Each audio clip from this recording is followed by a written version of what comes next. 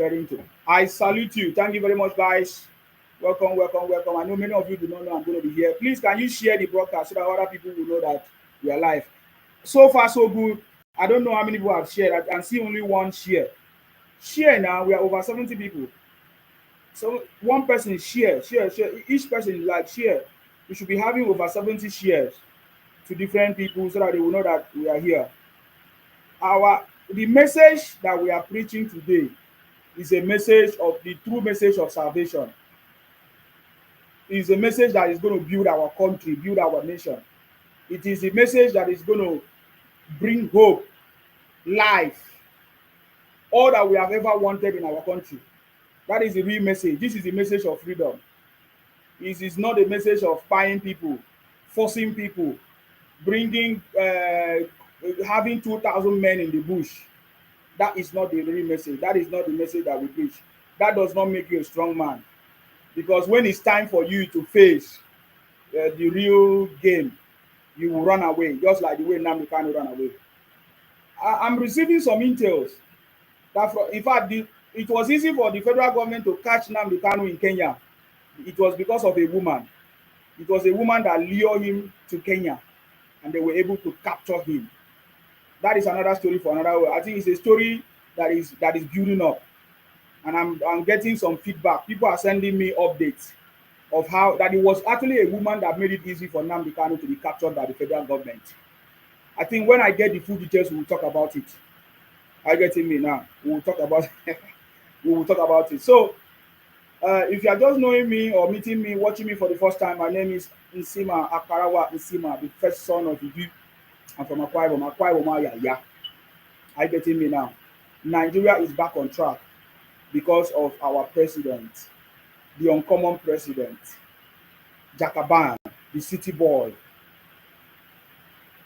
You understand me? His Excellency Asiwaju Bola Tinubu. Nigeria is back on track. That is one thing that you should know. To the point that even the almighty America threatened Nigeria, but President Tinubu defeats such threat. You may not understand what I'm talking about. It is in the midst of this threat that they are coming to invade Nigeria, that even all the services of the United States, what they call it, immigration services that was stopped in Nigeria started. They started operating again. All the services started again. When some Igbos were thinking that Trump is coming to invade Nigeria, all of a sudden, all those services that was stopped, they started operating again in Nigeria just because of Tinubu. Nigerians should be happy. Nigerians should be praising. Nigerians should feel blessed for having President Tinubu, the only man that can set Nigeria free from the shackles of the devil or anybody. You notice who Nnamdi Kanu pay allegiance to. You notice who Igbos are paying allegiance to Trump, to United Nations, to outsiders, calling on different people to come and help them, writing letters, writing all kinds of things. That tells you who they pay allegiance to, who they actually respect or fear. Igbo, when they hear America, they fear Trump, they fear what do they call it? They fear United Nations. Those are the things that they fear. That's why they were making calls to those people to come and help them, even while they are the one committing the crime in Nigeria. So the sentencing on the 20th of November is a proof. I like that 20th of November is a very significant date. I think the judge was very, very particular about that. You understand me? The judge was very, very particular about that. That he made sure that he sentenced Nnamdi Kanu on November 20. It's supposed to be October 20. But because of the coincidence of what has happened before, they leave it there. 20 October, 20 November. Because it was by that time, 20 of October, that Nnamdi Kanu made all those pronouncements against the Federal Republic of Nigeria. Are you getting me now? So those days are days that cannot be easily forgotten. 20th of October 2020 was when Nnamdi Kanu made some pronouncements that saw almost the collapse of Nigeria through burning down of properties, buying of people, policemen, and all of that. Are you getting me now? So the judge, through his grace, made it possible that judgment was delivered on the 20th of November. November. I getting Nigerians should be happy that because of Tinubu, nobody can take Nigeria for a fool anymore. As it stands now, we are looking at a total economic independence, something that has never happened to any African country before. President Tinubu is bringing that possible and is making that possible. Economic independence. Do you know what that means? You don't understand what that means. In fact, today when they question Trump, are you still going to send people, or are you going to still send your army to invade Nigeria? You say, Nigerian situation is complicated. I'm not going to be sending them aid anymore. We don't need aid from anybody. Everybody, what aid? Every year we hear about the budget in Nigeria. Where is provision for aid in our budget? All this aid that they say America say they send to us, this and that. I don't understand. Okay, they say through equipment, buying of equipment. If they don't create the chaos and the criminality and insecurity anywhere in Nigeria or anywhere in Africa, how will they be selling their stuff as they claim? How will they be selling the equipment and weapons and all of that they do? So, but that is by the way. All these things are politics. But it depends on people who understand and who doesn't understand. But before I continue today, I hope you had a good day. I salute you. You know, Saturday, I hope you actually take time. Take time for yourself. Take time out for yourself and take care of yourself. It's very, very important. If you don't have time, tomorrow is another day for you to take good care of yourself. Somebody said, "Oh, AG, I salute you, AG, on YouTube, guys." You can watch me on YouTube. Go and search for Nsima. You can watch me on your TV or any of those. Go and search for Nsima on your TV or your YouTube or any channel, so you can watch me on your TV. This one say you don't know law. Yes, that was the shouting of a foolish man. You don't know law. You don't know law. I'm going to teach Nigerians law. Alpha, all those IPOB Igbos that was celebrating that Nnamdi Kanu defeated the judge. Where are they today? You don't know law. Show me the law. But you are holding the book. You have been there for 4 years. You are holding the book. You say you don't know the law. Show me the law which you have tried me on. That must be complete stupidity. I think those statements are statements to cover up the shame because they know the truth. You don't know law. Show me the law which you are trying me on. So that's number. So I see you, Ja. What's that your name again? 5816. I salute you. Thank you very much there. Okay. Now, before I continue, today I just saw a tweet from Atiku, because we are going to be reviewing some of the things, and I'm going to play some things so that you look at it. Now, I just saw a tweet from Atiku. He said, "Declare state of emergency now." Atiku calls out Tinubu over rising insecurity, says it's not too late, that President Tinubu should declare state of emergency over the worsening security situation in Nigeria. The plea comes as the nation continues to face whatever attacks and adoptions. So when I listen to some people talk about these things, they fail to tell us, sorry about that, they fail to tell us who are those people committing this crime. You can call them bandits, you can call them terrorists, you can call them all kinds of names, but who are these people? Are they Nigerians? Are they foreigners? Are they Nigerians? Are they foreigners? We have seen several state actors, people, Nigerians, rising up, in different formats, especially in the north. Atiku has refused to say the truth because we know the truth in this country. And I think this is what the area I want to talk about very, very much, in the coming weeks. The insecurity and adoptions in Nigeria today is because they are fighting against President Tinubu. And I want, these people, all these newspapers, they don't publish this kind of information. The adoptions and insecurity, the adoption of students in schools and insecurity in the north is a tool that the northerners and the politicians in the north use to fight any southern president. This is a message that everybody must begin to communicate on all social media platforms for us to expose the hypocrisy of the North and the Northern elites and politicians. This is something that we must make sure that we push the message that everybody must know, that the adoption of girls, students in schools in the North, in anywhere, in church, on the mosque, are the tools, or is one of the tools that the Northern politicians, the Northerners, are using to fight a Southern president. We can look at the history, what has happened before. It is the same thing that has happened now. It is the same tools that the Northerners, the politicians in the North, use against Goodluck Jonathan to adopt girls, adopt people, to go to mosque and all kinds of things, to use it as a tool to fight against Goodluck Jonathan, and they want to do the same, to use it to fight against President Tinubu. It's not different. It's not a new thing. We are just revolving around the same circle.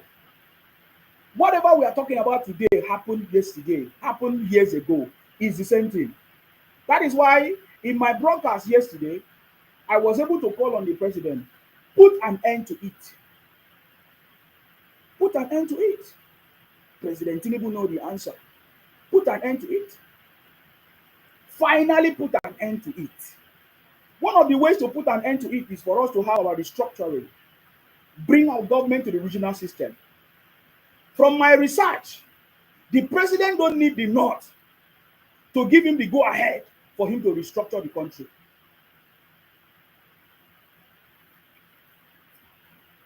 Let me don't go there, because I know that President Tinubu have the political will to do anything. Let me don't go there. I know that he's a very strategic man. I know that he has the knowledge. But I think what I think is the most important thing is the lack of political education. Is the lack of education, knowledge that Nigerians don't know about all this. That is why I see how they escalate all this. All of a sudden they shout without knowing the root cause of the problems. So I think that is what we need to dwell on: educating the populace, the people, the population, Nigerians, to know what this is happening and to remind them what has happened. Can you remember what happened few months to President Goodluck Jonathan re-election? Can you remember what happened? It was abduction. It was the same insecurity story. Why is it that the insecurity did not happen when Buhari was in government? Why is it that they did not kidnap their brothers and sisters in the North when Buhari was in office? Have you ever thought about it? So how come that President Tinubu is in power? How come it's the turn of the Southern president? Because just like I always say before, one thing that you guys must not miss is that we have the South and the North. This is very important. How come now that is always the turn of the South, that some criminals in the North or the Northerners would organize and kidnap their brothers? Politicians in the North will sponsor kidnapping and abduction. And then, because if you notice that all they are concerned, they don't talk about people who are doing it. Have you ever heard them talk about the people who are actually doing it? No. Immediately it happened, they go straight to President Tinubu. Some will say President Tinubu should resign because they have adopted children. Anybody who said that is one of the criminals. Is one of the criminals. Look out for people who say President Tinubu should resign because they adopt some people in the North. Those are one of the criminals, because their target is President Tinubu. There is nothing else. They don't talk about the people committing the crime. They don't talk about the community harboring the criminals. Do you know what it means to kidnap 10 people, 5 people? It cannot happen in a vacuum. People see it, people noticed it. Nothing happened. They only recorded it and used it as a tool to campaign against President Tinubu. So if you are from the South, if you understand what is happening, you must begin to speak up and question the fact that why must the North always kidnap their brothers and sisters? always abduct their brothers and sisters, always sponsor insecurity.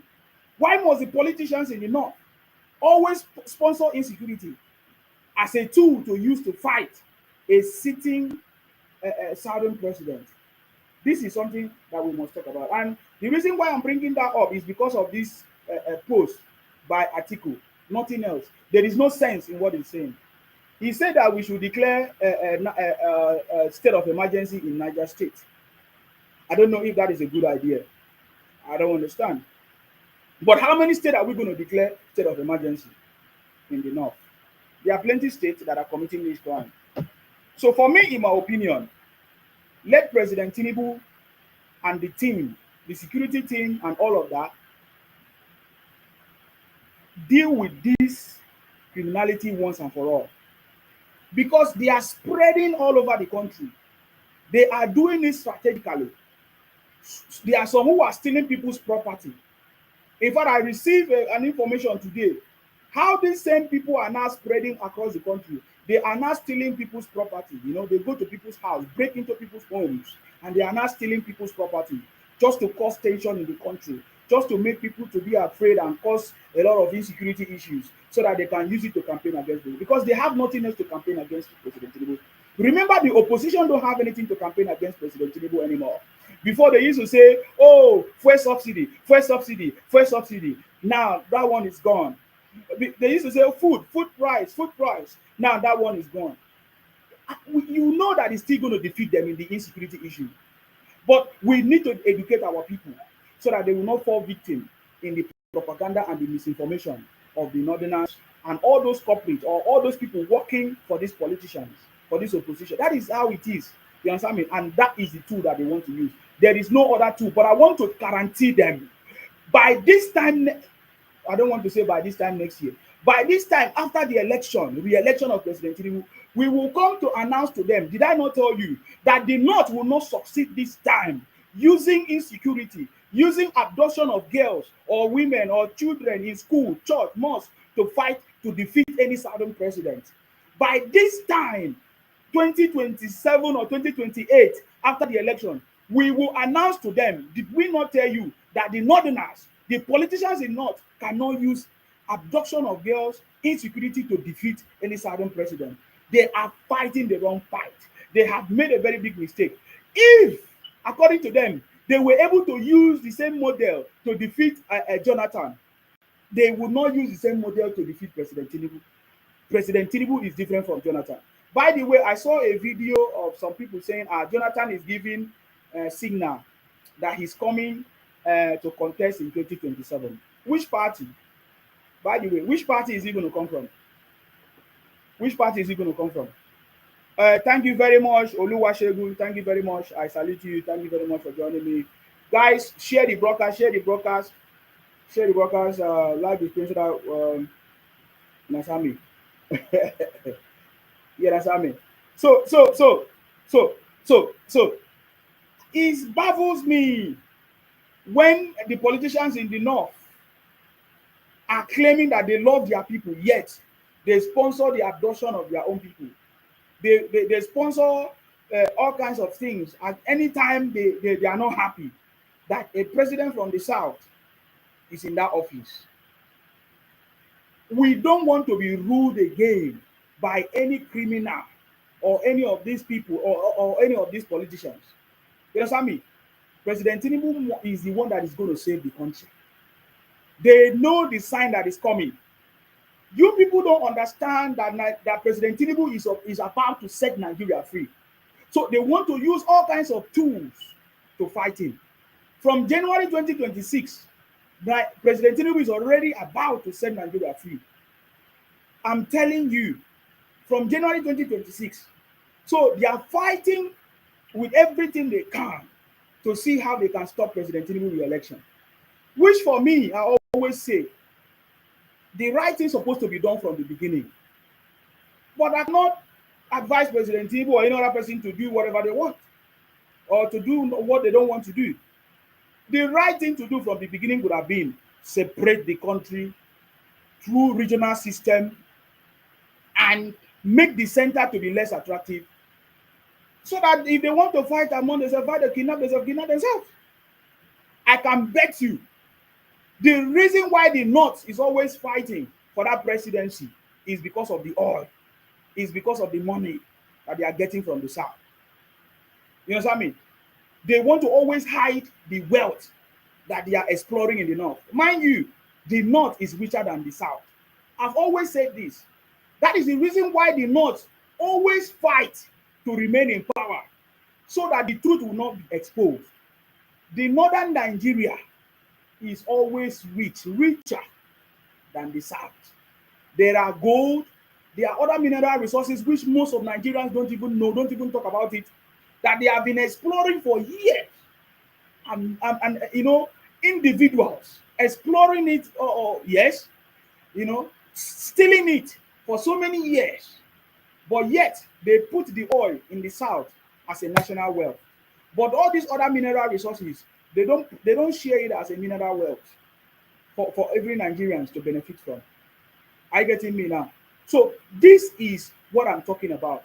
So the North will always fight for them to remain in power, so that the truth will not be revealed. So that the truth, you know what I mean? So that nobody will know the truth. You know, people like Atiku have his own interest. People like Erofai has his own interest. Erofai, who told us that they have been paying their brothers, say Fulani brothers, so that they will not kidnap people. They have been paying terrorists, you know, to carry out their activities in the North. Even as a governor, he told us, he said that is part of their negotiation. They pay them. So which means that if they pay them, it means they are empowering them financially to get more sophisticated tools, you know, tools for their operation. And that is what they have been using. It has catapulted. And we notice a pattern that every time election comes, when it gets close, if it is a southern president, they will carry out all kinds of activities, insecurity issues, kidnapping, all kinds of things, to use it as a campaign tool against the president or anybody or any presidency from the South. But it's not going to work.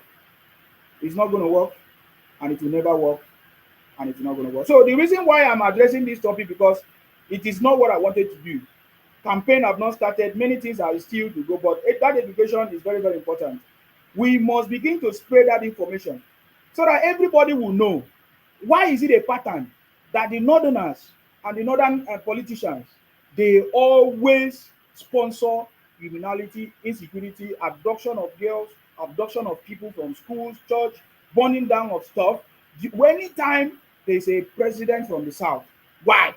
That education, I think, is what all our channels, every platform needs to begin to preach. We need to begin to preach that message, create that awareness, so that every Nigerians will say, yes, how come? Wait a minute. What this guy is saying is the truth. How come they are always sponsoring? There's always news of how they are kidnapping their girls. They always plan it.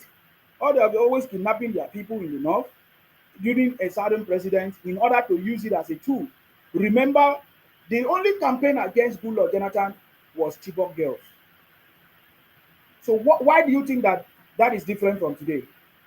Some people will argue that even Tinubu was part of the people who used Chibok girls to campaign against Goodluck Jonathan. Goodluck Jonathan was weak, very, very weak. He allowed Igbos to invade his government to the point that he didn't care, because Igbos were surrounding him, deceiving him that he's going to win again. You know, he was giving monies to the Igbos, you know, thinking that they are actually working for him. He never knew that their own was just there. You know, he was less concerned, because even Goodluck Jonathan had the political will to fight as well. You know what I mean? We have seen so many stories of how they say, Goodluck Jonathan was fighting, until some people threatened him and he had to withdraw, or he had to withdraw this and that. No, Goodluck Jonathan was a weak president. I describe him as a weak president. A man who did not believe on his own people, who did not work with his own people. He went and be working with the Igbos, who used his government to enrich themselves. It was even during Goodluck Jonathan that Igbos acquired so many lands and properties in Abuja during that time, because their brothers, is it Anyim Pius Anyim? was is it the second, third man in command or whatever was there, so close to the president. Then they were able to acquire a lot of properties in Abuja. You understand me? Somebody will say, show me evidence. The evidence is that they acquire so many properties, which is not, but there's nothing wrong. They were focusing on enriching themselves. We can see so many corruption issues, Emefiele, Desiani. Those are evidences of what I'm talking about. If you need evidence, are you getting me now? So, so, so the strategy that they use to defeat Goodluck Jonathan can never work, President Tinubu, and that is a message that we must continue to push for them to know that we understand what we are talking about. Okay. Hold on.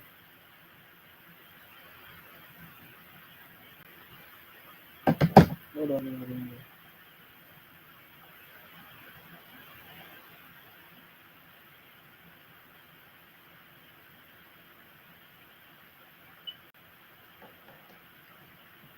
Oga, wetin you wan talk? I never even dey start. You don dey come out. Wetin you wan talk?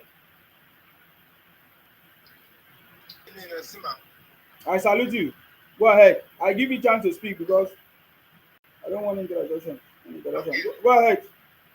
What is out of this then? Why is it that all this your program is all about always ending with Igbos? Can't you do your whatever you are doing and let Igbo aside and let's face the problem that is in the country and talk about it? Not always pushing blame to one particular region. It's not making sense now. There's many things happening. Are you an Igbo man? Are you an Igbo man? Are you an Igbo man? I'm not. Where from? Where are you from? Where are you from? You are not from Akwa. You are Igbo man. That's why he's paying you. The problem of Nigeria is Igbos and the Northerners. It's not. The problem of Nigeria is from Nigeria, not Igbos. We all have hand in it. No problem. Go and open your platform. Go and open your platform and begin to educate them the problem of Nigeria. But from what I'm telling you, the problem of Nigeria are Igbos and the Northerners. That is the problem of Nigeria. So if you want to face the problem of Nigeria, you need to call it by name. Today, where did they kidnap the girls?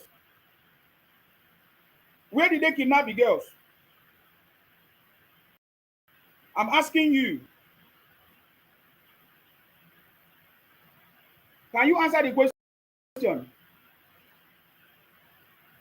Unmute yourself now. Talk. I'm asking you. Where did they kidnap the girls today? It's in the north. Can you see that? So how will you know the cause of the problem? How can you say it's in Nigeria? I'm not causing problem in Nigeria. I've never kidnapped girls before. No, you're always preaching against Igbos. Oh, I don't have time for that sentiment. So Igbos are the problems of Nigeria and the Northerners, and that is what I'm talking about. I don't have time. I don't want any idiot to come and divert my attention right now.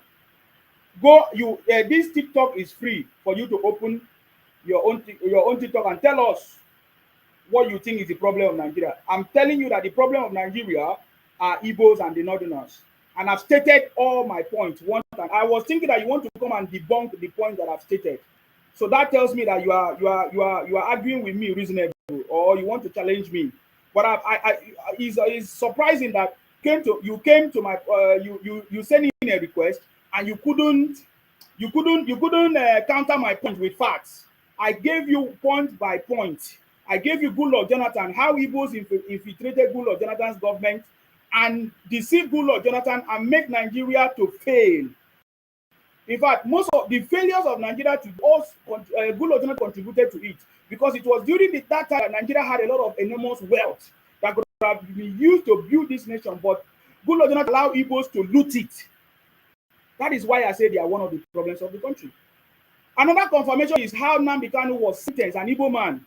How we saw Igbos sponsor criminality in Nigeria, in their land, that almost caused the collapse of one of the regions of the country. I'm giving you evidence. So if you are Igbo man or anybody who is against what I'm saying, When you want to come and counter my point, the way I'm speaking, the way I'm giving you the point, what I've said has nothing to do with hate speech. You know this hate speech? It was the speeches and statement that Nnamdi Kanu made, which today he has paid for it. Those is what is called hate speech. But what I is a fact that can be proven with evidence. Are you getting me now? Then when I say that the Northerners are the cause of the problems in Nigeria today, and we must not shy away from calling them out by their names and calling them out and talking about it for us to bring an end to it, is that we have seen a pattern that every time a president from the south is in office, the north, the politicians in the north, the northerners, the northern politicians and the opposition, which always they always use their criminality, abduction, buying of their brothers, burning of churches and mosques, to fight against a sitting president from the south, which we witness how Goodluck Jonathan, how they disgrace Goodluck Jonathan using Chibok girls, and they want to use the same pattern. Those are the facts and figures that I'm presenting. So you can pose as a Ibom, impersonate as a Ibom. That is not going to stop the conversation. You are one of the criminals and thieves. If you are proud of it, open your camera, open your video, and call it by the name the way it is, and let us know so that we can find a solution. And that is why I'm here. So if you have the balls, don't come and bring sentiment and say, oh, you want to bring emotions to yourself. It's not going to solve. Nigerians are no longer emotional to any Igbo criminality and all those stuff. You know what I mean? There is no issue today that you want to discuss without not mentioning the people, the culprits, and the people committing those crimes. And most of it, from all investigation, is Igbo. The highest kidnapper today is Igbo man, Evans, which has been sentenced, which already in prison. So mention all these issues that is going on. These are committed by people who feel that they are supposed to do better, or who think that they are better, but unfortunately, all they do is to commit crime. So that is what I'm talking about, and that is the reason why I'm here, to expose this criminality, to discuss these topics that people don't always like to talk about. Please go ahead, unmute yourself, and make your own contribution. Thank you very much. You are saying but the truth is very important. When we see people say everything we have said, we have actually spoken. There is some region whereby we have a bunch of criminals in their region, which are the Easterners. They do not want those criminals to be dealt with. We start giving excuses. Why would you have somebody who has been giving order to buy your brother, destroy your community? If the person is not sitting at home, they should beat the person. They are buying the person. And you guys are very happy with that. Why? Because he's an evil guy. And I asked them the question, what if the guy don't bring to the community rather than violence? You don't bring hospital, you don't bring good school, you don't bring investor. If they bring bad luck and sorrow, you are still the healer. Not the people with their head don't lost with that. Why would the follow person we don't have any value to your own life? Mm-hmm. You are supposed to follow somebody who has value, who brings it in. And those kinds of people with the head. But this same guy, the third court, the court no get power to trial. And Papa get caught. If you know the government does not have a case to you, put the case, let the whole Nigeria hear. You send all your lawyer away, carry book. Then you want to defend yourself. You have to defend yourself, but you don't defend yourself if they are this judge. Now to defend yourself, now you are this judge. Now you meet yourself for where you know to meet yourself with a shout. What if it's the end result of exam?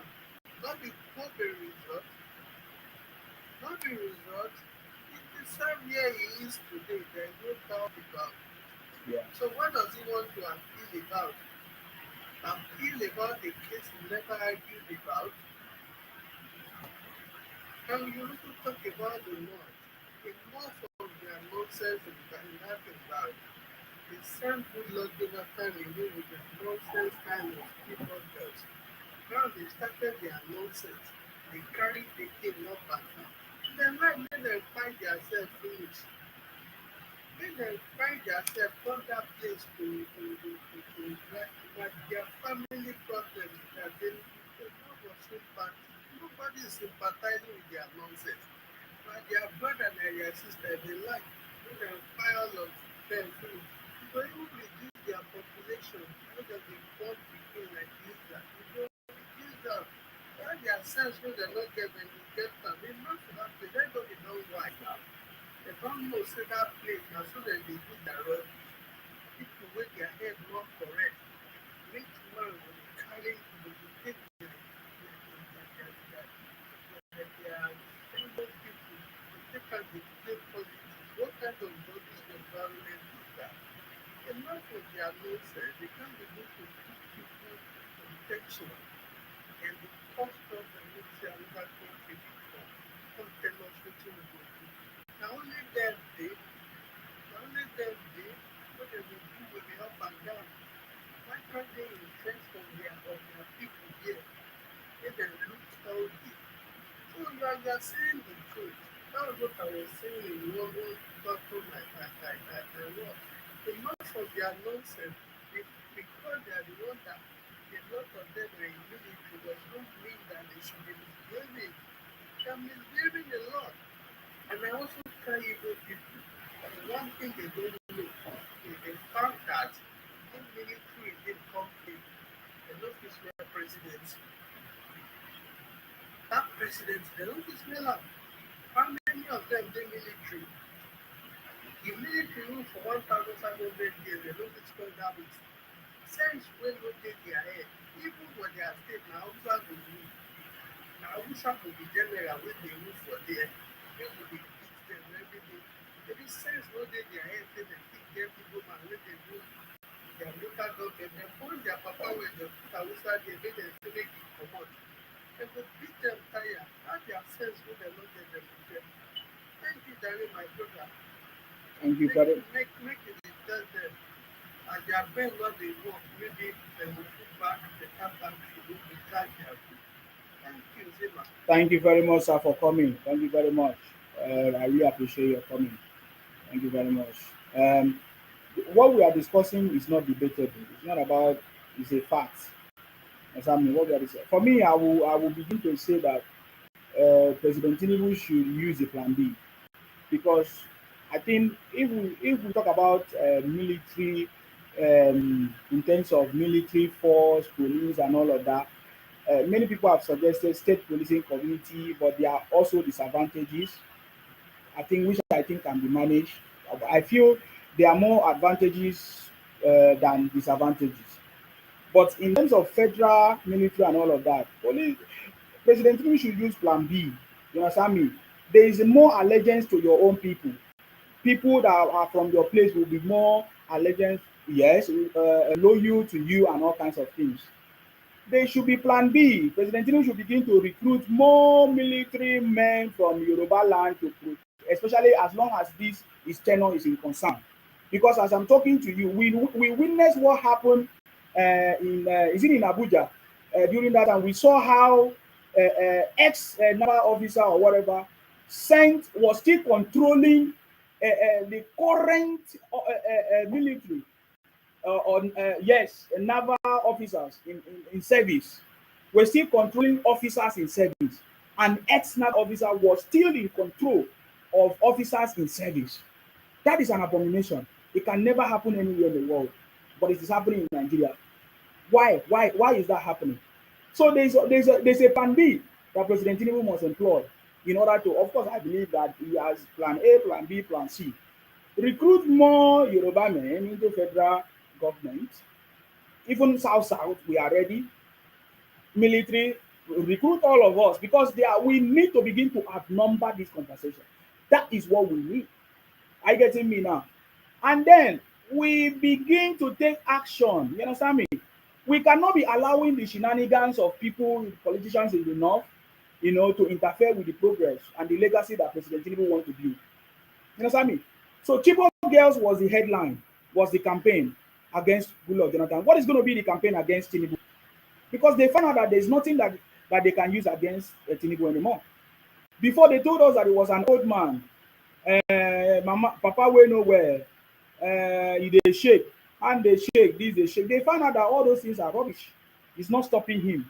It's not stopping the man. Even this is not going to stop him. And this is part of the bigger plan. What I'm saying is that education. Plan B is President Tinubu creating that information, educating Nigerians to know through different channels. How come the North and the politicians in North always sponsor insecurity, abduction of girls and people from the church whenever a southern president? This information, because when you are not informed, you are deformed, will begin to shape the brains of Nigeria, and Nigerians will begin to stop escalate all kinds of things and begin to sit up and understand actually fighting against the progress of the country. As you can see, President Tinubu, without any godfather, is progressing the country. No, anything he wants to do, he do it. That is bringing progress to the country without being afraid of anybody trying to fight him. So are they trying to use a second term to fight President Tinubu so that he will not implement what is going to set Nigeria free? When will the brains of graduates of Nigeria begin to know? That is why I question people that say they graduate from Nigeria. How can you be a graduate and you cannot think? How can you be a graduate and you don't have job? How can you be a graduate you can't create job? How can you be a graduate you complain of everything? How can you be a graduate you follow celebrities who didn't even go to school? British. How can you be a graduate you can't use your brain to think? How can you be a graduate you follow people like Nnamdi Kanu who destroy your community without asking questions? How can you be a graduate who live or who travel out of the country, who live in America now, you are still thinking backward? You don't ask questions like, who are these people that are actually kidnapping people? Why are we not talking about these people? Why do we leave the people to go and talk about President Tinubu and say, oh, President Tinubu is supposed to be sleeping with those girls that was kidnapping? Oh, President Tinubu was supposed to be the one to put CCTV in those schools where people were kidnapped. You just keep talking nonsense. So that is why I don't argue with foolish people anymore. You saw the one that came on my life now. These are criminals. These are criminals, impersonators, using fake names. Some of them even put pastors. I have seen many of the IPOP people now, they have changed their name. Most of the people you see today on social media putting pastor in front of their names are Igbos who were formerly, supporting Nnamdi Kanu. Now they have seen that, man, there is no way forward. So they need to try to change their name and hide under pastor in order for them to continue with their criminality. So are you getting me now? So I'm not following them to argue anymore. Because after all, at the end of the day, everything that we have said have come to pass. Why should I be arguing with them? So, but what my message I'm saying is that the North should be very careful, because this time around, the strategy that they use to remove Goodluck Jonathan by kidnapping and abducting their girls in the North, or anybody in the North, is not going to work. That pattern is not going to work with President Tinubu, and we are out to destroy that criminality, to destroy that enemy that wants to destroy us, with information, with education, and to let people to know that this is what is going on. And nobody should be shy away to call out the criminals, call out the Igbos, call out the Northerners, because from all the crimes that that have been committed, we see the people we see a pattern. This is a pattern of people that have been committing this crime, and we can no longer. It doesn't matter how they feel. You know what I mean? So let me take more. Because I really wanted to show you how Igbos are celebrating about the sentencing of Nnamdi Kanu. Igbos are celebrating, if you don't know. There are plenty Igbos celebrating. But the only problem is that hold on. Hold on. The only problem is that they cannot celebrate openly. I can tell you that Igbos are celebrating that Nnamdi Kanu has been sentenced. Finally, there's going to be peace in Igbo land, but they cannot celebrate openly. Are you getting me now? I will show you some things. So please go ahead, Courage. What do you have to say? What is your contribution? What do you want to counter my statement, or do you have another evidence, or do you want to contribute? Go ahead. Yes. You see, I support you 100%. You are absolutely correct. See, we have people like you, like people like you, like 100 in this country. I think the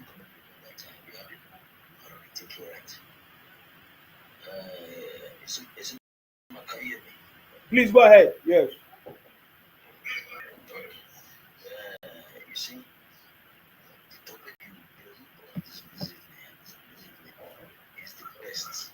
And you speak from one of them. The Igbos are the Northerners and the problem in this country. Because the same pattern they use in destabilizing and breaking down the government of President Goodluck Jonathan is the same pattern they're going to use for Tinubu and it will never work. You see, the South, the Southwest, was running around. The South is not around. The Southwest was running around President Bola Ahmed Tinubu.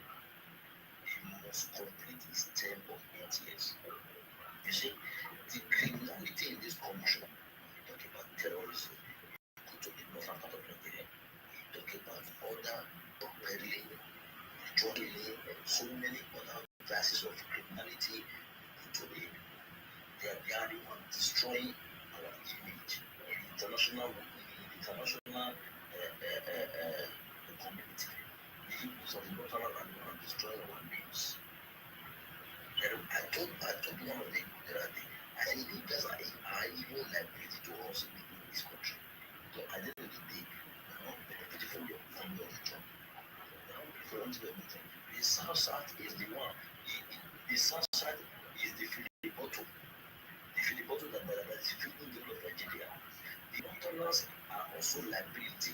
This their terrorism out is because their leaders in the North are very, very incompetent. They have incompetent leaders who are using the poverty. They are mobilize the poverty against the people of the North. Now there's no education, there's poverty. Because Amajiri could be the Amajiri will try his best to make sure that all the children are educated. Jonathan tried his best for them to become somebody. He said not. Let me tell you something. They would have taken Amajiri as a source of business, source of income. He go to so many mosques. They are even the one sharing plate for them to go and beg. The northern governors, the senators, as a local government chairman are not doing anything. They are the ones causing this mayhem in Nigeria. This terrorism act that Nigeria is trying to take the international community right now. You see, the governors in the north and the north must come out and take full responsibility of their incompetence. They are the one destroying this country. They are the one destroying this country. And the Igbos are also contributing to denigrate the names of Nigerians. Anyway, they go. Every average Igbo man have this hatred for Nigeria. Have this hatred for a country that makes you let me tell you something. Igbo can never do that Nigeria. That is the fact. They can never do that Nigeria because there is no corner in this country that you cannot find out. So if anyone is trying to feel to claim that he can do that Nigeria, it's a lie. It's a pure lie. They can't do that Nigeria because the only reason why they are where they are now because they have other countries that they can travel to. They can travel to Oshu, they can go to Ibadan, they can come from to other place and live fine without anybody having issues with them. They can go to Ibadan, they can go to consumer without anybody having any issue with them. Just minding your business and your business successfully and argue with you. The Igbo people are taking upon themselves because why? The leaders in the southeast are failed on their duty to tell them the reason how that first they are about. They are failed to be to decide because I think this is not who we are supposed to be because you have that person like Nnamdi Kanu is not supposed to be instigating violence in our country because you know why they don't have that kind of person. They don't have that kind of person. There's only that Nnamdi Kanu can listen to the Southeast. There's nobody give respect to the Southeast.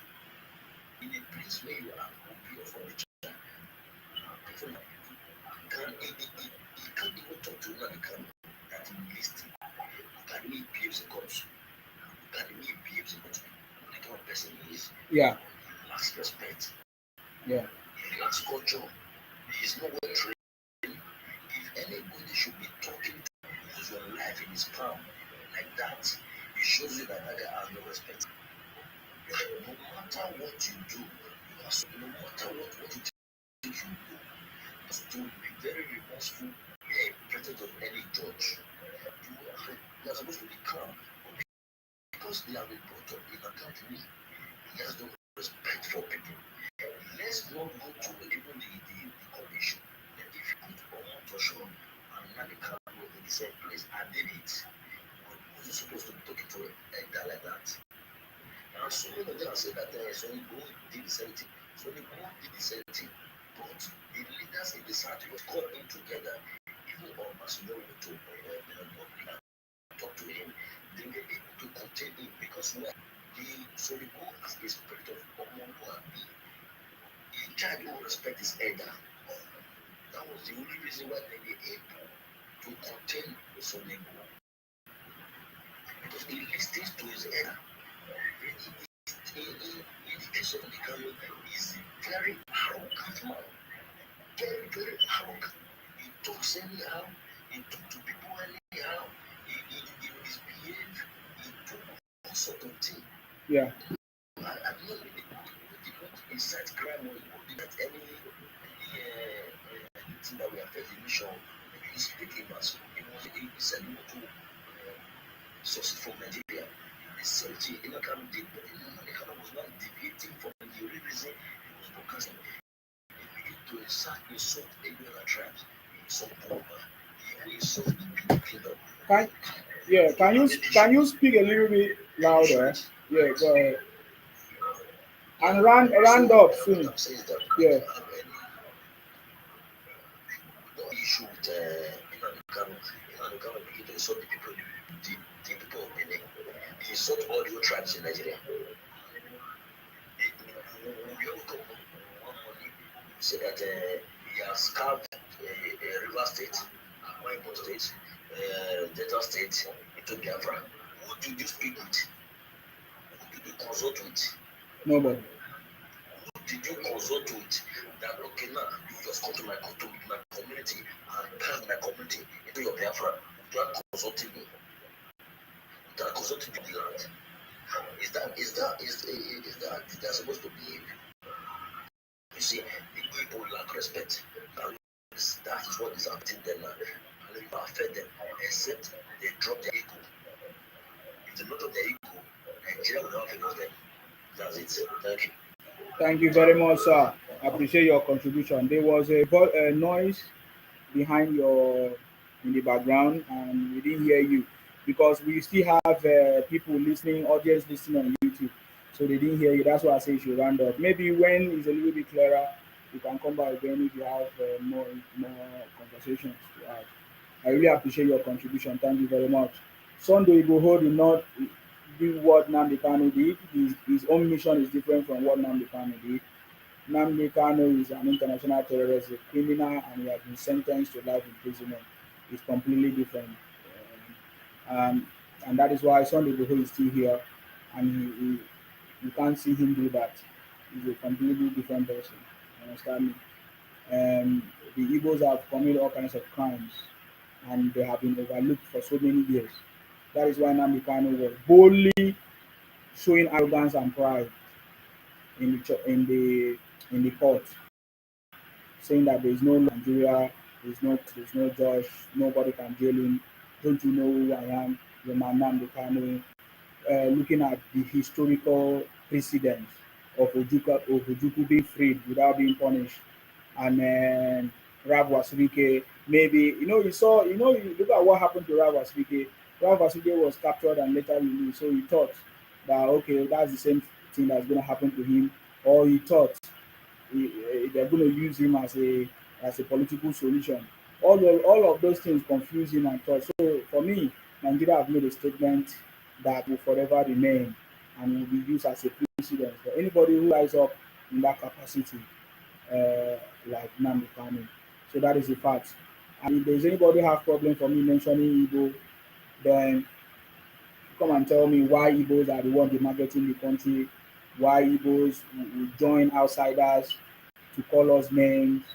Obi, the trader, has been calling Nigeria a now disgraced country. I saw the tweet of Obi today, which I'm still going to talk about it. So those are the kind of conversations I want to talk about. I want to talk about. They are the ones demarketing Nigeria. They are the ones spreading misinformation, propaganda all over social media. Most of the criminal cases that have been addressed all over the world committed by Igbos. You know, so what are they talking about? So and they always want people to mention their name. They are the one that say that they own Nigeria, they love Nigeria. So how come you don't want people to mention your name now? So what are you talking about? We cannot discuss the issue of Nigeria without mentioning the Igbos because they are the foundational cause of the problem that we are facing today, and they are still doing it. I get it now. Tell me how you will support an Igbo man to become any leader in Nigeria? Haven't looked at their precedents, haven't looked at their leadership style, even in their own community, in their own region. They don't care for their own people. There is no governor that have helped their people. The governors are not using the resources for the development. Igbos are the cause of the problem because when every other region is developed, Igbo region is not developed. Rather, they have imported insecurity. They are competing with the North in terrorism, and they always make reference to it. So these are the cases that I'm making, and I want you to come and make a case. I am telling you, it's not going to be easy for you guys, Igbo criminals, except you are not part of it, except you are not sincere to yourself. If you are a genuine Igbo person, because my conversation is always to the Igbo IPOP Biafra criminals. If you are not part of the criminality, if you are against the criminality that your Igbo brothers are committing, if you are different, fine, I don't have problem with you. I don't have a problem against Igbos at all. No, I have a problem against what the activities of the Igbos that have now become a danger to every other person, which we can see, even as we speak against it and try to talk about it. They don't want to address it. We saw them. We saw them, bragging about it. We saw them proud about it. We saw even Nnamdi Kanu as a model to the Igbos.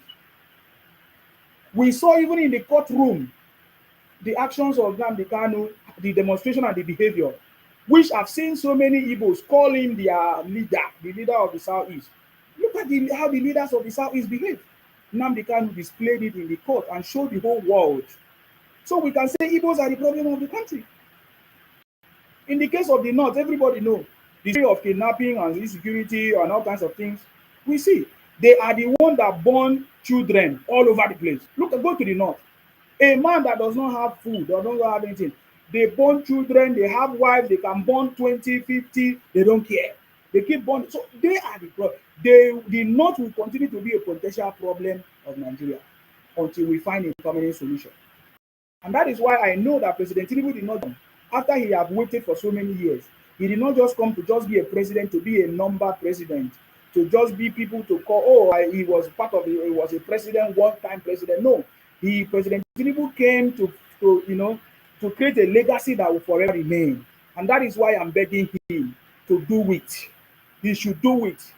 If you think that plan A is going to be too challenging, plan B is there. I've said it, to recruit more Yorubas, recruit the South Sahara into the military, and execute this action to make sure that Nigeria is free. That is my point. We continue to educate people about this until we see a change. I get me now. So if you don't like it, you make a change. If you don't like it, create your channel, talk about it, bring your own ideas. This is my own idea, and this is what I feel is the way forward to solve the issues that we are facing in this country. Enough is enough. For how long are we going to continue to pamper these criminals? Continue to spoil the name of the country because they bought one passport somewhere in another country, because they have now become citizens of another country, just like Simon Ekpa. I remember those days when Simon Ekpa broadcast, you think can do me not anything. No, I'm a Finnish citizen now. Nigeria cannot do me anything. He brought Nigerian passport and burned it in front of everybody. Did you guys not watch it? Is it not an Igbo man? Why did he do that? Have you ever seen any other tribe do that? Because he said that he has gotten another passport from another country. Therefore, he has the right to burn down the Nigerian passport in the public. He brought it and burned it and cut it. And in fact, it was even a trend where Igbos were burning their passport, cutting their passport. Igbos were the one that did it. And we are telling you that I should not mention Igbos. You are very stupid. You come and talk nonsense with me. You think that I'm a joke? You think that I'm joking here with you? You think that I'm a trader like Obi who doesn't know what he's talking about? Who can't even bring a word out? It's very difficult for him to form a word out. So I understand what I'm telling you. And I know. So anything I tell you, I can show you evidence of what the Igbos have done to this country, but Nigeria still stand. Nigeria refused to fail. So if you don't know that Igbos and the North is the biggest problem of this country, begin to know now. And if you don't, if you need more evidence, listen to my broadcast, subscribe, sit down and listen, because I'm going to give you evidence as time as I'm every day I come around, I will give you more evidence why something has to be done to put an end to this problem that we are facing in Nigeria, where few people are causing problems that is now affecting more than over 200 and something people in the country. It's something to talk about, and we must begin to discuss it. Are you getting me now? Tony say, where have you been? Tony, I'm here. What do you have to say? I'm here today. What do you have to say? What do you have to say? What do you have to say? What do you have to say? So let's talk about Igbos are celebrating before I go deep into other conversations. Igbos are actually celebrating. Some of them that I know that I also respect, that I do consult. There are so many Igbos that I consult.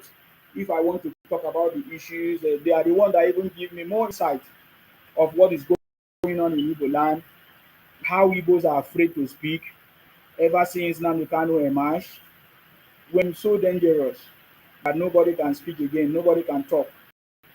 Nobody can say pim. If you say anything, they will burn down your properties. So I have so respectable Igbo friends who do come to me to give me all this insight. He told me that Igbos are celebrating, that you see judgment, that even Nigeria even pity Nnamdi Kanu, but that for us Igbos, that we are so much happy that they delivered this judgment to save Igbo land. The Buhari tried, but they couldn't. But this government, in fact, this Igbo man told me that what President Tinubu have done is a sign that shows that Igbos will never joke with Tinubu anymore. Igbos will never play with Tinubu, the presidency and the person of Tinubu, because of this judgment that he has given, because of this decision that he has taken to save Igbo land. That this sentencing is going to bring peace to Igbo land. That this sentencing, this life imprisonment, this punishment that they are giving to land is something that they have been waiting for. They wish that even governors would come to their rescue, but they couldn't come to their rescue. But now, President Tinubu is the only man under his administration was able to deliver that thing which Igbos have been praying for secretly. That, my brother, you can't talk. Oh, if you do anything, somebody somewhere will just, come and do you anything or go after your family. That that Nnamdi is feeling that is untouchable. That nobody can touch him, but he has been touched, and that is something that we are celebrating. In fact, he messaged me and said he's drinking now. You understand me? That he's drinking now. That he's not, and then there are some other group. He said that he's not going to lie. That is not. It's true that some other people are threatening. That those people that are threatening that the federal government is going to catch them. Because some people say peace. When you say peace, if you like, fight yourself in your place. The rule of the federal government is to come and separate fight, is to come and bring peace.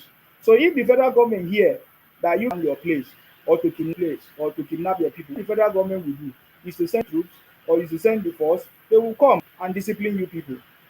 What the federal government will do, it will not be like the treatment that the federal government is giving to the people in the north.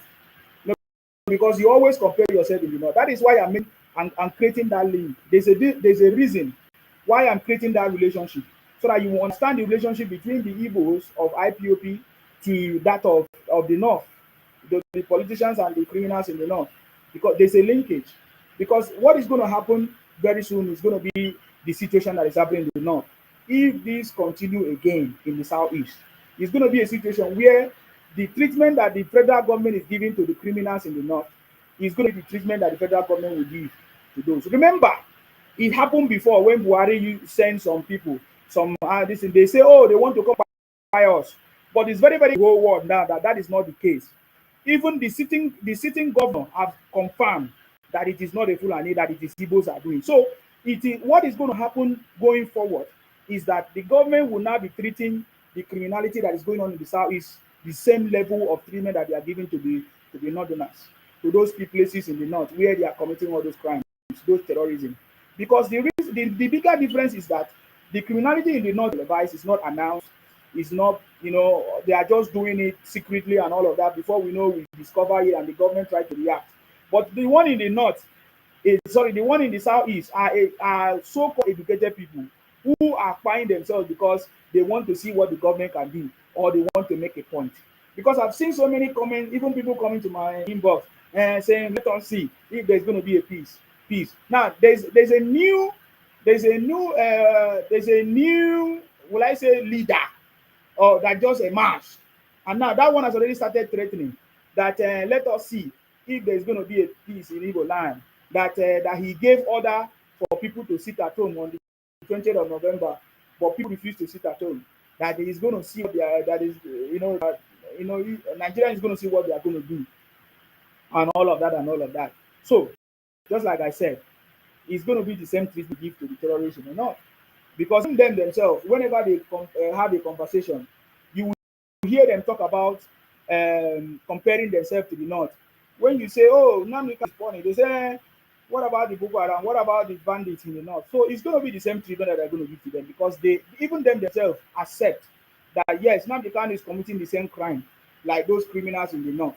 Are you getting me now? But he want the criminals in the north or in the east to be treated like those criminals.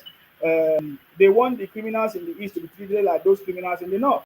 For example, they say, oh, they give them amnesty, or they pardon them, or they integrate them into the system, or all kinds of things, all kinds of stories that we hear, which we know is not correct. So very soon it's going to happen. But one thing that you should be sure of, Igbos are actually celebrating the sentencing of Nnamdi Kanu, and there is a reset that has happened.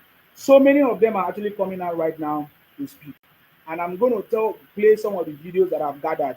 Not too much, because I don't want to cause some problems, show people faces, because they can go after them.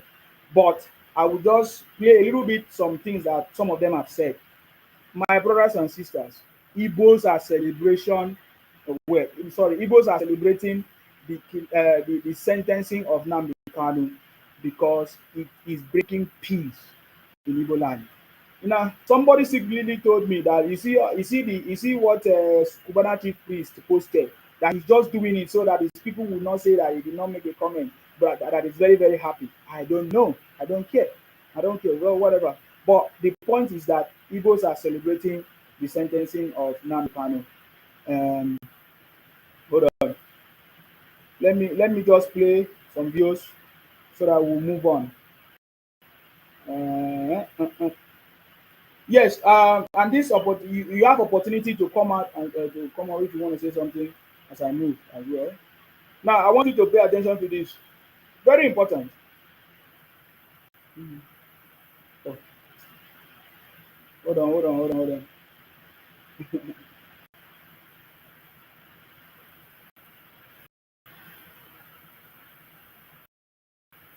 Okay, pay attention to this. Good morning, my loved ones. Uh-huh.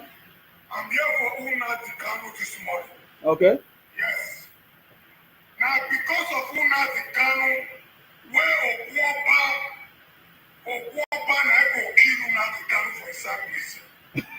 Now, because of Nnamdi Kanu, now I come out this morning. Yes. The man, if you see the man they chop, the man they enjoy. Nnamdi Kanu where Okwuoba go kill. Uh-huh. Now, because of I come out this morning. Yes.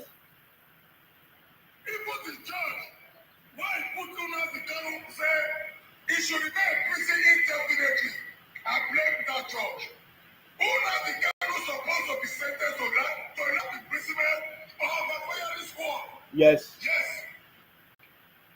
Now go back to kill Nnamdi Kanu for taking the life of the Igbo people, for killing the Igbo people, for making a link on social media say kill the soldiers, kill the police, bomb police station.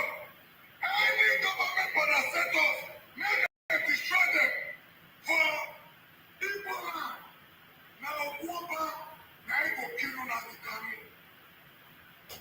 Nnamdi Kanu no fear, even inside court. If they tell the lawyer say, shut up, you should not talk when I'm talking. You must see how arrogant that useless word is. If they tell the old lawyer say, don't talk when I'm talking. Make them see how arrogant that useless word is. Now go back where we can sound. Now you go kill Nnamdi. Nnamdi Kanu is going to die in prison. Yes. He don't know say the terrorists for saying kill the soldiers. All Nigerian soldiers, all Nigerian police, who not to say kill them. He's not a terrorist. Now, Papa, now go kill Nnamdi Kanu. Nnamdi Kanu will die in prison. Anybody supporting Nnamdi Kanu, now Papa, now go kill all of them. Yes. Now Papa, now go kill all of them. Nnamdi Kanu, he will die in prison. You don't fight the federal government. No. If you Nnamdi Kanu down for Western war, they don't train them, let imprisonment. Exactly. Or they sentence them to death. Exactly. If Nnamdi Kanu was to be US, they agitate for what is agitating now. Nnamdi Kanu for don't die. Government for don't pay them. Nnamdi Kanu will die in Nigeria prison. People are watch out. Stupid, useless, people supporting Nnamdi Kanu. Nnamdi Kanu will die in prison. I blame that woman, that judge, where he give am indefinite to live inside prison. Nnamdi Kanu will die in prison. Make una go mark my word. This is a short message this morning from my mama and mama. So anyway, that is one of the reactions of Nigerians that Nnamdi Kanu would definitely want him to die in prison for all the atrocities he has committed. What do you have to say, please? Go ahead. Salute you. Can you speak up so that other people will hear you? You are Big Daddy. Which daddy you be? Go ahead. I said the golden rain. Uh-huh. Good daddy I been. I come to talk, not good daddy. How are you, golden rain? Okay. Go ahead. I'm not here to talk about Nnamdi Kanu. Okay. We know what he has committed before he get to this stage. So everybody know. So when you are not following the news of Nigeria, you will say Nnamdi Kanu is an innocent. But when you are following the news of Nigeria, that is not innocent. Now, when you go to the number 2 of Nnamdi Kanu, have sentenced to 6 years in prison. They feel everybody know of that. So I am not here because of that, because it has already been judged. So that one, Nigeria have settled that. The question I just want to ask you now, as you are in focus these hours now, the situation that Nigeria is passing through now, what do you think that is the solution right now in Nigeria for the situation right now, for the bandits? What do you think that is going to be the solution? I'm asking you, please. I'm confused now. I beg, who there for comment section? Answer the guy. I just get tired. See, I told you the way you started talking, I was thinking that you have sense. Were you listening to me, or you just joined the broadcast? I'm not just I tell the beginning, I said I'm not for the thing now they come. Oga, listen. You said you have been. This is not. Oga, listen. This is not question and answer section. You told me that. Oga, listen. You told me that you have been listening to this broadcast. Have you been listening to this broadcast? I don't know what you're saying. Oga, are you not responding to me? Have you been listening to this bro? You don't run. He's another stupid madman. You don't want to talk about Nnamdi Kanu. We will talk about Nnamdi Kanu and Igbo criminality. You see, that is what you people are always running away from the truth. You don't want people to talk about Nnamdi Kanu that the case has been settled. Of course, the case, that's why we are talking about. We are celebrating it. I know you are Igbo man. You don't know how to read and write. Did you know the meaning of celebration? What it means? Celebration. What celebration means? It means that something has happened that has now made us to be happy. That is why we are celebrating. So you can't tell us that, oh, the government have settled it, we should not talk about it. No, it is because the government have settled it. We are happy, we are celebrating, and we are looking at what is going to be the effect and the outcome of this. You are telling me the whatever that is happening now. Am I the president? Go and ask the president in Asoro. Idiot. Bunch of criminal. I gave you opportunity to come and talk, and you talk nonsense. Did they answer fake name? Answer Big Daddy? Fools. You understand me? That's why Igbos will be changing their name to Big Daddy, Big Mommy. You all be changing your name and be talking rubbish. If you don't, it's better you don't come up to come and disgrace yourself. This platform is not for criminals. It's not for people that who don't go to school. It's not for traders like Obi. It's not for Igbos. If you are Igbo person and you want to come and talk, make sure that you are ready. You have something upstairs to come and challenge, to come and talk about. Because the discussion here is not a discussion that is going to be gentle on you. If you are driving, don't call into this program because you might hit yourself. Because what I will tell you will reset your brain. You understand me? So please, if you come up here again and talk, don't be careful of what you talk. You understand me? Like the last caller just came and say nonsense. You understand me? That is a display of Igbo illiteracy. You know, for many months now and weeks now, I've been able to prove the Igbotic illiteracy, because it can only be illiteracy and will I say lack of education or common sense that will make you to burn down your own village in a bid to make a sense, or in a bid to create a country or a fake country. And that is why I'm saying that Igbos are competing with the North. Igbos are competing with the criminality in the North. They compete together. He came here to ask me about the insecurity and everything that is going on. He's not even aware of what the president has done. I'm not the president. You go and ask the president, or you go and ask your government. Are you getting me now? So you don't have any important thing to say. You understand me? If you have important things to say, you go. I say Igbos are afraid of me whenever I address their issue, because they know it doesn't matter the way they come. I always give it to them straight up. Kanu deserve life sentence for all the deaths under his command. Thank you very much. Okay, so I played one of the videos for you to listen. How Igbos are celebrating the sentencing of Nnamdi Kanu. Igbos are celebrating it, but they are celebrating it secretly. They cannot come in the public to celebrate it, because some of them are ashamed. Not just only ashamed, some of them are afraid as well, because they still think that somebody will come and fight them, or somebody will still come after them. Now, I want to also play you another video, but I'm just like I said, I'm not going to show anybody's face so that their life will not be in danger. But hold on. I don't know why sometimes when you want to play this thing don't play. I want to show you, another Igbo celebrating it and confirming it. In fact, he was even questioning other Igbos, that why are they pretending as if they don't know the truth, as if they did not hear or see or listen to the things that Nnamdi Kanu did or say when he was doing what he was doing. I want you to listen to this person.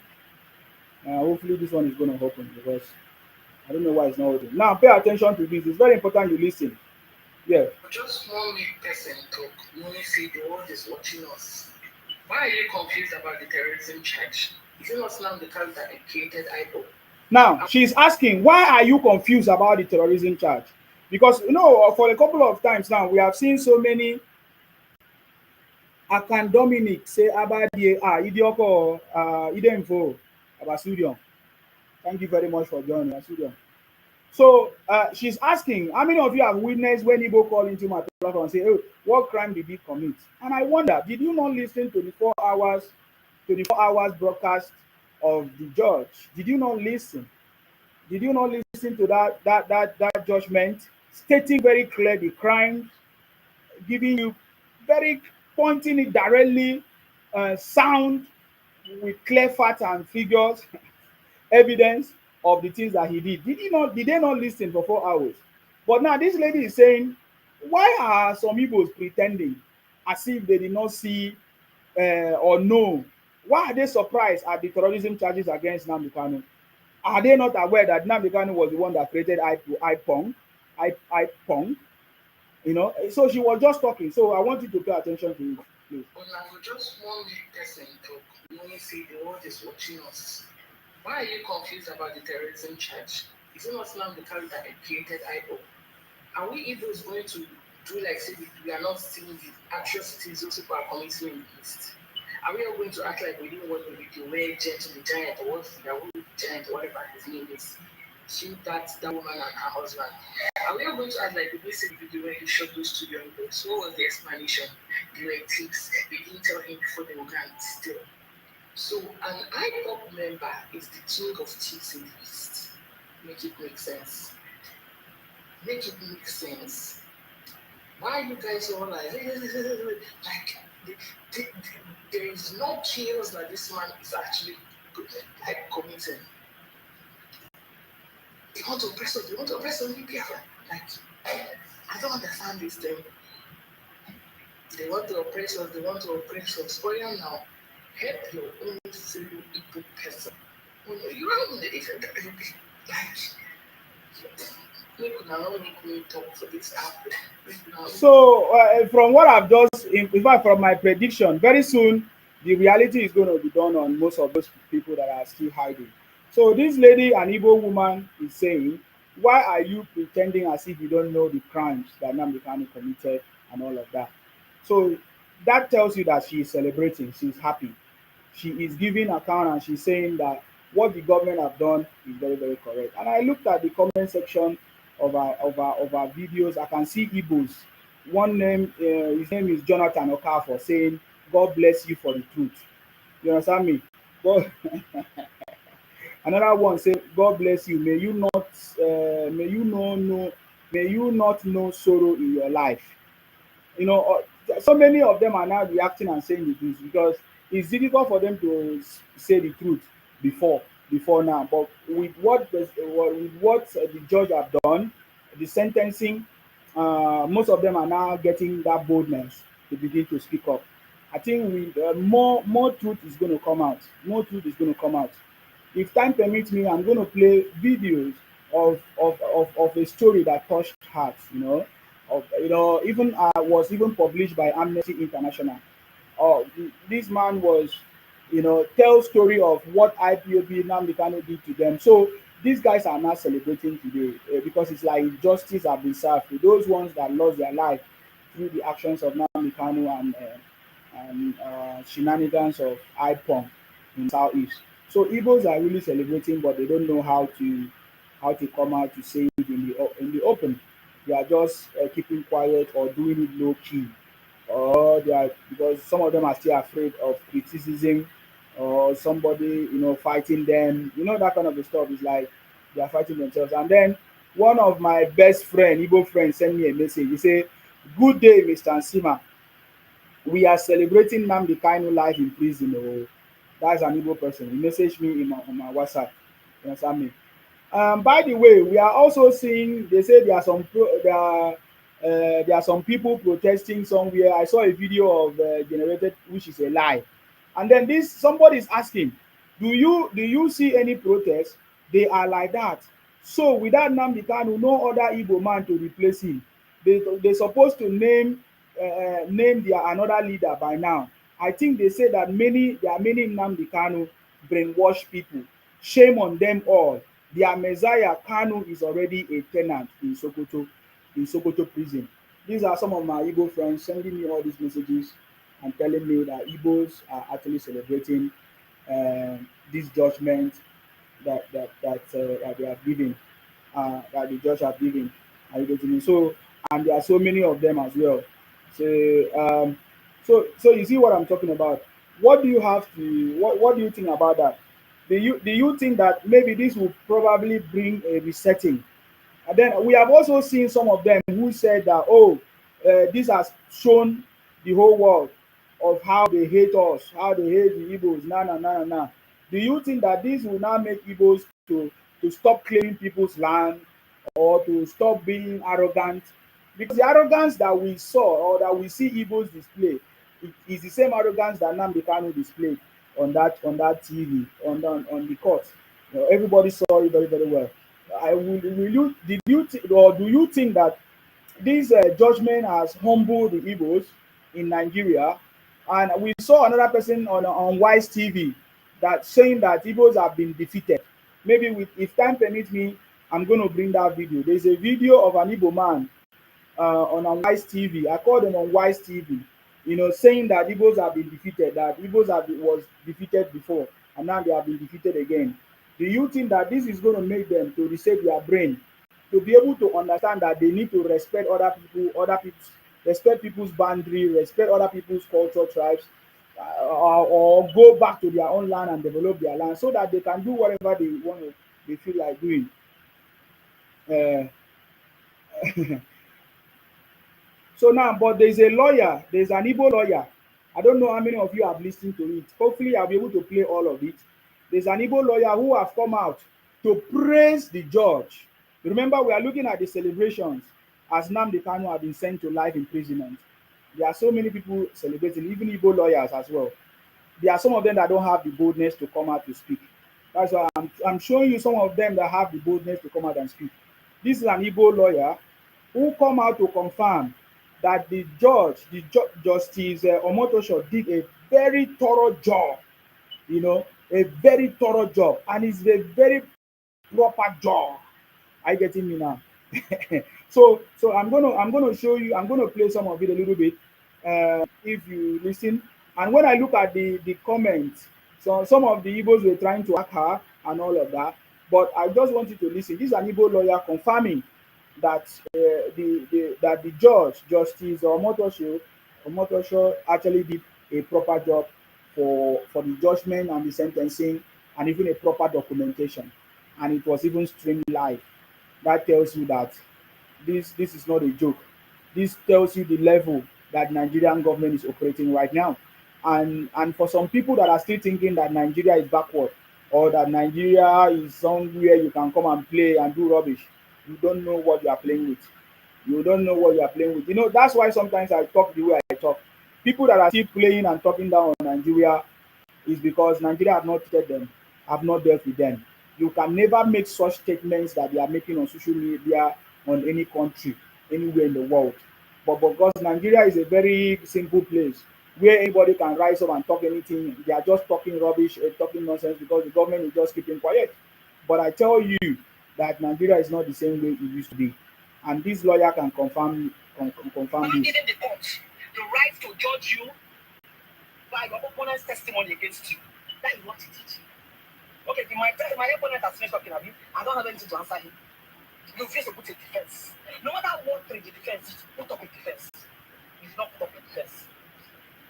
You did not put up a defense. And you want the judge to give you what you don't ask for. You want the judge to perform magic. How? By the time you rest your case on that of the prosecution, it is a suicidal. Immediately he did that, and it was suicidal. What were people expecting? That they would not free him. He couldn't even defend himself. Come and say, leave your label, even though you know what the law. When it comes to representing yourself, you will lose it. I am a lawyer, a proud lawyer. But there are some cases that are personal. I will have to brief my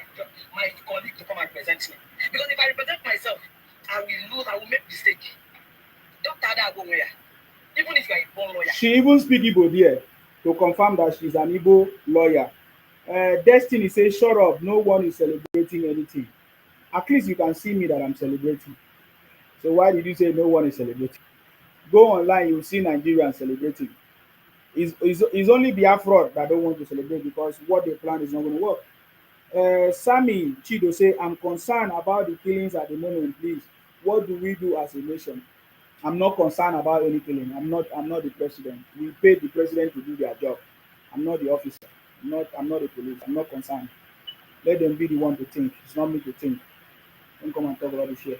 So this is what we are talking about today. If what we are discussing is not what you want to hear, you can get out of the life and go to another channel where they discuss what will make you happy.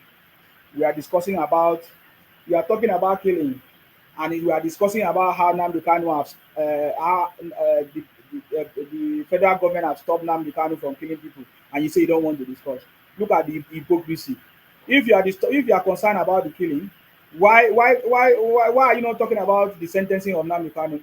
Who was the one killing people? Is it not Nnamdi Kanu that was giving the commands? Is it not through his boys, 2 million men that he said he has? Is it not through Nnamdi Kanu unknown gunmen and IPOM? And you are here talking nonsense. You say you are concerned about the killings. You understand me? You are talking rubbish. And if you are concerned, go and join the army. The president, and I think there's an announcement of the army. You understand me? Go and join the army if you are really concerned. Anybody who say is concerned about the army should go and join the army. Sorry, is concerned about anything. Go and join I'm not concerned about anything. I'm just telling you. All these things are politics, and if you find yourself in that place, you become a victim. You become a culprit. That's it. That is what is going on. I'm not concerned about anything. I'm only saying what I think should be done, and that is it. I'm not concerned. I'm not concerned about anything. Are you getting me now? In fact, there is also RNG. You understand me? There is also RNG. There's what is called RNG. All those criminality that is going on in the north is arranged. They will arrange their brothers and sisters. They will arrange school students and take them into hiding, and they say it's a kidnap. All those things are the political game that they have been playing. Are you getting me now? So if you are concerned about any of those things, go and address it. Go and talk to the president. Go and join the army. Go and fill the form and go to KB and be sleeping there. The same way you are asking President Tinubu to go and sleep in KB. Go and sleep there and protect them. Or you go to Plateau State and go and sleep there so that you will be protecting the environment, so that when the criminals come, you defend them. You're talking nonsense. Are you listening? So this lady now, this is a lawyer who confirmed that from the day that Nnamdi Kanu says he's not going to he's not going to send in his defense, that was the day that shows that Nnamdi Kanu is a foolish person. Because even her as a lawyer, because as a lawyer, she's a lawyer, there are some things that she cannot defend herself. She will have to call for help or a legal counsel to come and be the one to defend. So you see what I'm talking about. So I know I live in the UK. That's why I say Nnamdi Kanu did not go to school. Because when I hear you say he went to school, I say which school did he go to?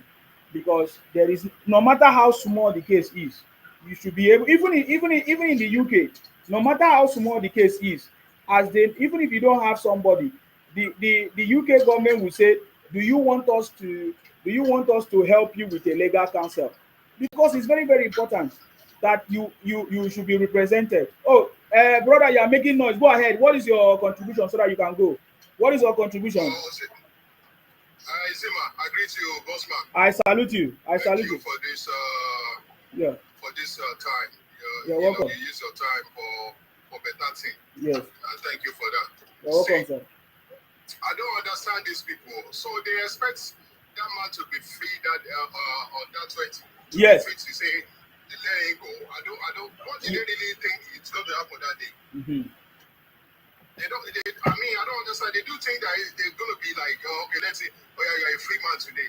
Does that even make sense?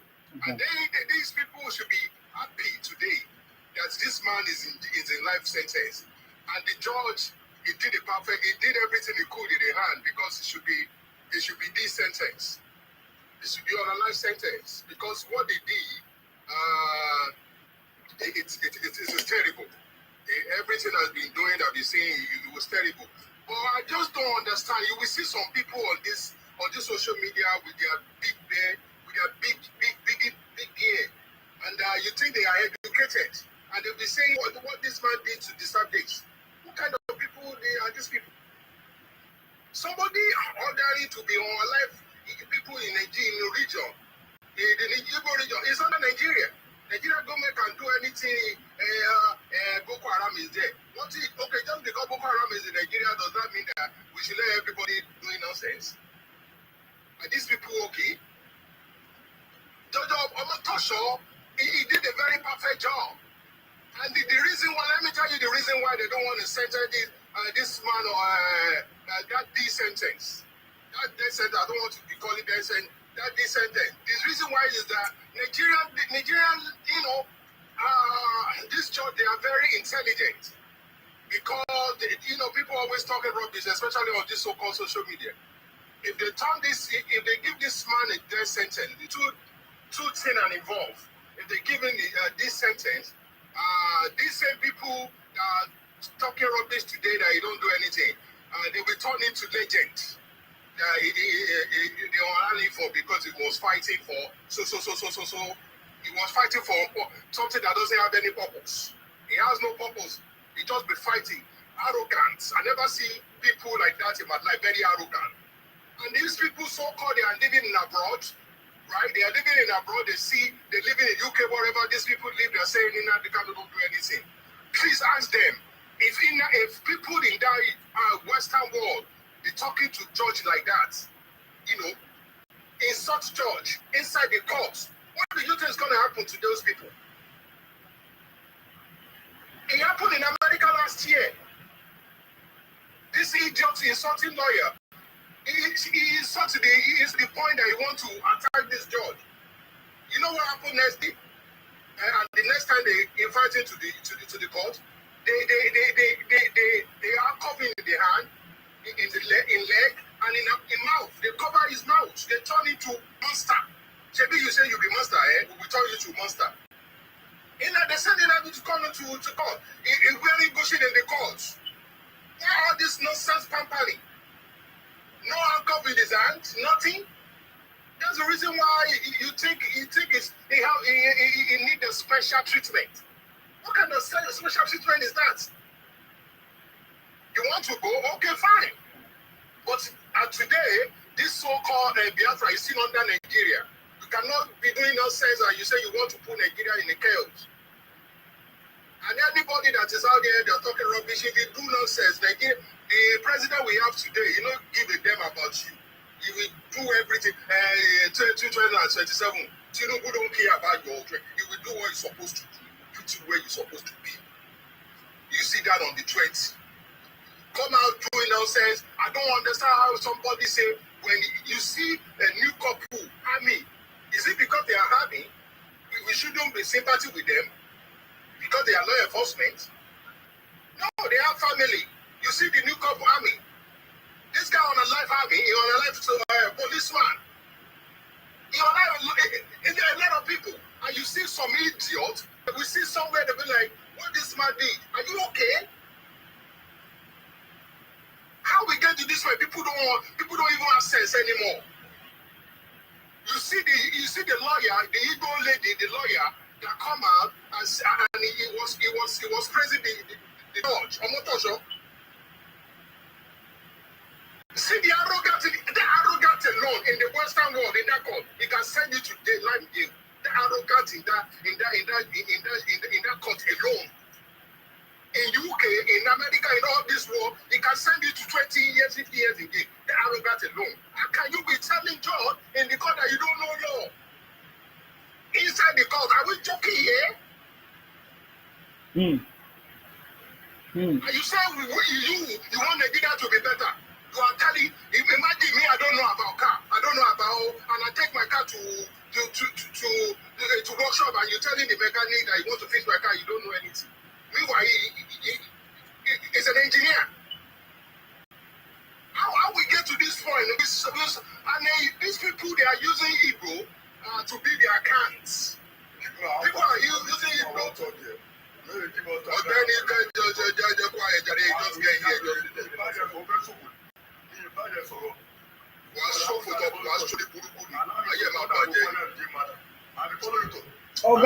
Oga, hold on now. You came and met somebody. Let him finish, please. If you don't have patience, you can go down.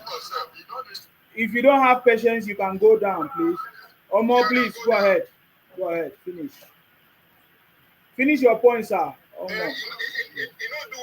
My point is, they do the right thing, and anybody that wants to come up, acting rubbish like Nnamdi Kanu, is going to end up like Nnamdi Kanu. That's it. Yes.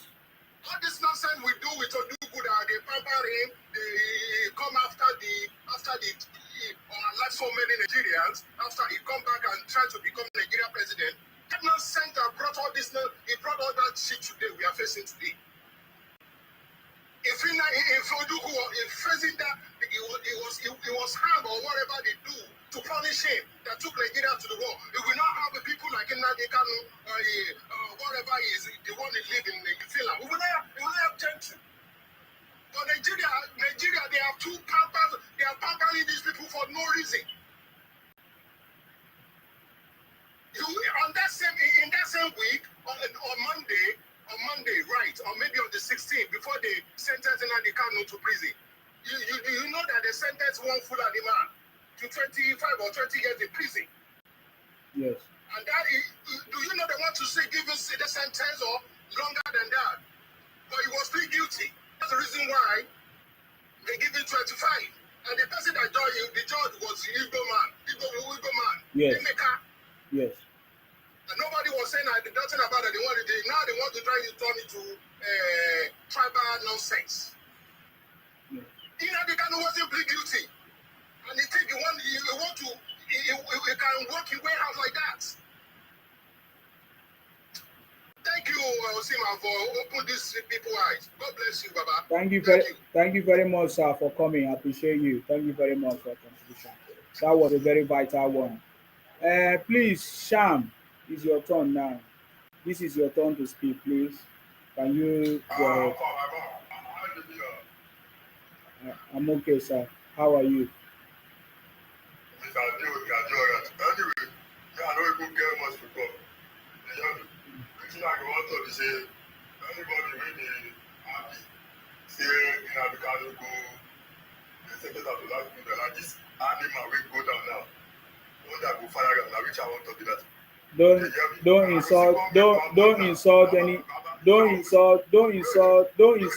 insult any of my guests. Can you take that statement back, or you go down? I won't allow you to speak again. How will you feel if another person come up here and insult you? Will you be happy? No, you don't do that. You don't do that now. You don't do that. He left. He finished and he left. You don't do that. Nnamdi Kanu is a terrorist. Nnamdi Kanu is a terrorist. And we are celebrating it and we are happy. You understand me? You don't come here and talk to you. I know that you are one of the criminals. And you don't have anything to say, just like you said. You people don't always have anything to say. That is why you repeated the same thing that Nnamdi Kanu was saying. Show me the law. Show me the law. Show me the law. What a shame. What a shame. I know that you don't have anything. So this is what you wanted to cut my honorable guest speaker that was talking something that makes sense. Thank God I did not fall for that. You understand me? I say Igbos and all the especially the Igbo criminals will learn. Will learn from this government. I believe this government will reset their brain so that next time they will not do it again. Okay, go ahead. What is your contribution and what do you have to say, please?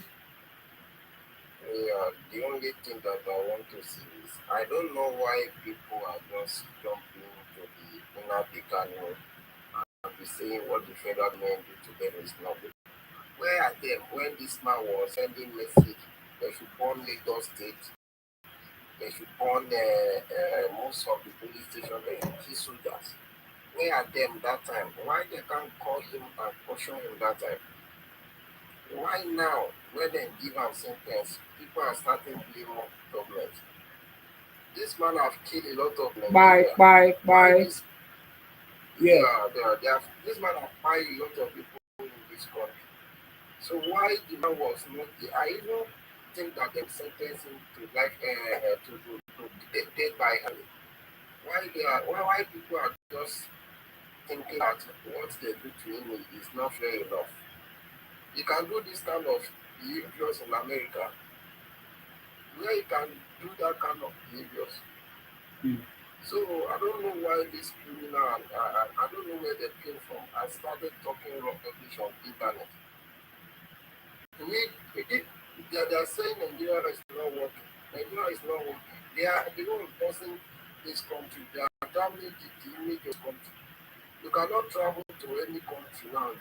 When you hold Nigeria passport, you can see the kind of name people will be calling you. Which kind of thing is this? We need to stop all this rubbish. If you want better Nigeria, we need to come together and think of what we can make Nigeria to be great, not to be damaging the image of the country. I don't know where these people came from. I appreciate you for everything you have been doing, and I always follow you. Thank you very much, Well sir. done. Well done. Thank you very much, sir, for coming. I really appreciate your contribution. May God bless you. Guys, take a look at this. Tinubu till 2031. That's it. Tinubu till 2031. I want you to keep that in your mind, out of your mind.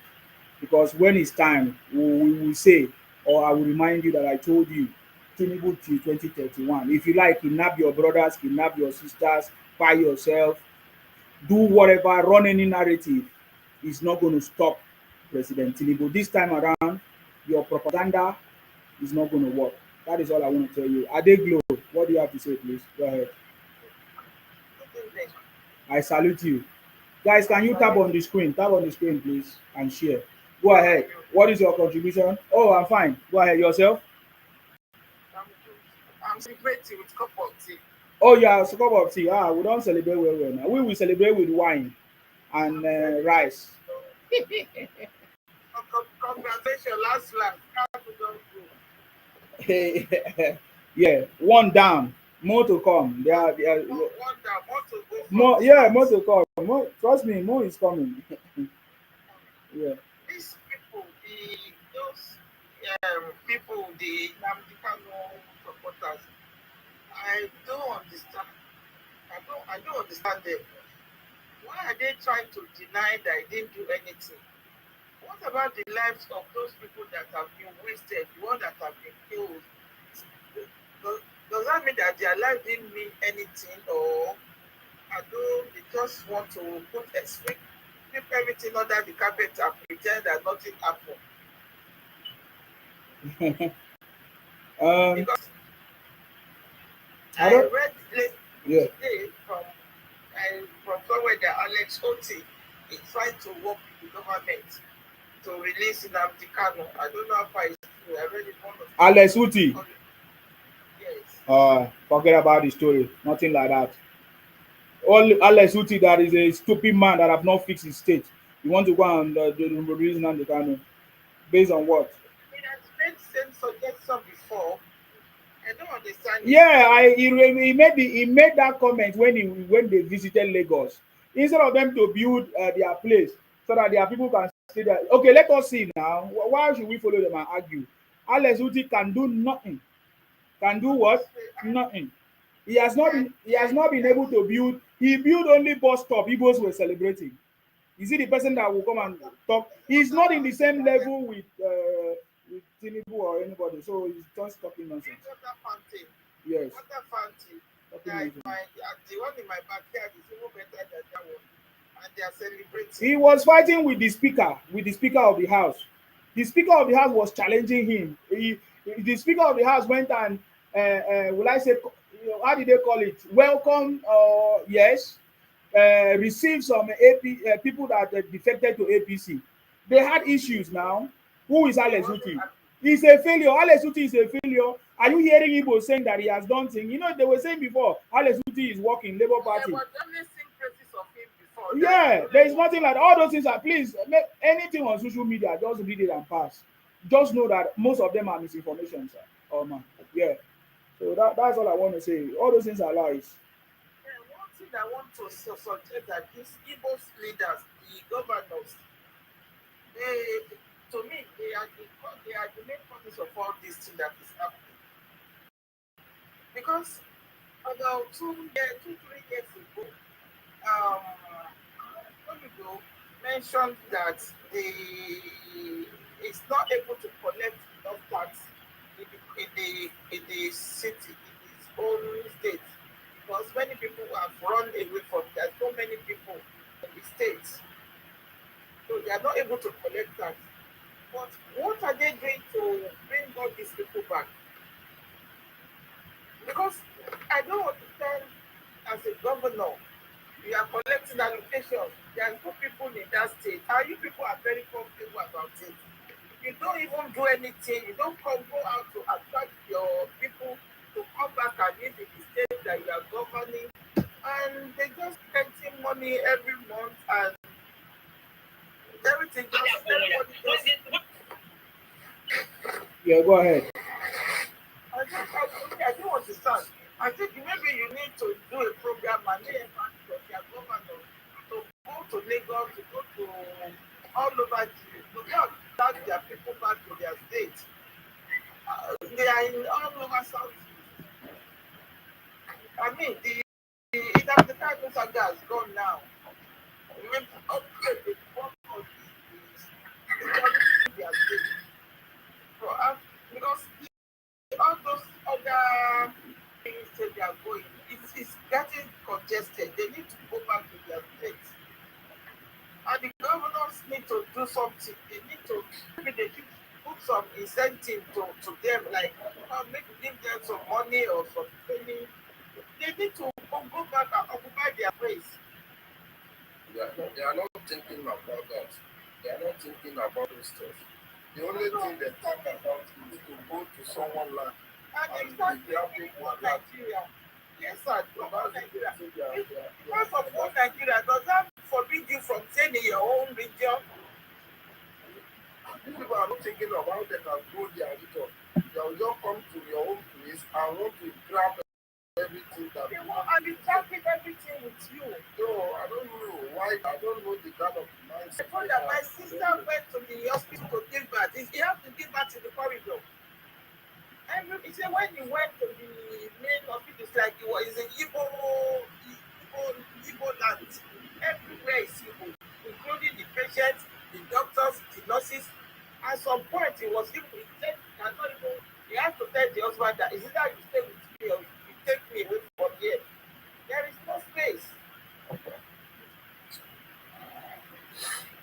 You get some state, you get some level. We have to let them know. This place is not because we are if we are debating on to come to one Nigeria. No. You want one Nigeria, but you don't want to know about of that state that you are even to do your business. You don't want to follow. I think for me, the answer to this solution is for the Yorubas to wake up and protect their land and defend their land. That that that that You can see. not that You can alone. see what. That You alone. can see what Lord of the Yeah. That is what I wanted to say. You cannot tell people That who. is why you can see all those things that make Yeah. people So that will be the only thing. before this of war of Lagos State before it was 99 years. The Lagos State that we look down to now. If you want to get the sea of in Lagos, it's just in 75 years. You can get the land, but it is just for 75 years. Sometimes it's too long. They're supposed to live it for 15 years. You understand? When you come to someone land, you don't want to respect them.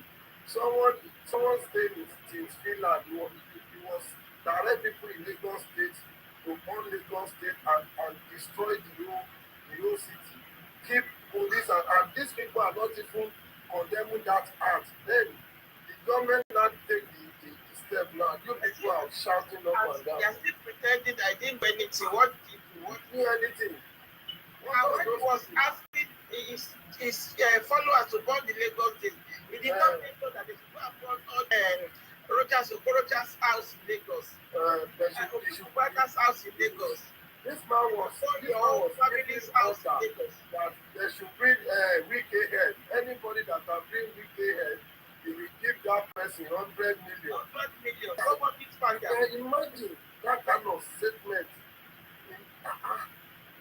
Okay, I don't know why I'm telling you that I didn't do hold on. anything. Yeah, I didn't do anything. Ade, can you make your point so that the next person can? Oh Yeah. yes, you can speak anyway. Oh, Thank okay. you. Thank you very much for coming. I appreciate you. So, what in regards to what you have said, the Yorubas are giving the Igbos the upper hand, and that is why they are behaving the way they behave. There is a program that is coming very, very soon because that is the next conversation I wanted to ask. What is it that is with the Yorubas? You understand me? That is giving Igbos upper hand in Lagos. And I think you may not understand my question. My question is, how come Igbos allow how come Yorubas allow Igbos to take over their houses, to be caretakers, to be is it caretakers they call them or agents or whatever. And they are the one controlling the houses of Yorubas in Lagos. So why are they not going to claim that they are the owners of your land? When they know the nook and crannies, when they are the one collecting money and paying you as a landlord, as a Yoruba man. So but that is why I wanted it's to. I will do a number separate. one. I will do a separate. No, no, please. I don't want us to go in there. It has to be a Yeah, separate. because it's going to really, really divert attention. But what is wrong with the Yorubas? How will you allow Igbos to be your caretakers It's and agents? relaxed So, attitude. so these are the The problems. So the Yorubas themselves need to also understand, especially if they still want the Igbos to continue to do what they are doing. For us, we are also learning from the Yorubas too, because if the Yorubas are able to put out the policies or laws that is sustainable and is working, every other state will copy. You understand me? So, and that is why I'm speaking up, and because it's also affecting my place.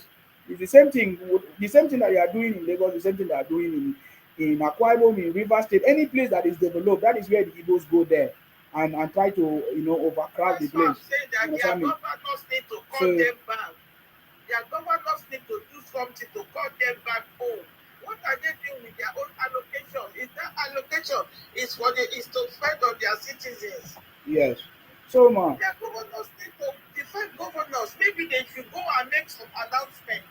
Put some incentive on that come back. Maybe they will give them money. Like 1 million. Go no, and no, start no. some You should, ma. This the other side that you are not understanding as well. The governors in the southeast they are happy of the situation because it's making them not Everybody to needs to use. wake them up to It's make them making realize what they are doing is wrong because it's suicide that what they are doing is wrong. Exactly. It's making them not to use the federal allocation for the development and for the what they're supposed to do. And that is why they were sponsoring, some of them were supporting and sponsoring Nnamdi Kanu too. Because when Nnamdi Kanu caused all those chaos and everything, and all of them are running away from their place, the governors have nothing to do. After all, there's nobody there, there's nobody questioning them. So they are enjoying it. So when you say they should put it, it's not going to work. Is what we are saying. Is we should begin to build our internal system development in all our states to make sure that things are working for our own people and to make sure that people that are coming in there respect our laws and everything. Then they begin to feel uncomfortable for the need to go back home in their own place. That is the I only know, way forward for us to move the I know. country. I live This in the one, UK. There are some, even as a British citizen, there are some jobs I cannot do. It's already written in their law. It's there. It's there. There are some jobs I yes, cannot do. In fact, some jobs need some what they call clearance, 3 years or 5 years clearance. So I don't want to even go deeper. So, but this is something that we must do. We need to begin to realize what is going on. But if you people think that is a joke, these people don't give up. They will continue for many years until they are able to, if they will see any loophole for them to take over your place, that is their mission, and they are already on that mission, and there is nothing that can change it if we don't do something about it. For me, I'm happy because I already started seeing some changes in Lagos as well. Some policies that is discouraging all of that. So yeah, that is what I wanted to say there. But I believe we will have a separate topic because my people are also suffering. Even to rent house, they cannot rent house. Igbo caretaker, no maintenance, no all those. There are a lot of problems, that these people are doing. But the universe have given them and they upper are hand. very lawless. I'm They are telling very you. lawless. So They are it's not coming to your state to make that state improve, to make the whatever facilities you have in that place, they will make sure they destroy it and they go. They are wow. very lawless. If you rent a house to them, Okay. they will destroy their house. Yeah, thank you very much, Adeglo. Thank you. Thank you, Adeglo. Kolisha, go ahead. What do you have to say? Okay, good day. Oh, yes. You're Um, welcome. I think I have a lot to say about because I'm Igbo. I'm gonna be very, very careful with the rest, so I don't have to provoke anybody else. You cannot provoke us. Don't be careful. Say what is in your mind. Okay? Say what is in your mind. And that is what this platform is for. Say what is in your Okay, mind. Where do you want to start from? First, what is your Igbo name? my Igbo name is Chimapa. Very good. Where is your priority? Where is your priority? Is it that you don't like the judgment that was given to Nnamdi Kanu, or you don't like the treatment of Igbos, or what do you think would have been a better way? Go ahead. What's your No, contribution? I'm not talking. I don't want to have any conversation regarding the land. I just want to talk about what you said about the people always living in the southeast to other regions. Okay, that's what you want to talk about. Fine, go ahead. Why is it only Igbos always running away from their space to other people's region? Okay, Yeah. okay. If the question is being asked, you should ask also, why is the government making the southeast unlivable for these people? Please do not bring me down. Let me finish with my Yeah, point. you didn't answer my question. You talk rubbish. That I don't condone this on my platform. Are you not aware? You don't know where you are. I asked you a direct question. You say government, why we should ask the government for you? Are you mad? So instead of you to ask your government, come on, get out. Instead of you to ask your government, come on, get out. You are very stupid. You are stupid. That's why you will continue running from helter skelter, and there will be another Nnamdi Kanu that will put in prison. You are a fool. I don't want to waste my energy on criminal. Kekan, please go ahead. Hi, Mr. Isima. Yeah, Good morning, sir. How are you? I'm okay. Thank you. Yeah, I think let me salute the courage of the judge yesterday, Yes. and a very good job. But I'm a little bit disappointed. Yes. I think what the judge need to do is to sentence that criminal to time Yes. and hanging. That is what I was expecting. Yes. But they are heading to what do you call it? They are heading to appeal anyway. Yeah. And I want to believe that in the appeal, they can upgrade the sentence to pi. Because what they are going there to do is to reduce the sentence or probably squash the whole thing. That is their belief. Yeah. But what I'm expecting is that if they dare go to the appeal court should upgrade it and sentence him to pi. That is my expectation now, and I hope they go to the appeal so they can do the needful. And having said that, I think these people, the madam that is talking said that they should give them incentive to come back to the southeast. It will not happen. This is what all of them do. This is what the governor. I think the governor they are corporate as well. Yes. They are doing it together. Yes. They are deliberately chasing their people away. Yes. That's why you don't see the money they are still collecting allocation, isn't it? Yes. So what are they using? They are not doing any development. No development is going on there. Yes. So the governors are just having free day. So they are happy with what is happening. Yes. So the governor is not going to. The governor don't even want them to come back. So they are happy. So we are the ones that have to, buckle up and do something to chase these people back to where they come from. Definitely. Because when they settle down, they see like Akwa Ibom, they go to the north, they come to Lagos, they go to Yoruba land, they enjoy life. They don't want to go again. And they start giving the people problem there. You see them occupy the hospital, dragging jobs with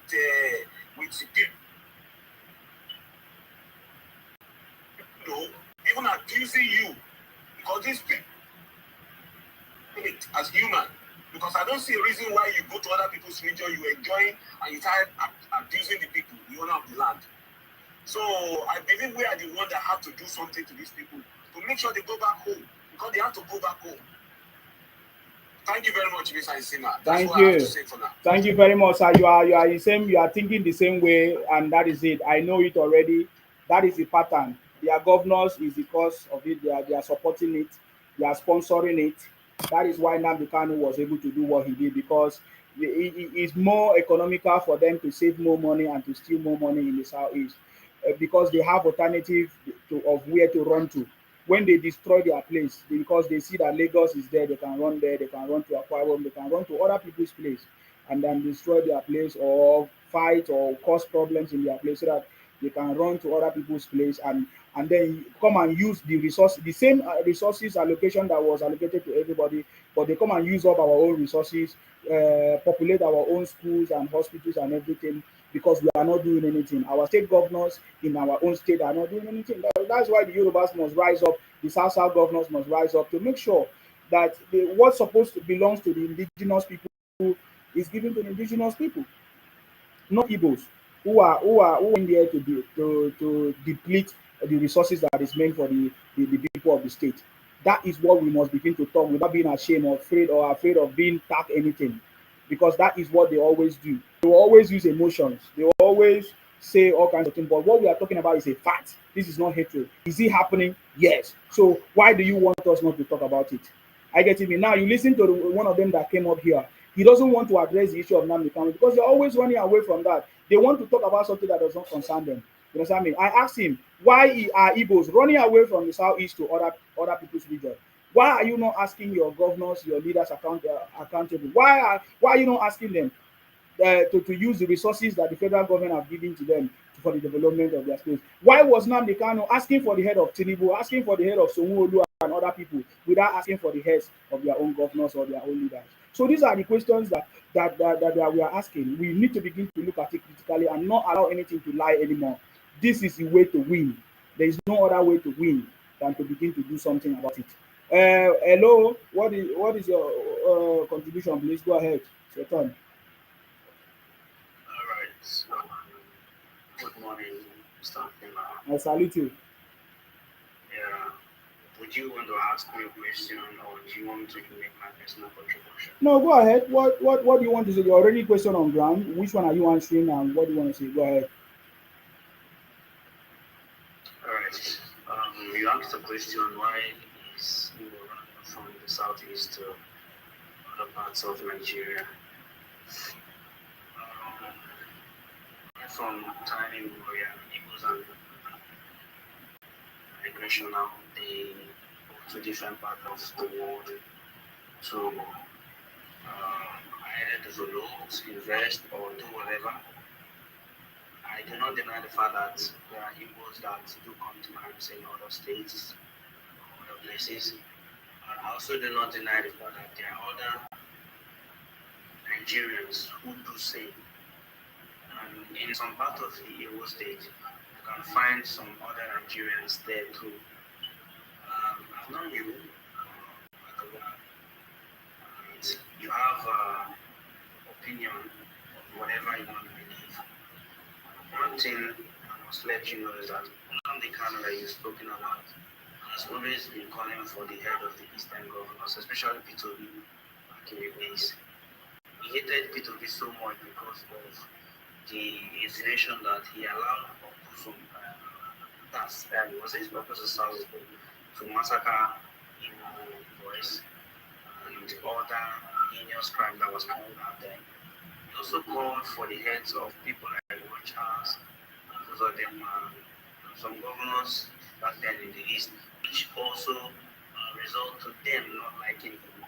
Although, yeah, they can be scared of him in some ways because of their political gain, probably because they do not want to offend him, also do not like him, but might want not to offend him from him stopping people to vote for them.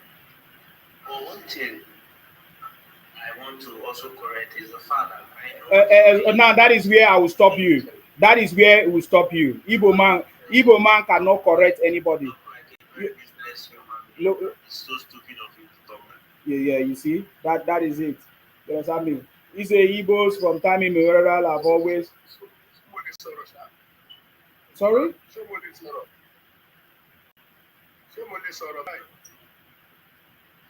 English now.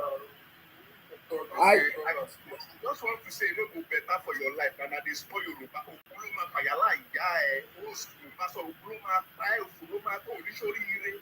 are a mad dog. You are here to cause propaganda. Go and fight in Kwara State. You idiots. Oh, cream room. What do you like here? Why do you accept me?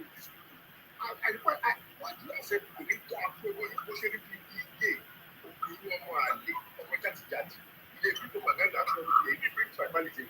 Go to Kwara State and fight them. Do this idiot. Or then, isn't that the kind of problem? Isn't that the kind of problem in any scene? We're real man. Kwara State no longer. Fight. Make I challenge you. Make a video and challenge Fulani. Make a burn all of them down. Idiot. Idiot. I have to say it before I get more work. We'll kill you. You're like, yeah.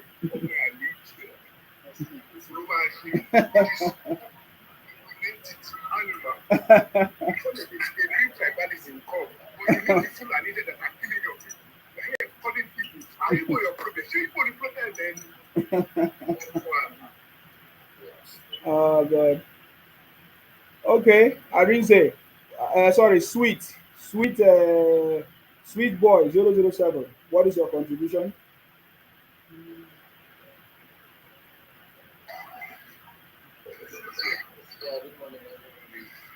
Please speak up because there are other audience on the other side so they can hear you. Good morning.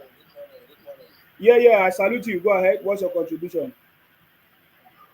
Yeah, my contribution is that for us, the youth of Nigeria, at this time, to be against one tribe in Nigeria is not good. So what is happening in Nigeria this time around? It's about not to discussing this kind of thing at this time. There's a lot of things on the ground for us to discuss. Fulani explain again our people. Fulani explain adulting our girls. Look at Kenyan girls. Adulting school girls, kidnapping them. And we're not talking about that. We are talking about Nnamdi Kanu and the Igbos. Let us solve the issue on ground. When you start saying all this, is it when they kill your people in the village? Is it when you hear that they adopt your own people? That's when you know that Igbo are not the problem. Igbo are there before they adopting the Kenyan gods. Yes. So what I say, Yes. is the Igbo Yes. People that attack Igbos are the one doing it. Igbos are the one doing it. So you want us to talk about Fulani and without talking about Igbos. The Fulani is not a tribe. Igbos are the ones abducting people. Igbos go to Kwara. Ever since Igbos started going to Kwara, they started abducting people there. The same thing in Kebbi. Is Igbos that are doing it. You want me to talk about Fulani? Is Fulani not a tribe?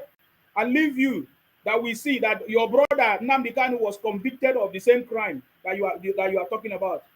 So it is you that don't have sense. We are better than you. That's why we think differently. Are you getting me now? Now, you don't know people who kidnap people. You already started pointing fingers at the Fulanis. So you see, Fulanis is a tribe too that must be respected. So you must not come and be talking about we should talk about Fulani and leave you. No, you talk about you because the federal government has already punished your brother, who is an Igbo man who has committed all kinds of crimes in Nigeria. So that is why we are talking about Nnamdi Kanu, which is an Igbo man. So that is what we are saying. The atrocities he committed is the same thing you want us to talk about. He kidnapped people, they seize people's cars, they cut off people's head, they bury people's head with people's this. So that is why we are talking about you. So if you don't understand, I've been able to explain to you because I don't have much time. I need to move forward. I don't have time for illiterate. I know you are one of the Igbo trader. I want to look at the comment of Obi today. I wanted to look at other videos, but there's no time to look at that. I mean, we really need a lot of time to be able to address all things one by one. Trust me, we are going to change this narrative and we are going to make sure we win at the end of the day. Just like we have defeated Nnamdi Kanu and his IPOC. We will defeat criminality all over the country with creating awareness and exposing their criminality. The Igbo criminality of IPOP, Biafra, and the northerners and politicians in the north who are abducting and killing their brothers and using it as a political campaign and propaganda. We know that. So stop coming to use emotion. I'm not from Kebbi. Nothing concern me there. If they like, kidnap your brothers. Come to Akwa Ibom to try it. We'll make sure that we deal with you as well. That is what I want to say. Arinze, what do you have to say? Sima, I agree. I salute you. Yes. The point I want to make is about the killing going on in Nigeria. And the one thing I want you to know is that the way the case of Nnamdi Kanu goes, I have not seen any freedom fighter. Freedom is not given in a platter of gold. Everything that they did to Nnamdi Kanu have already been done to Nelson Mandela and many other people. That is where I will stop you. That is where. Show me anywhere Nelson Mandela commanded people. No, you can't go further. You can't go further. We don't spread propaganda here. Listen to me. We don't spread propaganda here. That is the problem. Immediately you compare Nnamdi Kanu to Nelson Mandela. That is where I put an end to it. If you can show me any place in history where Nelson Mandela made a broadcast openly saying that they should fight their police people, cut the heads of people, do this and bury these people, 2,000 men, then you can compare. If not, you need to go down. It's a lie. Nnamdi Kanu cannot be compared to Nelson Mandela. To Nelson Mandela. Nnamdi Kanu is an international terrorist. Nelson Mandela was not an international terrorist. So that is what I want to say. An international terrorist, according to the judge, before he was granted freedom, he was judged in the court as a terrorist. Was judged in the court as a terrorist, but he was not for commanding for the pine of their people, which was a fact. So that's what I'm saying. That what happened now is different from Nelson Mandela. So you are just talking what does not make sense. You understand me? It's completely different. But okay, if you believe that Nelson Mandela and Nnamdi Kanu is the same, let us see where it's going to end Nnamdi Kanu. So he's going to come out and become president of Igbo, right? But because you have said that and you don't have evidence, no, listen to me. Because you have said that and you don't have any evidence, we'll bring you down. Next time, don't come and talk rubbish here. CKG, please go ahead. Okay, my brother, how are you doing? Yes, please go ahead. Go ahead. All right, I'm from Akwa Ibom State, just like you are not from anywhere. You are not like me. You are not like me. You are not like me until I hear your contribution, until I hear the character that comes out of you. So go ahead. Yes. Yeah. The character that comes out of me is just that people from Akwa Ibom State doesn't behave like me. No, you are not from Akwa. How you? So you come to? No, you are a big time criminal. You are a gothic criminal. You understand me? Go and create your platform and show us how Akwa Ibom people behave. You understand me? Go and create your platform and show us how Akwa Ibom people behave. You are a thief. You are a criminal. You are an Igbo criminal. I will continue to call you out. Yes, Chinasa, what do you have to say? Hello? Yeah, go ahead. Yeah. This is another thief. This is another thief. This is another Igbo thief. You are from. Where is Nnamdi Kanu from? Igbo, and that is why we are talking about him today. He's a thief, an international terrorist, and the Nigerian government has sentenced him to life imprisonment. Talk about that. Don't talk about where I'm from.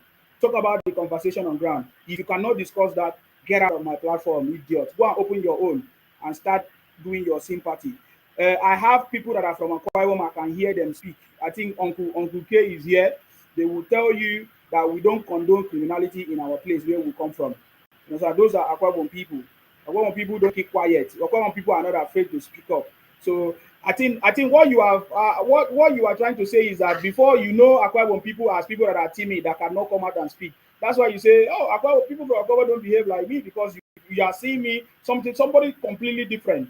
You are seeing me as roaring as even General Philip Effiong, because he was a man who did not run away. He stood even when he both ran away. Ojukwu, your criminal, your brother ran away when it was time for him to fight. So what are you talking about? So yes, that is a different Akwa Ibom that you are seeing today. So Steve, enough is enough. You did it to our ancestors and you cannot do it to us again. Is that what you are talking about? Is that the kind of things you are talking about? Uncle K, what do you have to say? Please go ahead.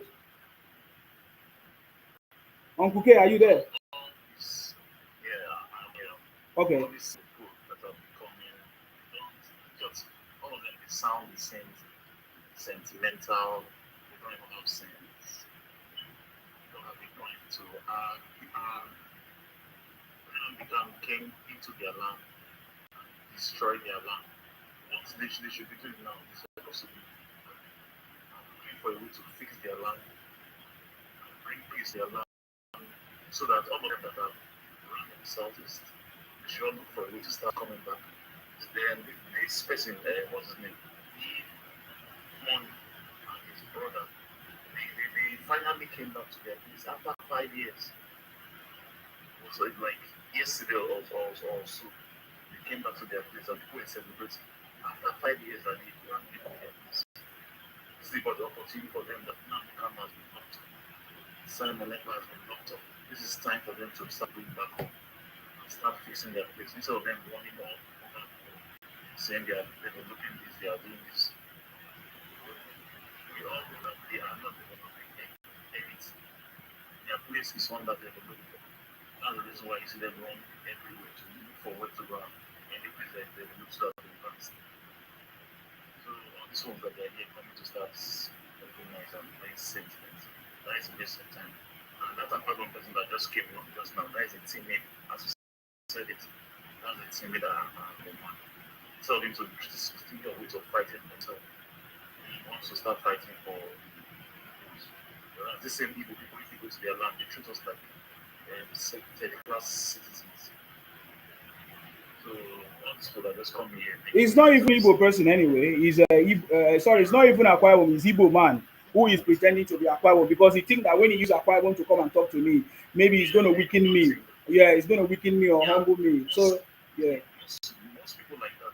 Anytime they see we are Akwa Ibom trying to speak up, they always want to come and bring us down. You go bring my you know, come take me. Yeah. Don't do this, don't do that.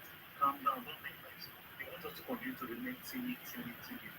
So by the time they see somebody like you coming out, speaking out, being a vocal person, they begin to feel threatened or, you know, continue doing what you are doing. We need more people like you. People like Evian. We need more people like Sokoto or Lano. Speaking of the vocals, stand up for ourselves, not going to be boring, but to be always feeling as if we have to become to defending the people. Must be second class to the all those nonsense. Just like we said, after the war, Joko the man, the crowd, ran away from me, what to do? But an appointed man, they no, I was never afraid. He stood to the end, he flew to Lagos, knowing fully well that he could be arrested and sentenced to fine for treason. But he was here. He was there till the very end and was not like a man that saved the Igbos. If he had continued to fight that war, he would have wiped out all the Igbos. Yes. But he didn't run, he stood there, he took the coward that they called him to. He ran away and they are all praising Juku Giwe. Philadelphia upon anything that he did, that everything else did he get. Even the Juku, after he came back from that exile, till he died, he never used his eye to see Philadelphia. You never even go to meet Philadelphia. He didn't see Philadelphia, he didn't praise him, he didn't do anything. They are not this come here to say, I'm stop making this. Calm down. Calm down for what? They are talking nonsense. We have to represent ourselves. So for now, let me just say that I will listen up a bit to. Thank you very much, Uncle K. You get the point. You get the point. It's very, very clear. Thank you very much. Moses, what do you have to say? Is your turn to speak. Unmute yourself and speak. You need to speak up, please, because I have other audience. Your voice is too low. Yeah, go ahead. Yeah, good morning. Yeah, there's something I want to. I wanted to call your attention to it regarding the issue of buying that is happening in Nigeria. That's what's even lead to iron out. Right, but the country is bleeding. Let's not face the country is not bleeding. There is no country bleeding. No, don't make stupid comments on my place. Nobody makes stupid comments on my platform. There is no country bleeding. the kidnapping is because your brothers are encouraging it, doing it because of the politics, because they think that they want to fight against Tinubu. You understand me? Because they feel that there is no country bleeding. You understand me? So why don't, if the country is bleeding, why don't you join the army? Why don't you join the police to go and fight? No, I'm asking you because you feel that the country is bleeding and all of you on social media passing misinformation. Why don't you go and fight? Why don't you go to Mininkebi? Have you flight to Mininkebi? Have you went there to go and protest? Go to your platform and say the truth. Not here. You can't come here and lie. You can't come here and lie. You won't be able to lie here. You can open this. TikTok is free. Stay and run your propaganda on your page. There is no country bleeding. That is what you people want to push. That is the misinformation you want to push. That is the wrong narrative you want to push. I am not part of those people pushing such. So if you feel you can push it on your page. You understand me? Don't come here and push it. There no place is bleeding anywhere. It is only the southeast that is bleeding, and that is why they sentenced Nnamdi Kanu, who was bleeding the southeast, now to life imprisonment, so that there can be peace in Nigeria. Okay?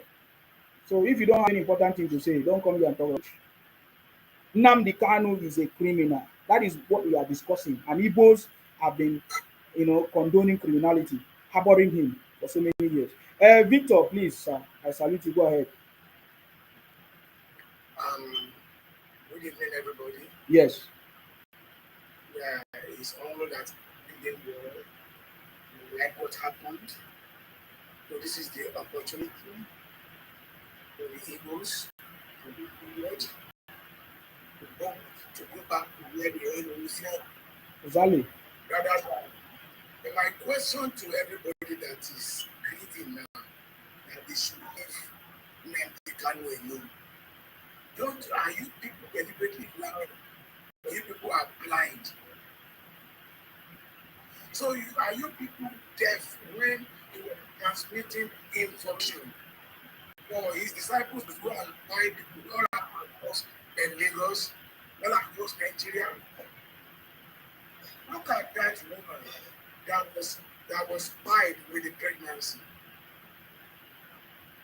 So justice is not made 3 days ago, and you people, upon all the school, you people went to, you don't understand the terrorism of you went to school for nothing.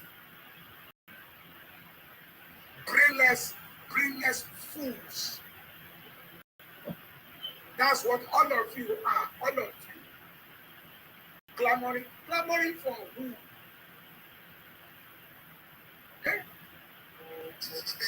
For if there should be Igbo state or the governors there that have ruled before, now they're supposed to have led by example by making good what they're supposed to do as politicians.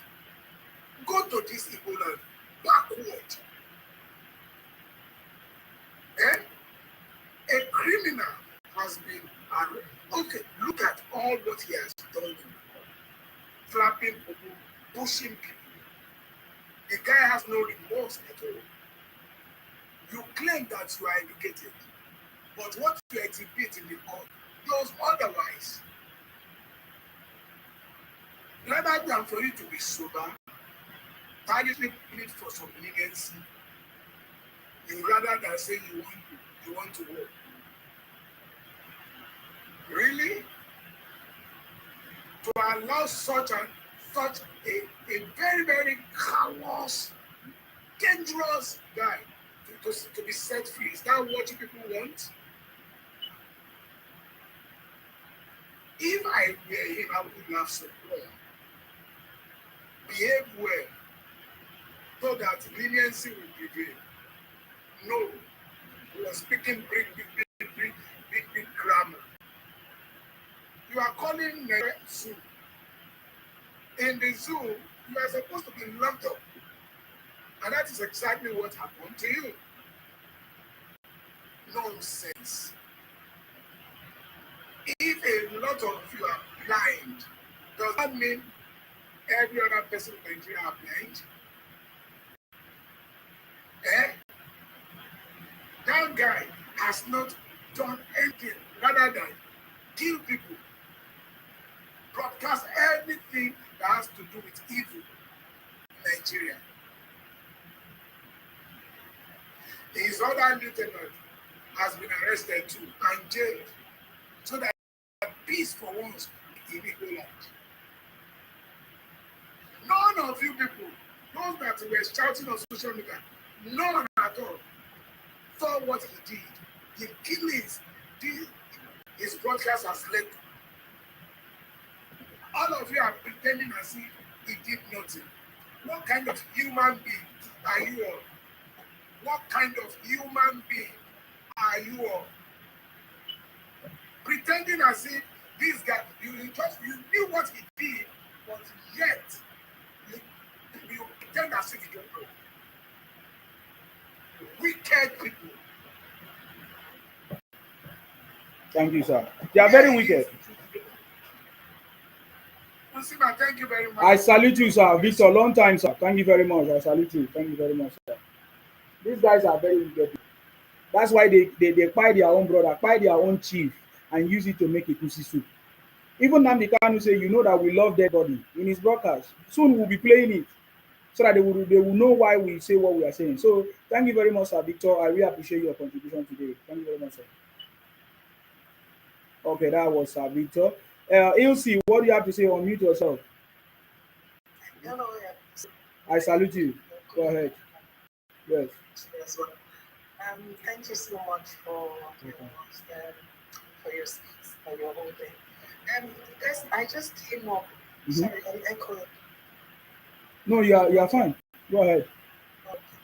Okay, yeah. So I just came up because, honestly speaking, Mr. you know that like when you go on different platforms and you're listening to people's stories, you kind of realize that a lot of things have been happening in the southeast that nobody has heard, and the Fulani herdsmen, or the Fulani herders, the Fulani militia have taken over, and there are lots of people that are suffering in the southeast, like widows being killed, leaving their children orphans, people's body parts, organ harvesting, all this stuff is going on, and it's like, why is it that, okay, so the north is bleeding, but then we should only look at the north or not look at the south? I don't know. I feel like it's this thing. I think the south is, they try to play this game that they are morally better.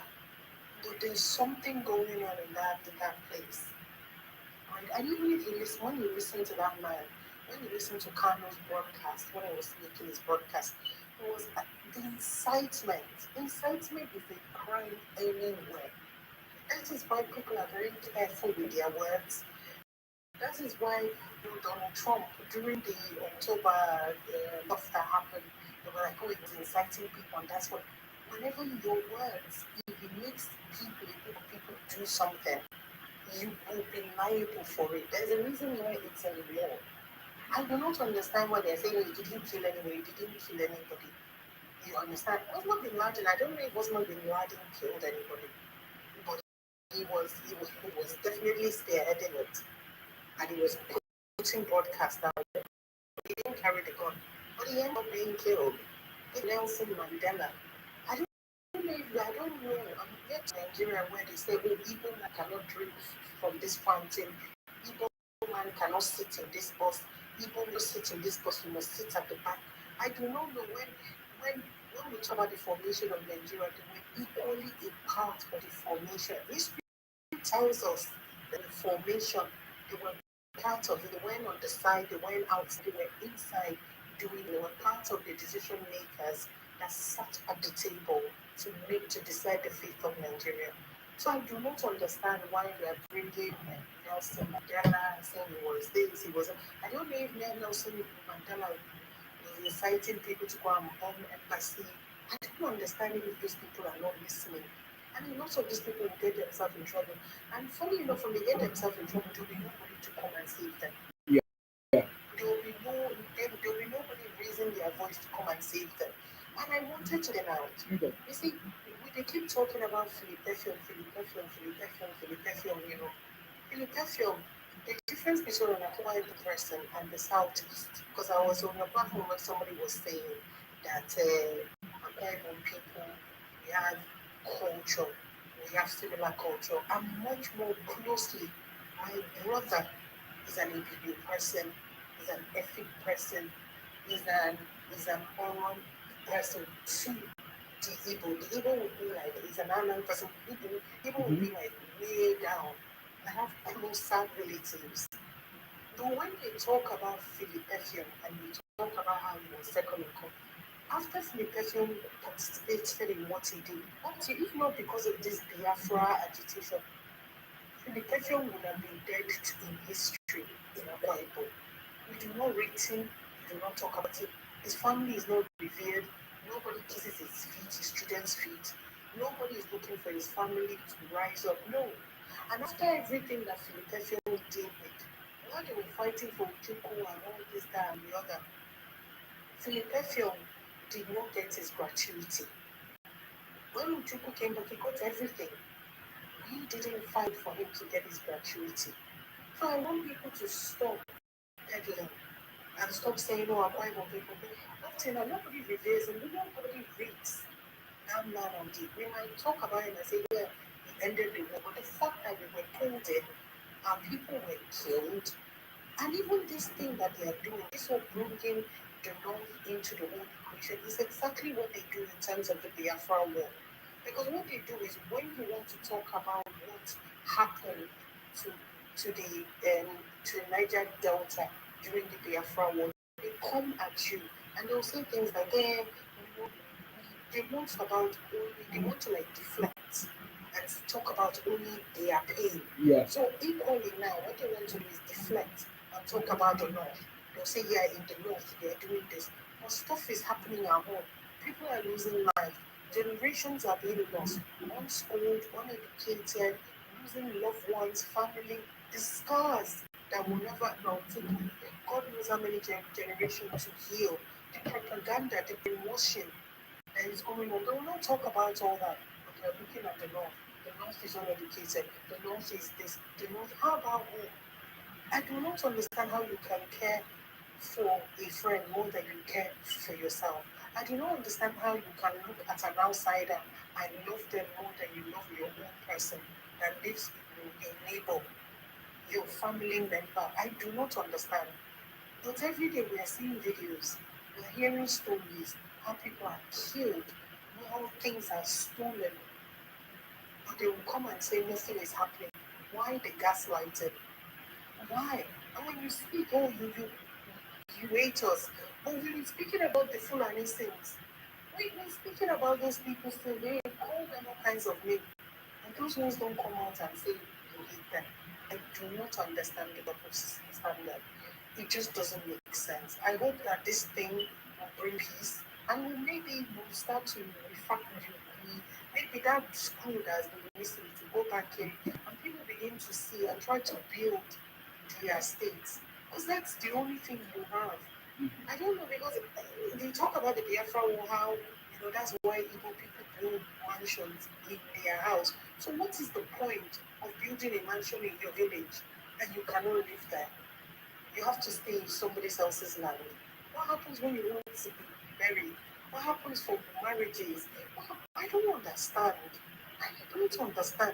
Because we all know we go out, we bring money, and at the end of the day, when it's time to rest, when we retire, everybody goes back home and sits in their compound, collect fresh air, and relax.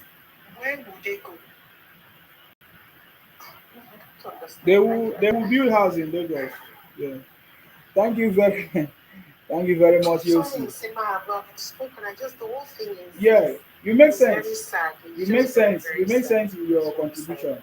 I really appreciate your contribution. Thank you very much. And by the way, when you talk about General Philip, the family is still alive, the children is still alive, and all of that. Yes. You understand me? Just like I said, nothing. I had opportunity to speak with one of the sons, and he was telling me the history and everything. And yeah, they never remembered them. They never nothing was done to them. Even though In summer, I actually spoke to to one of his sons, well, yeah, and it was like the only reason why he was all these things come up was when they started the Biafra, in order to farm Aqua Cross to bring us into the fold. They want to go and bring them because generally they don't rate them. They don't rate Philadelphia. They don't, some people they don't rate because of this Biafra thing that resurrected. They don't say, oh, no, it's second in command. If you're oh, let's Yeah, they want to refer him to second in command. That is a second person. yes. Why the first? Yeah. They now brought him. They were now bringing him. But then when he comes to like Akwa Ibom platform, nobody rates him. It's just like how are you? You know, like we don't what your father. You understand? Yeah. So it's that. Yeah. Wow. Thank you very much for your contribution. I think we might dig deep further to in that regards. Yeah. And that is why we are saying that the Igbos have been causing so many marginalization to our own people. When we talk about the Biafra fight we are referring to now, where did the fight happen? Did it happen in the north or did it happen in the west? No, it all happened in the coastal region. In fact, the first gunshot took off in Calabar. It was the Igbos that came to come and fire us, to force us to join them to become Biafra or to become Igbos. But that failed. You understand me? That failed big time. I'm sorry to did you know that because of that Biafra war, right? Yeah. A lot of our scholars, a lot of our intellectuals were killed. Yeah. That's why we are deleted. Most of our intellectuals were killed. But when we talk about this, they say, oh, he hate us. But that's what the war did. And did you also know that what do they call that thing again? The Abba riot. Yes. Didn't even happen in Abba. Yes. That happened in Ikodegbene now. Yeah. Thank you. You understand? So me, I know this thing now. The casualty of the people Yeah. that died. There was even a Yoruba woman, but there were no Igbos. Yeah. There was a Yoruba woman that married when I was married to an Akwa Ibom person, to an Akwa Cross person, but there was no Igbos. But they will take it and say how they are warriors. They are not. And I think it's time as Akwa Ibomites that we stand up and hold our history before we derode it, like how they are doing in CBD. Definitely. Thank you very much, sis. I know, yeah. Thank you very much for that. And that is why when they see me, they are afraid of me because they know that I know a lot. I told them to their faces, all these things. And this is part of the thing that makes them not to be happy with me because they say, oh, you were following us before, you were doing this. Igbo were never Biafra. They were never anything. It was a word that they used to coin in order to bring all of us in the coastal region into the fold. That was what happened. And that is the truth. Are you getting me now? So today they claim it because they have to use the word to claim it so that they can be able to claim River State. What they call it, River State, Odo, Akwa Ibom and all those places. If you ask them today, they say it includes River State because that is why they want to use that word Biafra. That is the only reason why they are holding on to that word Biafra because they want to expand, like the expansion agenda into our space, and that failed. And that is one of the reasons why Nnamdi Kanu couldn't succeed and will never succeed. And there's no other Igbo man that will rise up to say he wants River State, Akwa Ibom, all those areas that will ever succeed. Because this education is coming, it's getting higher and higher. They don't know the grassroots and underground work that we are doing to make sure that we make our people to understand what is going on. Are you getting me now? So I really appreciate you and all of that. I read the book that was written by General Philip Young, I think is Junior and all of that. The cash bed, something cry. I can't remember again. He said it in the story of how non-Igbos were running to Enugu and Aba or somewhere there for refuge, and they couldn't get refuge. So that tells you where the fight happened. You understand me? So I understand it. If it was after I finished reading that book, it was after I reading that book that I changed them. And it was the son that gave it to me personally. I reached out to him and we had a conversation and he told me about that book. Yes, the cage bear sang no more. And in that book, there's a page that explains what really happened. That the non-Igbos, who were the non-Igbos? Think about it. They were not referring to the Hausas. They were not referring to the Yorubas. They were referring to the Akwa Ibom people, the Jaws, the Queries. He said that the non-Igbos ran to Enugu for their safety. What does that mean? Because that is the place that the Igbos were protected. Are you getting me now? So that is why they will never like me. No Igbo man, when they know that I know the truth, all these IPOP, IBA fraud, apologies and all of it, they will never like because they know that I know the truth and I've been able to expose them. In fact, it was because of me that put an end to some of these things that you see, all these IPOP Biafra, because I told them to their face that this thing would never work. Because the only way I could understand all their plans was to be there. I was following them until I understand their plan. And I told them to their face, even to their most seniors that was running this IPOP, DOS, and all of, mention all their names. I told them to their face that this thing will never work. This plan that people are planning will never work. And today, I've been proven right, it will never work, and it will never work. So, and that is why they are so mad. Are you getting me now? All I'm telling them is that go back to your space, build your space. Just like every other person is building their space. You understand me? Why must it be only you? Okay. So thank you very much for coming. I really appreciate you. AY, do you have any contribution there? Please go ahead. Thank you, sir. I salute you.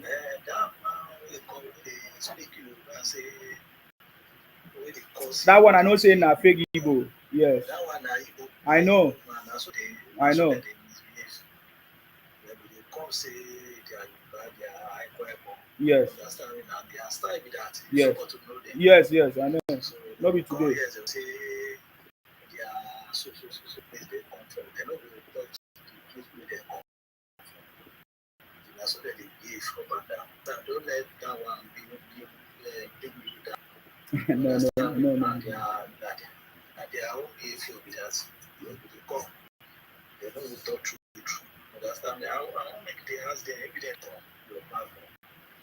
If you don't ask them where are you from, tell them say Nnamdi Kanu, I say Nnamdi Kanu is terrorist or not. So they ask them that question first. If they don't feel answer that question, come on them. Understand me? Yes. So when they know they carry rubbish come and talk for your own platform. Yeah. They ask them that first question. And you agree your Nnamdi Kanu is a terrorist. If they cannot answer you that question, come on them. Understand me? Because now so that they misbehave up and down, that they run up and down. When we they try to punish them now this time around. Understand me? They don't get anywhere to they don't spoil their own area. That's why they run up and down. Understand me? Their poverty now they pursue them and now they destroy their own land. Nobody destroy their own land and then understand anybody who don't destroy your own land. So you go another person land, they're ready to destroy that place again. Understand? So they don't get any hope, they don't get that cause. She can never work for them because they don't put cause now. Their forefathers and are constating for them. Understanding they are criminal from beginning. That their foundation be criminal. Understand me? So they cannot do no way would they feel good. They could expose themselves every day. As they come, they carry different pattern they come, they expose themselves. Understand me? So don't let anybody to cause you or to distract you to bring you down. So you're supposed to know them. They don't come like that. You only ask them that question. Understand me? They know they carry you up and down. Understand me? Thank you very much. Thank you very much, AY. You know me very well. This is not today. This one is too small. We are getting ready for more conversation. It's coming. Campaign is coming. This is just the beginning. Sasax, thank you, AY. Sasax, go ahead. I salute you. To start with, don't bring it down. I'm able, and I've been following you for a very long time. I'm not bringing you down. Why should I bring you down? Why are you afraid that I'm going to bring you down? You know, like I hear message, as the weather comes today, bring them down. No, that's not what he said. That's not what he said. That's not what he said. I'm not bringing you down. I bring you down based on what you say. If you are not addressing the issue, we are addressing, or if you come to spread misinformation, or if you want to bring your negative vibes, say, oh, Nigeria is bleeding, this and that, you can't do that here. You can't do that here. You can create your platform and do it, but it's not on my platform. So that is the only those are the only ways I bring people down. I don't just bring if I don't want you to talk, I won't bring you up. I want you to discuss. If you bring facts and we discuss and we you can agree and disagree, it's like that. But when you say something that is completely wrong and I try to say, okay, fine, where is the evidence or why do you do this, and then that is when I bring you down. So make your contribution. You are welcome. Mm-hmm. Like yesterday when I called you, I can see my lecturer, if you remember. Then There's no need for all those things. Go straight to the conversation. Yeah, please. Mm. the conversation is this, right? No, there's no rational people that is happy with what happened. No one. And no one will be happy to bring fight in his own house. So, based on the judgment of Nnamdi Kanu and all that, every rational people that have been affected, whatever thing he did, is happy that judgment went that way, even proposing for a higher consequences. Because I believe that Justice Sokoto was very lenient with him. Yet, because if you've been affected by what he did, you feel that he deserves more than that. To get what I mean. So, not all Igbos are criminals. Like I keep saying on your platform. That is correct. I've never said all Igbos are criminal. That is not correct. If I've ever said that one, that must be slip of tongue or mistake. Not all are criminals. That is I always focus on the IPOB Igbos, which are 99%. 99% of Igbos. Oga say now answer that question. Say, are you agree Nnamdi Kanu is a terrorist? Like I said, I've already said it. I said that if you've been affected by what you did, you know that you deserve greater punishment for. Yeah, go ahead. We are listening, sir. We need to move on. Can you make your contribution straight up? Yeah.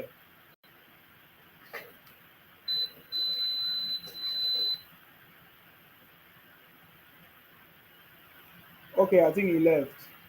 Ayinde, I know what you are trying to do, so don't worry about it. I know how to deal with them. That is how they always start.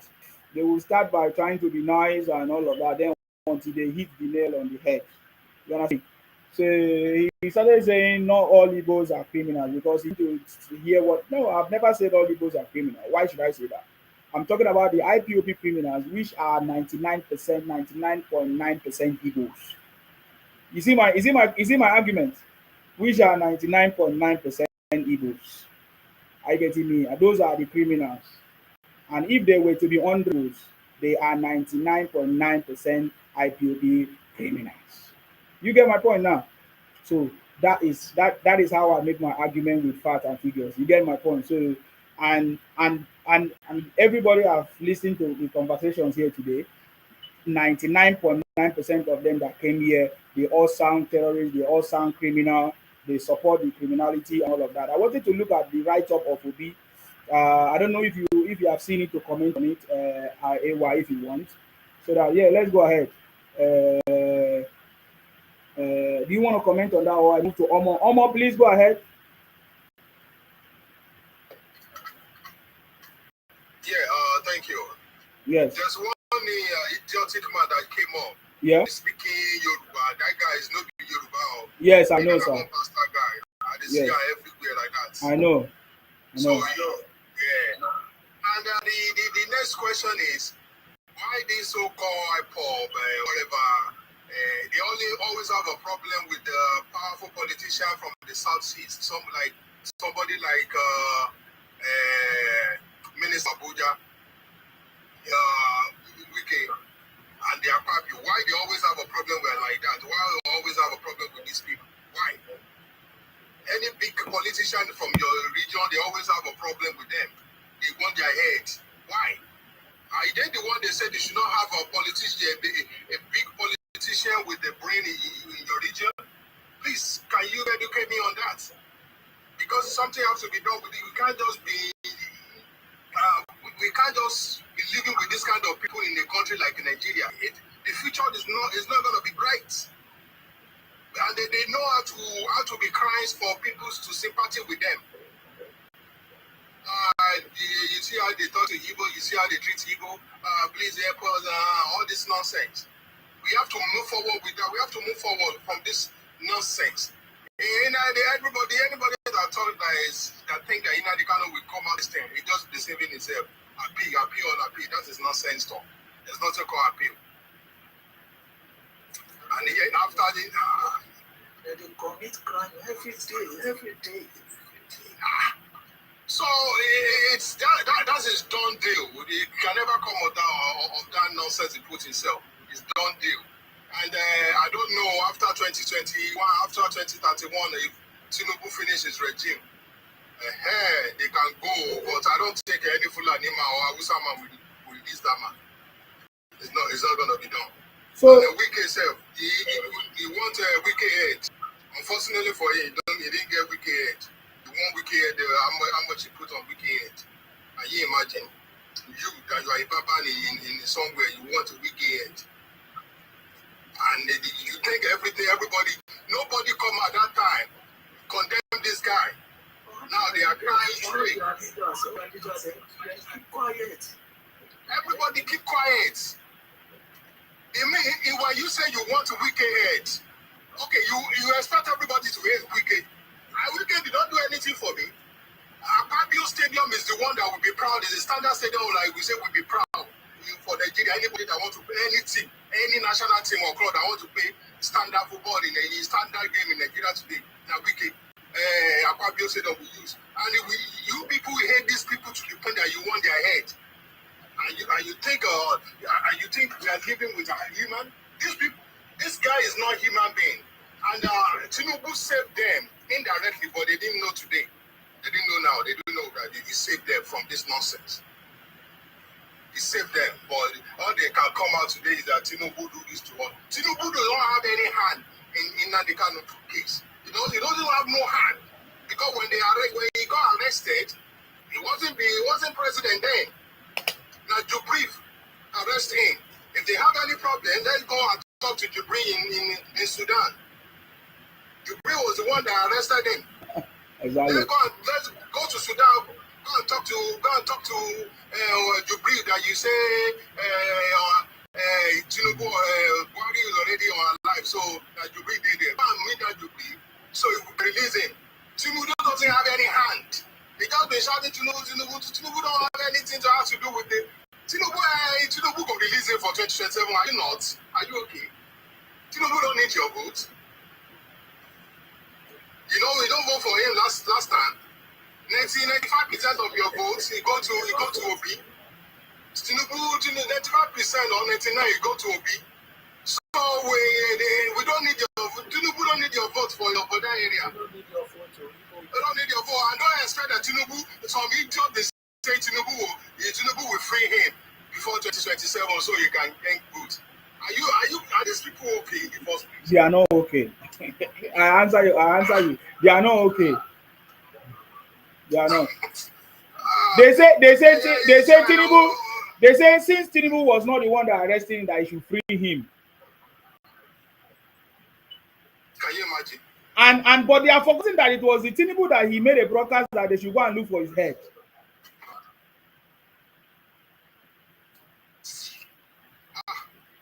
We're living with the people in Nigeria. We don't deserve this. There's a lot of brilliant people in Nigeria to be living with these nonsense so-called Nnamdi Kanu. Look at the comment of this person now. He said, yes, the leaders keep quiet because you look down on Igbos, but you don't know what next will happen. So he's telling us that they are going to cause more problems now. That they are powerful. I wish they can do that. I wish they can do that. No, we want to do it. We want them to do. That's what we are telling them now. We want them to do it. I wish they can do it. I wish you can do something. Why can't you do something? Why are you waiting? I thought Nnamdi Kanu say if you arrest him, you should burn down the zoo. It's been 4 years, 5 years, how many years now? Now he's life imprisonment. When are you going to burn down the zoo?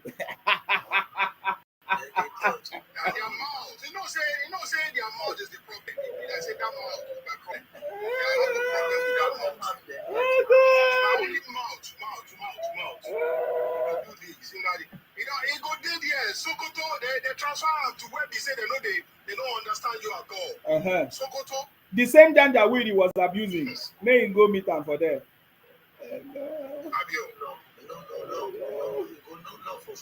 He say a whole judge no law. Do you know what it takes to become a judge? He say no law. No law. All right, I'll see Thank you. you very much, Omo, for coming. I really appreciate you. Thank you very much for coming. Yeah, thank you for your contribution there. And then somebody in the comment section is now saying, by the special grace of God, God will free him. This and that. He will be free one day. He will never be free. He will never be. He's finished. You people don't know. Me, I know the life person where they talk through. He's finished. That's it. That's the end of the day. So some important question. Like when people say, "Oh, Igbos have been marginalized," and then they ask a very important question. They say, "Has any state in the south complained that the federal government hold or withheld their allocation for one day? Is there any state in the southeast that that did not receive any federal allocation at least for one day? Is there any state like that?" Because it's like, I think one day we need to do a program for people to understand means federal allocation. What federal allocation money, what is involved, what is meant to be used for. Because I believe that many people graduate from school, but they don't know what it means to graduate from school. Do you understand what we say federal allocation? What is the component of federal allocation? What the monies are meant to be used for? Do you know what it means if you are Igbo man or you are from the east? So if you understand what those monies are meant for, we ask you a question. Is there any state, has there been any report, even since from the creation of the state of Nigeria, Nigeria as a country, has there been any state in the southeast that they have not received their own federal allocation? Is there any state like that? Has there been any Igbo leader or elite, in the southeast that have risen up to say enough is enough of all these things? The wrong thing has been done. This is the right way things supposed to be done. Has there been any of those? We have not seen it. We have not heard. Rather, we have seen several Igbo leaders rise up to support what Nnamdi has been doing, saying that he's good, that the reason why he started what he's doing because Igbos have been marginalized in this country, because of the ways Igbos have been treated in this country, this and that and that and that. That is why he's carrying this to buy his people. That is why he's saying go and kill leaders of other regions that do not contribute to their problems. Where is the sense in that conversation? What sense are you talking about? You understand me? So there are so many Igbos that are celebrating, but they cannot come out and speak. These are comments of Igbos now. What I'm reading to you are comments of Igbos. These are the Igbos that are celebrating. There are plenty. I don't want to mention their name. So, and even all of them still admit to the fact. Now, that is how we know that these guys are just criminals. Now, the Igbos admit to the fact and they are celebrating and say, look at it, if the East separate from Nigeria today, Igbos will struggle more than we think. Not because we lack brilliance, but because Yorubas are the largest buyers of Igbo products. That is the truth. That is the truth. That is the truth. Because the product that you are selling, you go to China, you buy fake product, adulterate it, increase the money, put more price. Yorubas are buying it. Other tribes are buying it from you. Fake things. They don't use fake finishers for you. I'm telling you, fake things. That is why the Yorubas need to rise up, because this is not a joke. When I make reference to all these conversations, you think that is a joke. Is it that the Yorubas cannot go to China and buy their products? I don't understand. Not just. We don't need them. We don't need them. Yeah, but we have. But if we consign of what these people have course, that is why all of us must rise up and do something. Because now look at bitterness and the hatred now that they have even carry a harbor in their hearts. Because now they are even saying that it was Yorubas that lay ambush against the Igbos, or the Yorubas do not like the Igbos, or this kind of stuff. Don't you think that there will be more bitterness? Don't you? How many Yoruba people they go China go and buy something? Exactly. Yoruba people they go China go and buy something. Exactly. And they know they sell fake. Exactly. They know they give us fake. So Before we know Igbo people, we need to begin. I'm telling you, where Yorubas not doing business, where Yorubas not doing business before Igbos came. Since 1914, Yoruba people exactly. So, but how come Yorubas have now allowed them to infiltrate everywhere like this, to the point that they are Igbos are now the caregivers and caretakers and house agents and everything all over in Yoruba land? Why? Because to my greatest surprise, when I did a little bit of survey, trying to reach out to agencies in Lagos. I don't want to discuss this thing now because it's going to take a diversion from this conversation. I discovered that most of the caretakers and agents are Igbo. What is going on? What is going on in Igbo land? Since 1914, Yoruba people don't graduate. You never come to Nigeria by that time. Yoruba people they do well, so we don't rely on ourselves to say Igbo people could do something.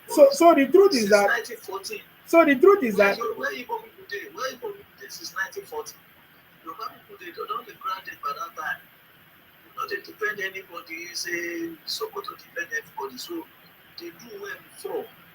So we don't depend anybody say Igbo people are all these artists. So what I really wanted to say, Ewa, is that the Igbos them themselves they know the truth.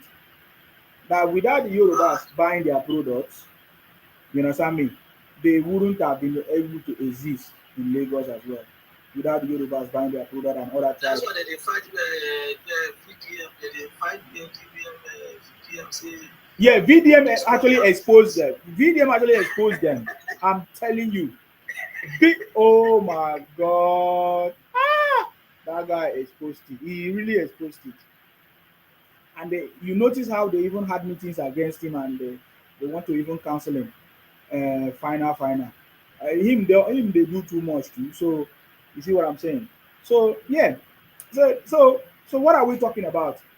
What are we talking about? And the last one of the person that came up here said, because I asked him how come the Yorubas always run away from their space to other people's space. He said right from time that Igbos always travel to either go and invest or develop another person's land. What are you talking about? Igbos don't go to where it's not developed. Why are Igbos not in Sambisa forest? I think okay, the recent news is that they are even the one trading the weapons that they are using now in Sambisa. That is what they do. But how come they are not there? They go to places that things are working, well developed. Like look at Akwa Ibom now. All of them are running there. They say look at the nice road, look at the gutters, look at the market, the town, the display. That is what you get for Akwa Ibom. They don't get them for their place. Yeah, that's what I'm saying. Be like UK. Those are the places that they run to. So where is the development? Will you not? Do they not say that charity begins at home? You're supposed to develop your space first before you think of developing someone's space. And what is the development they are talking about? Selling charger or what? Where is the development that they are developing? They don't even pay tax. That is why they are even fighting Tinubu now, because of the newly designed tax system that nobody is going to escape from next year from paying tax. Are you getting me now? Yes. So the man knows he's building a future, he's building a country that is future proof. That is what President Tinubu is doing. He's building a country that is going to be future proof. Taxation system is what they use to build nations. They make sure that there is job for people to work, pay tax, and they build a nation. That is the kind of place I live. I live in the UK. The same happens in America. You understand me? Everywhere. They don't understand what they enjoy in Nigeria.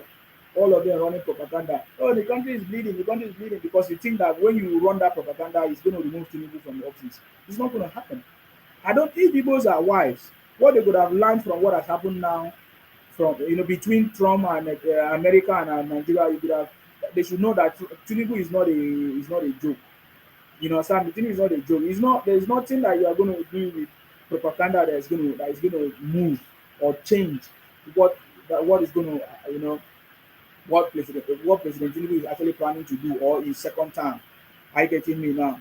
So because those is just what they think they are going to do. Second term is that is what they are thinking what they want to use to fight President Tinubu, and it's not going to work. But just in this broadcast, the message I'm trying to pass is that the Igbos know that they cannot do without Nigerians, they cannot do even without the Yorubas, that they are the ones patronizing them in their businesses, in their products, buying their products, and all of that. But my question, just like I asked, why are the Yorubas handing over what they're supposed to do to the Igbos?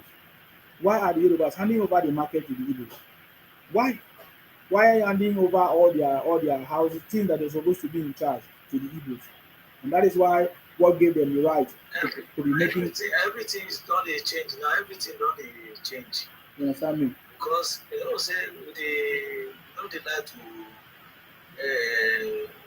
the bad people like to accommodate people to their land, so they don't like to disturb people like that. Understand me? But everything not is changing now because of their do something too much. You understand me? Because they give them chance. So all these things now we don't.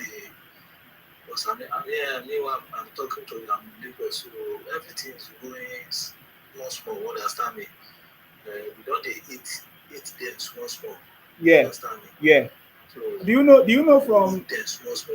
sorry sir, do you know from when this issue happened that Nnamdi Kanu was sentenced to today? Do you know that Igbos are now beginning to ask important questions? Because we have been challenging them. Let me tell you one of the I have it here. Some of the person that wrote this, an Igbo person, he said, before we shout, divide Nigeria, we must ask ourselves, what have our governors, senators, Igbo elite done for Igbo land? You see now, they are beginning to ask questions. What have our governors, senators, Igbo elites done for Igbo land? All their secret where they do for their own land there. People say people they like to expose something. Yes. And then they go expose themselves by themselves. See their governors in 99.99 every the criminal where they see they are Igbo people. So then they go expose themselves. Nobody will push them, and then they will push themselves. Because they don't have sense. So now then they will push themselves. Nobody they disturb them, and then they disturb themselves. Understand? So anything what they do, they expose, or everything what they try to do to make parliament no good down. Yeah, because they fall for their mind. because you see, they are the one pushing it on social media. The man help them well for Lagos. He help them. We say make them leave them at that time. They give them a chance. Give them a place for the market and everything. Yes, he give them a chance. Make them leave them. Make them operate. Make them do this thing. But they don't let that man know. Say okay. The man self don't know them before he come to president. The man don't know them. Say okay. You people, you are my enemy. So no problem. But they are very, very ungrateful. Very, very ungrateful. I don't know how to. That is the only word. That's the only word I can use, sir. They are very, very ungrateful. Very, very ungrateful. Very, very ungrateful to President Tinubu. Very, very ungrateful. Very, very ungrateful. Then he went further to say, instead of us fixing our region, we spend too much time putting mouth inside Lagos politics. Instead of us to ask the leaders in the southeast to fix their road, industries, and schools in the east. He said the truth is that Igbos are quick to point fingers outward, but very slow to hold our own leaders responsible. We can't build a new country on emotion. We build it with structure, governance, and long-term planning. Then he went further to say, I love my people. We want a better future. We must start with this question. What are we fixing in Igbo land today? Because if we don't fix home first, independence or no independence, we will still face the same problems in a new name. So that is what that Igbo brother said. It's a very important conversation. You understand me? So it's a very important. So they are beginning to ask questions. They are beginning to wake up. And just like what I said, they are celebrating the sentencing of Nnamdi Kanu, and now they are beginning to ask questions. Yes, now. More, And they happy well. yeah, There's some there where they happy well. more people will be asking questions, more questions. There are so many of them that have asked lots of questions here, but we don't have time. I want to go to Obi's comment and all of that. Somebody is asking you, AY, why are Igbo properties being destroyed in Lagos? Do you want to answer that one? They build illegal properties. They build illegal houses that don't have any approval from the government. That is why it's being destroyed. They want to control governor. They want to tell governor, say, want to teach governor. They want to teach our governor, say, the place where you build us. Now then they will tell you, say, the place where you build us is not right.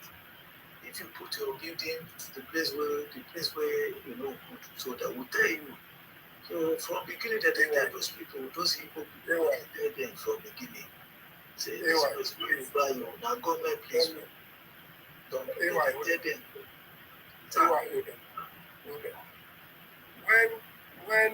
When Igbo was telling we Yorubas that Lagos is no more state, you forgot that you brought the land from somewhere. You buy land from Yoruba, you build your house. After they accommodate, you now told us that no, we are not the one that have the land. The land belongs to you. Is it mean that you buy land mean that you are the owner of the land forever? So these are the things that these people are not understand. If you buy a land, they will accommodate you. Don't respect the law of the state that you are staying. But if you say you want to behave somehow, Yoruba as the kind of the tribe that when they want to deal with you, they don't make mouth. Yoruba will not talk. They will just show you their own way. Are you getting me now? And it is not only Igbo house that demolish. Okay, I went to someone's house today because I'm a hard worker. You know, and my shop at Lagos. There's one place these people are building mansion under power line. And the state government came and break those things. Yoruba house was there, Igbo house was there, Hausa house was there. Are you getting me now? But the only funny part of it is only this tribe who hear their voice on the social media. Why other tribes they are destroying their house, they are not making? Is it only Lagos they are breaking house? They are destroying house in many other regions in Nigeria. So why it is only Lagos? So when you build a house on undocumented places, you are not documenting your things very well.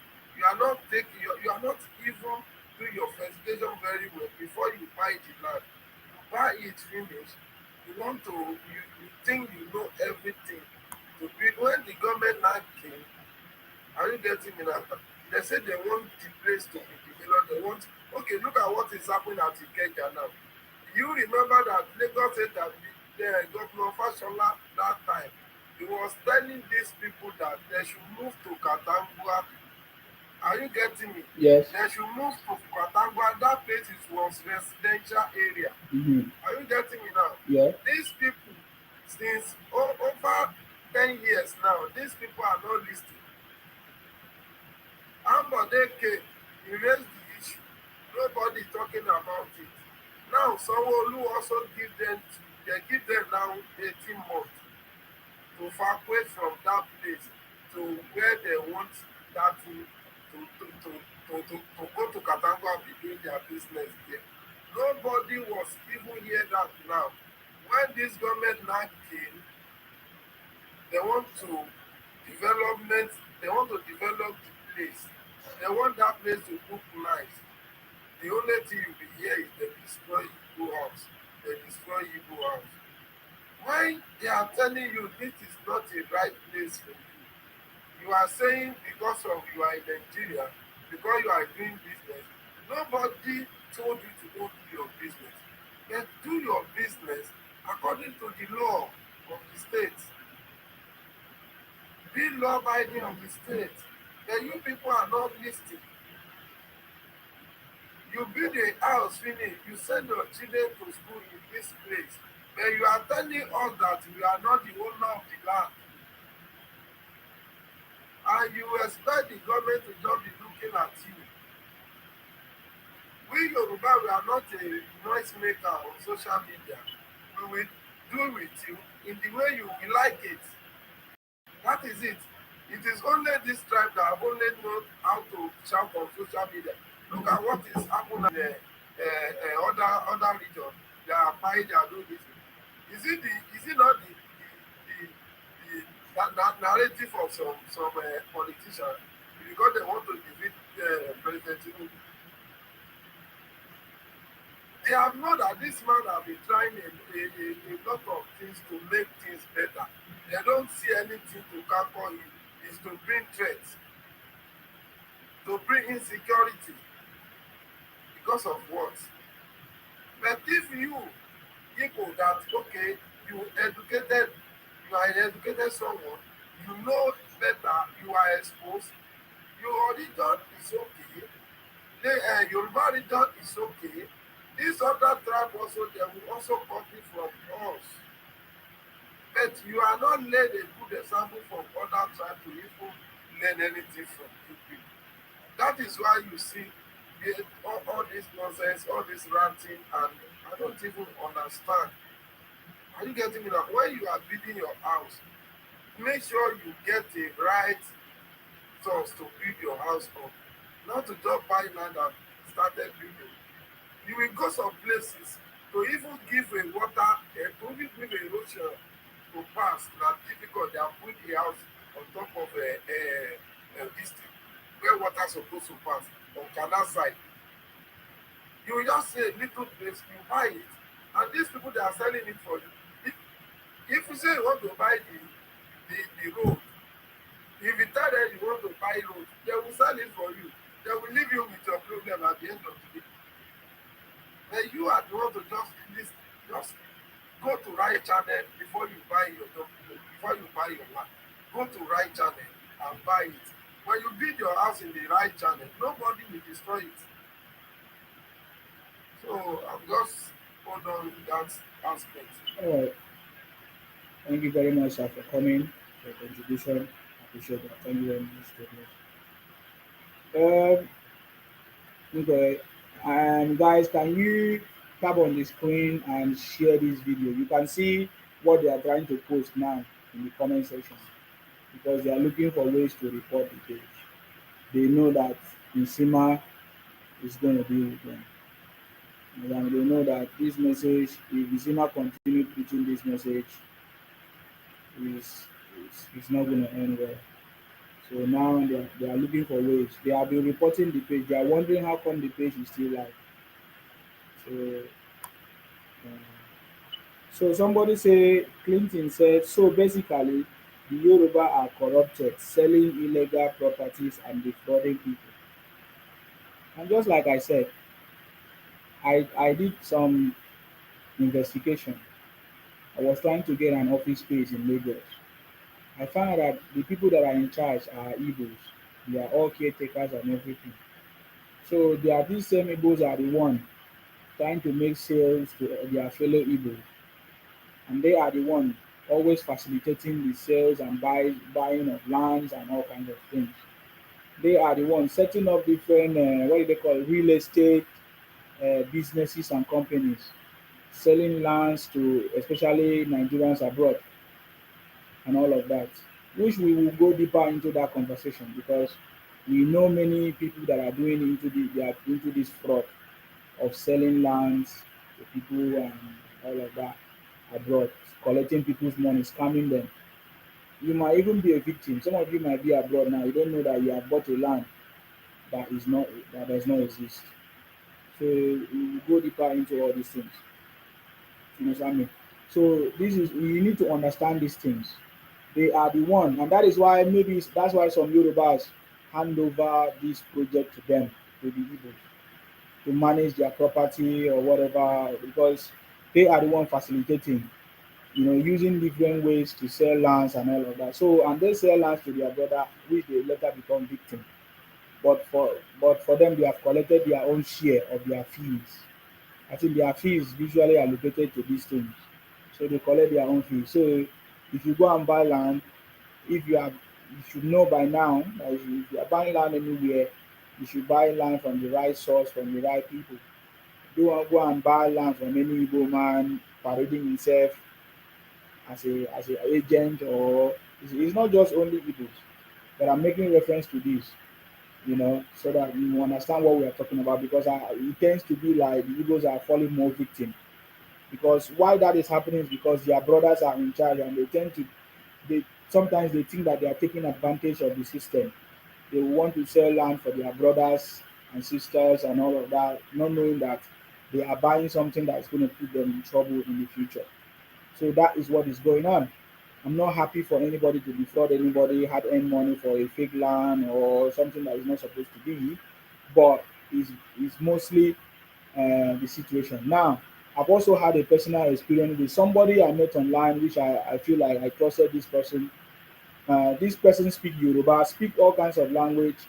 Then he told me a land, that he's selling a land, and then he brought the land. And because of the trust I have for this person, I was able to send money for this person to go and to buy this land on my behalf, not knowing that it's fraud. So there are so many of this fraud that is going on, that is so rampant now, especially in Lagos and the neighboring places. You understand me? And these people, they speak Yoruba language and all kinds of things, which is something I will address, because I'm also a victim. I have all the receipt, I have all the proof of their criminality, and that is one thing about me. Because anything I talk about, I have evidence that I've done investigation, so that tomorrow nobody can just talk about all kinds of things. You understand me? So it's something that is actually happening. Many people are using that to live life in Nigeria, and claiming that they are big boys. Some of them will claim that, oh, they live abroad. All these things, they are criminals. That is the business that they do. They don't know that people like us, we are like a bus stop to all these things. I will expose all of them. I will go further to go deeper, even as I show their photos and everything, and other information, proof evidence to back it up, even as I file my case. These guys are criminals. This is what they do. They stay on social media, target people, come to you and say, oh, buy land. Listen, now don't get me wrong. I'm not saying that they are not genuine people. They are genuine people that are doing genuine business. That is why for you to do it, you have to make sure. I used to hear about it. He doesn't know that I was using him as a bait to confirm what I know. You know what I mean? Even this guy even deceived me and say, oh, he wants to form a political party. You want to form a political party, this and that, you collected money, 300,000. Is it 300,000 or 250,000? All these things, I have evidence, I have all those things. So Nigerians at this point should be very, very careful. Nobody Nigeria at this point, especially if you have knowledge of all this, should be victim of all these things. Are you getting me now? Of all these small things, because is what is if you just fall victim. For me, I didn't fall victim. It was something I wanted to confirm, and I did it, and I confirm it. You understand? And I know, I say, wow. If somebody that I know, that I talk with every time, trust, you know, can do this, what else can you do? Then I begin to imagine how many people you have defrauded. So I have a duty to expose this person, so that other people will not fall victim, so that other people will be careful, or even others, people in the future, or people that are still thinking, they have not decided that, oh, they want to buy land, they want to do this, so that they will not fall victim of all these things. So yeah, so I'm just addressing that comment that you made. That does it mean that Yorubas are corrupted, they are selling fake lands and all of that? No, that is not what is happening. Yes, it's happening. So some of them are doing it. So like the one I'm telling you, he speaks Yoruba, but he say, oh, he's from somewhere in Delta, Orogo, this and that. All these things are criminality that is going to be exposed. You know what I mean? There are some things you do that you doesn't know that that's going to be your end. You see, so yeah, so that is what is going on, and it's happening. And then I even see this. This guy I'm telling you now, he doesn't know that I actually use a bait for him. Now I see him coming down and trying to be condemning other people, condemning Igbos, and I say, you yourself, you that is talking about, are you not defrauding people, collecting people's money in the name that you are selling lands? There are so many people that I know through this my investigation that I've done. I'm going to gather them because they are going to form the witnesses. He doesn't know what is coming after. So you keep collecting people's monies and telling them he's going to sell land. This land does not exist, but he keeps doing it. This is the kind of wicked person. This person can be compared to Nnamdi Kanu. This person I'm telling you, this person that I know, he can be compared to Nnamdi Kanu because he is deliberately collecting people's money. Not that he even want to collect the fees. You know, some people can say, "Oh, I'm doing buying and selling of lands and this and that," and they will put small money on top of it and collect it. But this one, he doesn't have any land. There is no land. He's just scamming people, collecting people collecting people's money. You know, because they feel like those people are abroad, they will never come back home, or they will never be able to trace them, or they will never be able to catch them. I get it now. It doesn't matter how long it takes. It was a transaction. No matter the years, we'll catch you. When we catch you, in fact, the longer it is, the better it is. Because tomorrow you will not say, "Oh, you not give me opportunity. Maybe I was hungry. I did not have food." How come? The longer it is, the more better it is. I get it. So that is the situation that we face ourselves.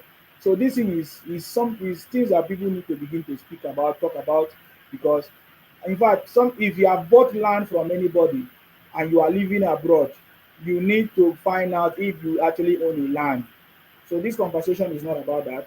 So I'm not going to go deep, but I was just trying to address that question that that person asked, that comment that you made. Um, Thank you very much for that. Thank you very much, AB, to show your contribution on that. So I was looking for this. I was looking for this. I was I was looking for this comment or tweet from Obi. I missed it. I can again. There's a tweet from Obi trying to say that the sentencing was not right. This and that and that. I want to read it so that you know that Obi is behind IPOP supporting them even when he knows that what they are doing is not okay. I mean, it will be a little bit different when you don't know what somebody is doing, you support that person. But if you discover that this person is not doing something that is nice, are you not supposed to say, "Oh, I don't belong there"? No. But in the case of Obi is openly supporting IPOP. So that's why some people say if Obi is supporting IPOP, then Sheikh Kumi is supporting their own brothers and sisters too. So they are all doing the same. That is another conversation. I don't like going into all those conversations. Okay, now, You, sorry, what do you want you to need say? to you need to understand one thing about Toby. It Yeah, is in politics. yeah. Are you getting it now? Mm-hmm. So, and if Obi doesn't support Nnamdi Kanu, how How is it? how do you think? And that's his How do base. you think? Yeah. Yeah, how do you think he can get the the how do you think he can win the heart of the people if he's not supporting the Nnamdi Kanu? So it is just a politics talk. Are you getting it now? Yes. From his heart, you know the damage. Are you getting it now?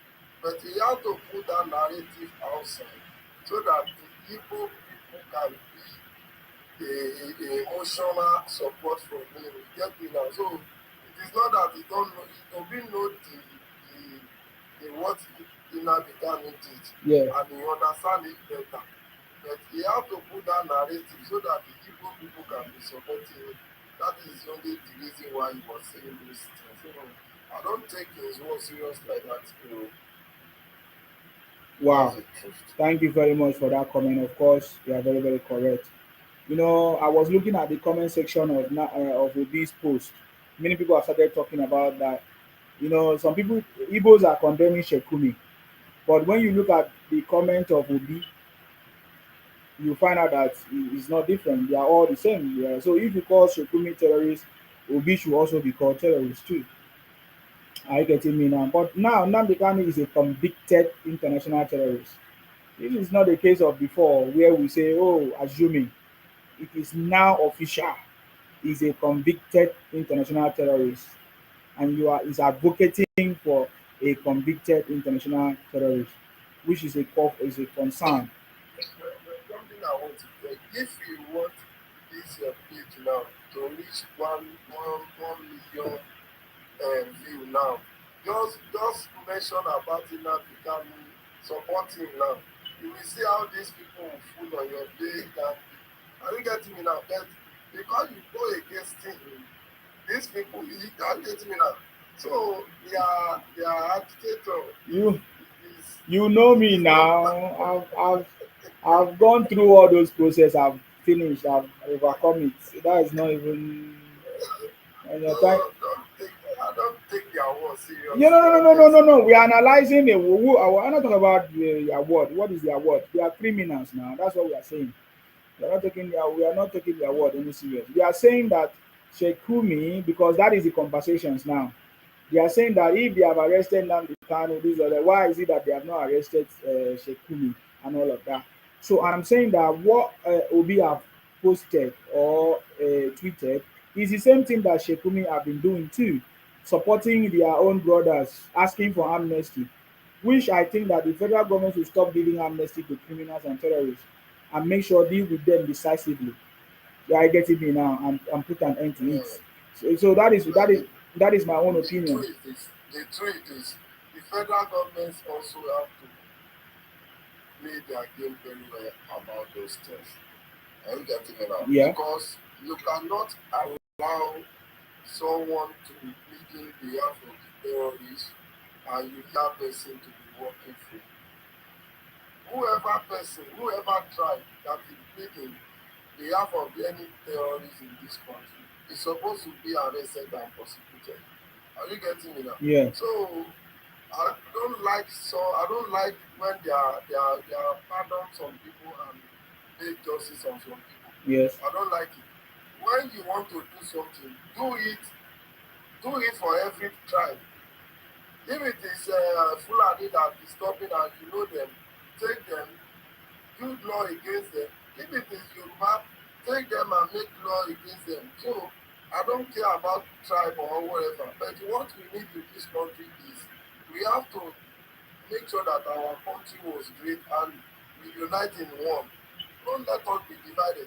All this nonsense and Fulani people, Yoruba, all this nonsense stuff. No, I don't do like it like that. Are you Mm. getting my? But the federal government need to take a bold step.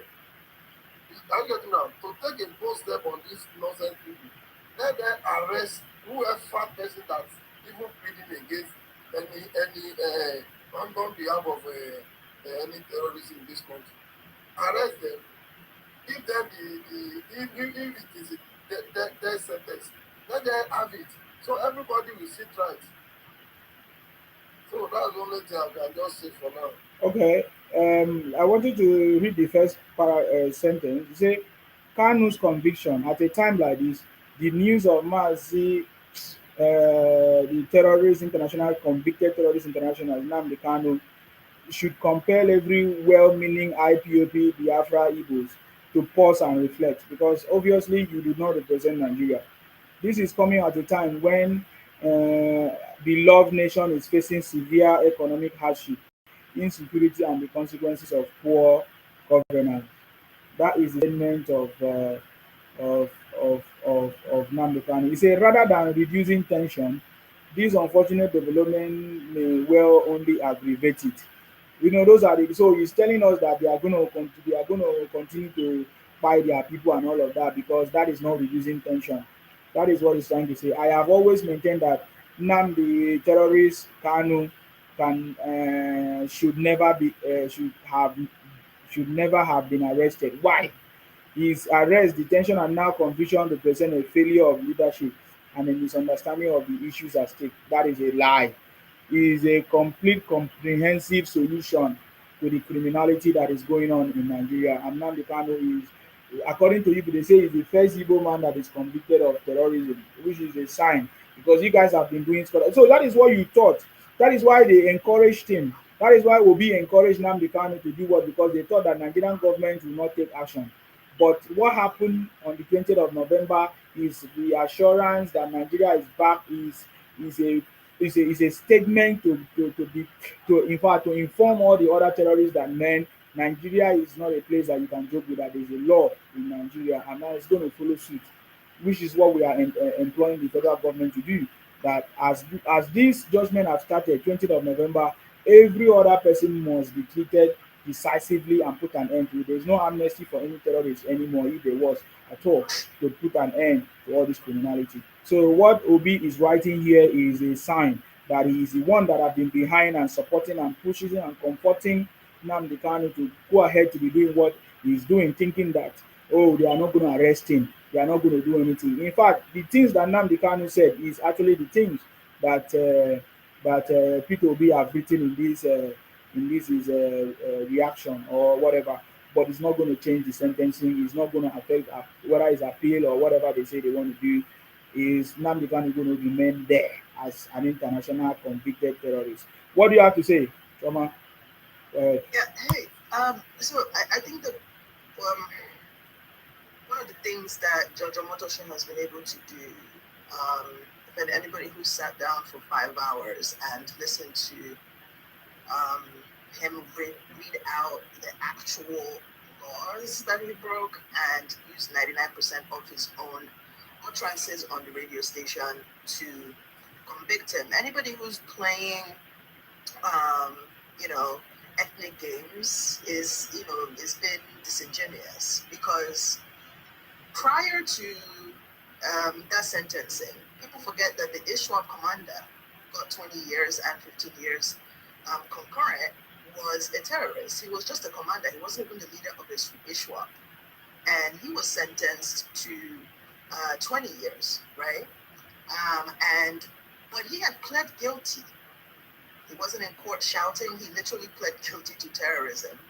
And the court delivered justice, and it was an Igbo judge that delivered that justice. Nobody came and said, oh, you know what I mean? Like, nobody was saying this is a miscarriage of justice or trying to play these games. I don't think this is an indictment on Igbo people or selective justice. I think what this is a warning, and it is a necessary warning, right? Because you need to set the precedent that just because people will make the argument that just because terrorists in the north have been negotiated with at the state level, that they too want to negotiate with their own terrorists. The irony here is that 99.9% of the people that I probably ESN have hired are Igbo people from my state, okay? From Imo State, from Osu, from Ihiala, from Uli, right? KC, who is a famous musician, has not been able to go to his village. Him and his brother, they used to do these festivals. Like, they've been able to go to their community for the past 5 years, right? Because there was an invasion in their community by ESN. So those communities, those people are alive. Those victims are alive. So it is an affront, right? And it's totally disingenuous. And it stretches credibility for someone who's from that region, who is a political figure, who, when it's burning somewhere else, they always are very loud about it and typing about integrity. For somebody like Obi, who a lot of people were looking up to be different, to not even think about the victims. Like, in that whole spiel that you just read, there was no indication that there was any concern for the victims. Like, people like my friend's family, like, they not only cried them, they ate their bodies, they cannibalized their bodies, okay? And use it and cook it for egusi. So you are telling me that I live in America and I know exactly what happens in the Southeast, right? In those communities, because he's from Anambra State and I'm from Imo State. And in his state, Ihiala, Uli is also in Anambra State. So even if, let's say, the governor of Anambra State, Soludo, says Peter Obi cannot enter, Does it mean that Peter Obi doesn't have aides that can be sent there to at least go in, not even to investigate, to just be like, oh, we stand with the people? There was an election in Anambra State for the governorship election. He was in Anambra State. So there was no opportunity to say, oh, let me even just go to those communities like that. People ran away from their homes. Like people, there were villages where only old people were left, and the young people who couldn't really leave, like they didn't have anybody in the towns or like the cities and stuff. So you couldn't send anybody. Okay, let's even say you couldn't send anybody because the two governors said that you couldn't come to those states to do anything. Let's even say that's true. So you couldn't write on Twitter. But when a terrorist was like, given the right judgment, you now suddenly remember that life imprisonment is, it's so terrible, and we need to do a dialogue. When Masob was causing havoc in Onitsha during his governorship term, he gave them the hard treatment. He had a shoot on sight command on deck when he had given them several warnings and they didn't back off. They were running wild. The same way that ESN is running wild in the southeast now, they were running wild in Onitsha. And when he was governor of Anambra State, what did he dialogue with them? Myself didn't even get to do half of what ESN has done. Because of ESN, one of the best trauma surgeons in the whole of Africa, Dr. Chike Akonyele, died him in cold blood. And Do the you know that husband. his children would never, ever, ever, ever, ever come to Nigeria ever again? Nigeria had already taken their mother, and then their father is a trauma surgeon the person who died him, if he had an accident, that's the trauma surgeon you want to be in the theater to make sure that you're okay.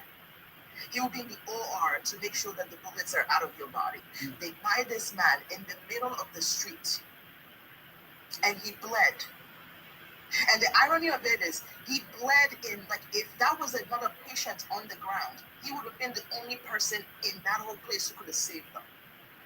So you're saying to me that that man who Small, who bite him, confessed that they were enforcing the orders that they heard. Mind you, Small was groomed from the time he was 12 years old in 2015. He was the kid that was carrying the Biafran flag in that very popular picture.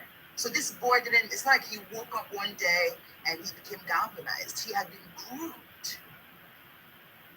to buy people who didn't follow orders, people they thought were sabo, people who didn't obey sit-at-home orders. You're telling me that somebody who wants to run and represents not just Igbo people, not just those IPOP people that he's performing for, but the whole of Nigeria, you're telling me that he didn't have the access to those videos, to those audios of when Gentle was buying those military people.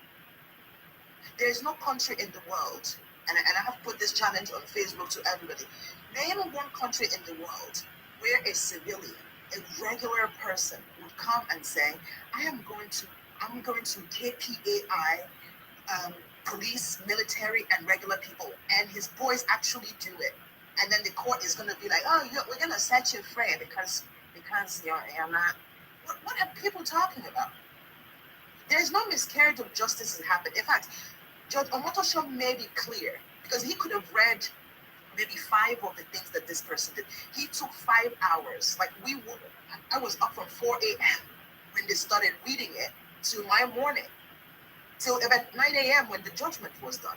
We all heard it. So anybody who's telling me, and then mind you, they thought we would have had time to listen to that judgment, right? Meaning that where is the law? They've already told you the law you broke. They've told you the 7 charges of the law you broke. He saw the antics. He saw that there's no judge in America or any place in the world where you say, oh, Motosha, where is the law? And they will not hold you in contempt. So that judge I don't think I would have been able to hold myself. I don't think most of the families that their people with the victims would have been able to hold. This one had the same tone for 5 hours just reading this stuff. And I think that he thought about it. That people were going to say, this people, this was like miscarriage of justice, and you know what I mean, that like it was like an attack. Then he on used the you, and he Bible. knew that. Yeah. Yeah, they were. Exactly. Yeah. And then you remember that he gave him so many chances to open his own, and he did that on purpose. That was why he read it out. Even when I told you to go get legal counsel, you still fired your lawyers. He even gave the spin lawyer the opportunity to even say something, and then you come to court, you're carrying on. They sent to Peter Obi. Is he not aware in 2015, in 2019, before this person went to rogue and started arming non-state actors? Was he not aware? Why did he not have a dialogue with him to calm down? Why did he not call him when, after he did the first broadcast of, I'm going to buy all these old women, why did he call and say, that thing you said on the radio is going to get you in trouble in 5 years or in 10 years? Why? So if you couldn't control him then, if you couldn't advise him then, if you couldn't dialogue and make him do those things, what makes you think you're going to do it from Sokoto? He's actually lucky that he went to Sokoto, because most of his victims are permanently gone. Their families can't, my friend's family, they can't get to their parents. Dr. Akunyili's children can never speak to their father again. These people are gone forever. As you and I speak right now, in my back channel, literally, this guy was in the army. He was not feeling so well, so just went to his village. One of my followers, as he's sending this, he's just like, I'm even too scared to post it because they're going to attack me. If you see what they did to his body with machete, they pieced him. These people roasted human heads. And you're saying to me that you didn't, and most of these people live abroad, they could tell, even if you're in the mall and you give the order and it's, okay, so why are we talking about Evans the kidnapper? Is he not an evil person? When he was caught for kidnapping and all that stuff, why didn't people go and say, oh, it's a tribal thing? He kidnapped people. But most of those kidnappings weren't even done by him. It was done by his boys. So how can people understand that Evans the kidnapper death? But you're saying that he had the power of life and death and can decide which of us live or die. Who gave the order that people be bound? And they did it. And you're asking us, what did he do? He's not just a terrorist. He's the worst kind. Because what caused the war in Rwanda was station. It started from a radio station.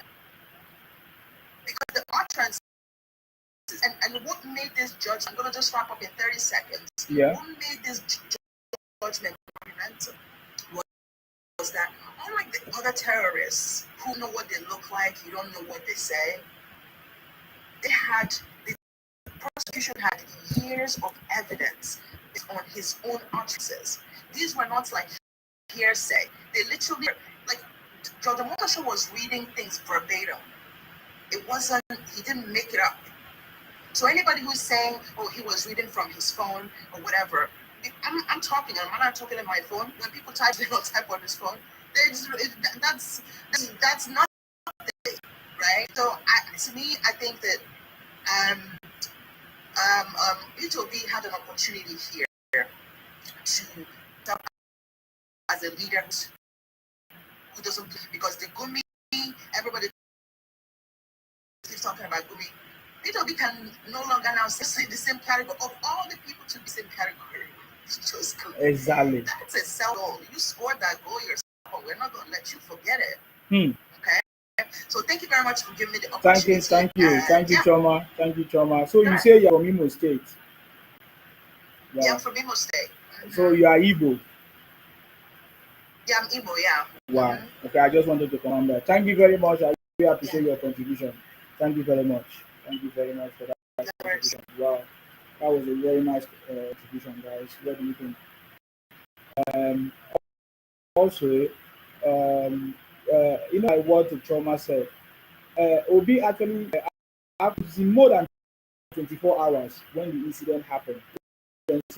For me, I was thinking that maybe Obi was thinking about what he's going to write so that maybe he will be look politically correct and that kind of stuff. To my greatest surprise, he came with this. Someone is very, very right. He didn't even remember those, and you listen to the evidence that was provided for 5 hours. Those incidents that happened, those people that became victims, which he even witnessed as a governor, myself what they did, and let alone IPOP and Nnamdi Kanu. So he knows, he will never deny the fact that he doesn't know these things.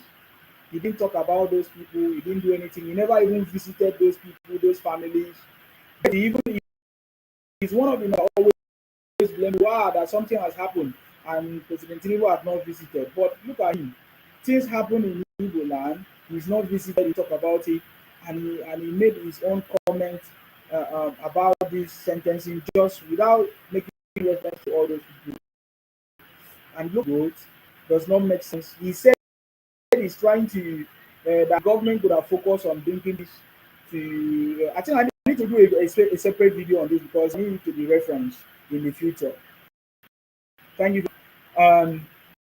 for coming and for that your contribution. I think it was very clear and sound. And he claimed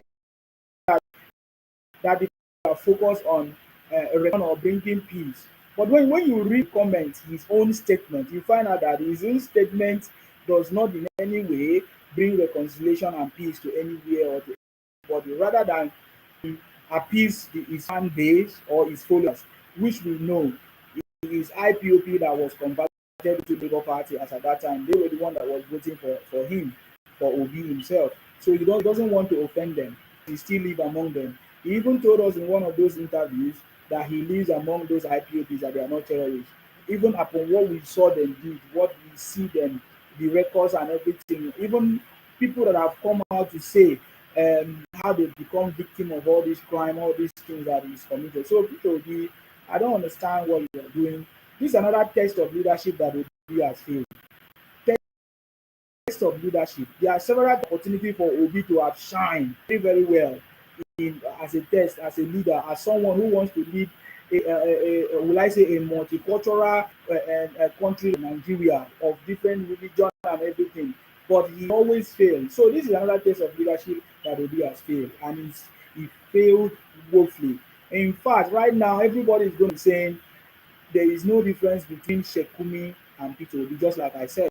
Because when you listen to Shekumi, in one of the videos, Shekumi said that these bandits supposed to be giving amnesty or listen to them and give amnesty and all of that and supported and all of that. And then when you read it's the same thing he was doing, that you would have pampered Nnamdi Kanu in order to bring peace in the society, that we don't even know the real issues at stake. What is the real issue at stake?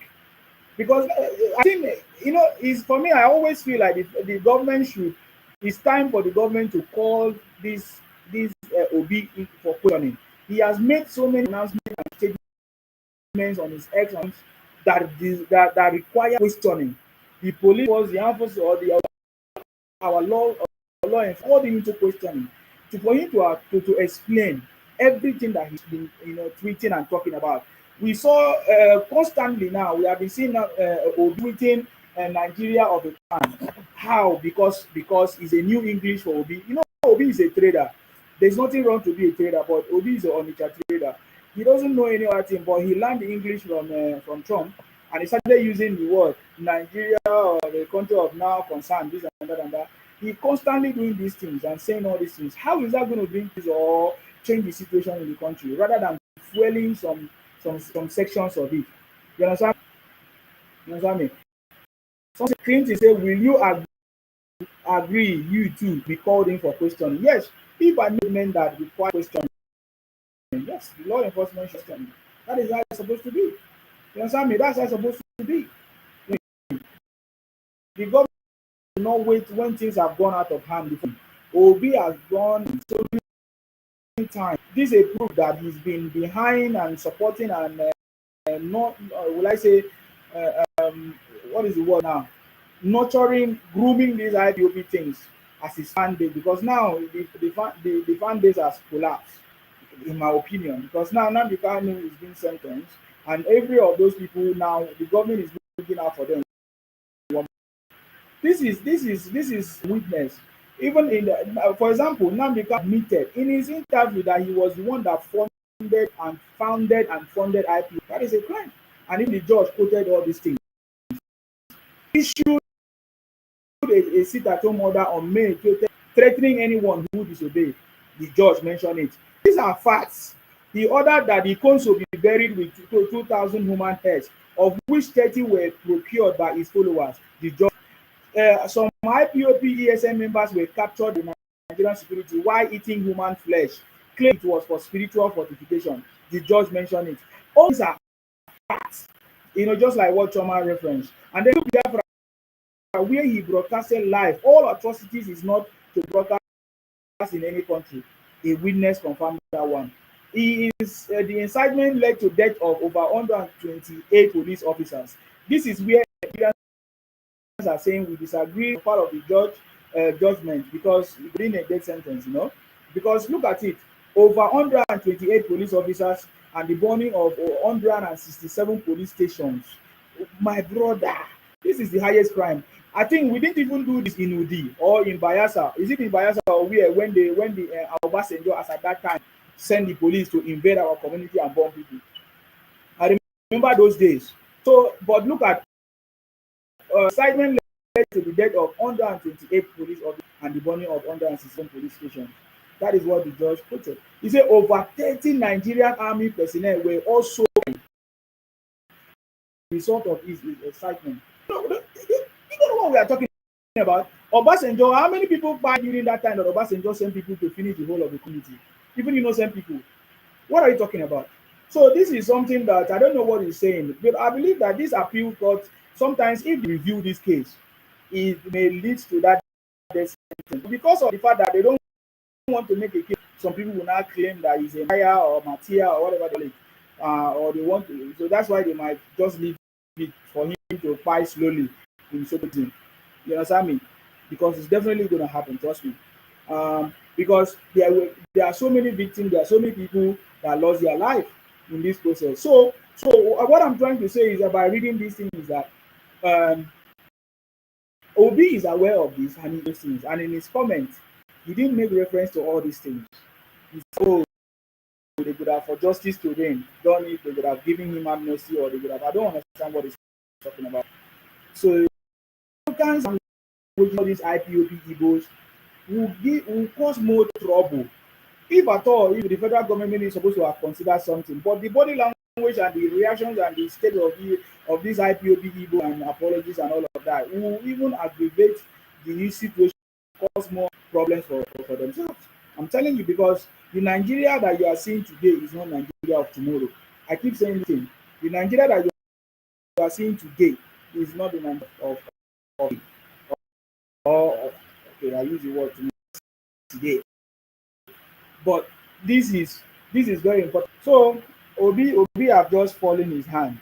After all, I'm not a fan of Obi. Ever supported Obi in any way, because when I listen to him, for me, I feel he's not logically stable or mentally stable in his political will I say ideas.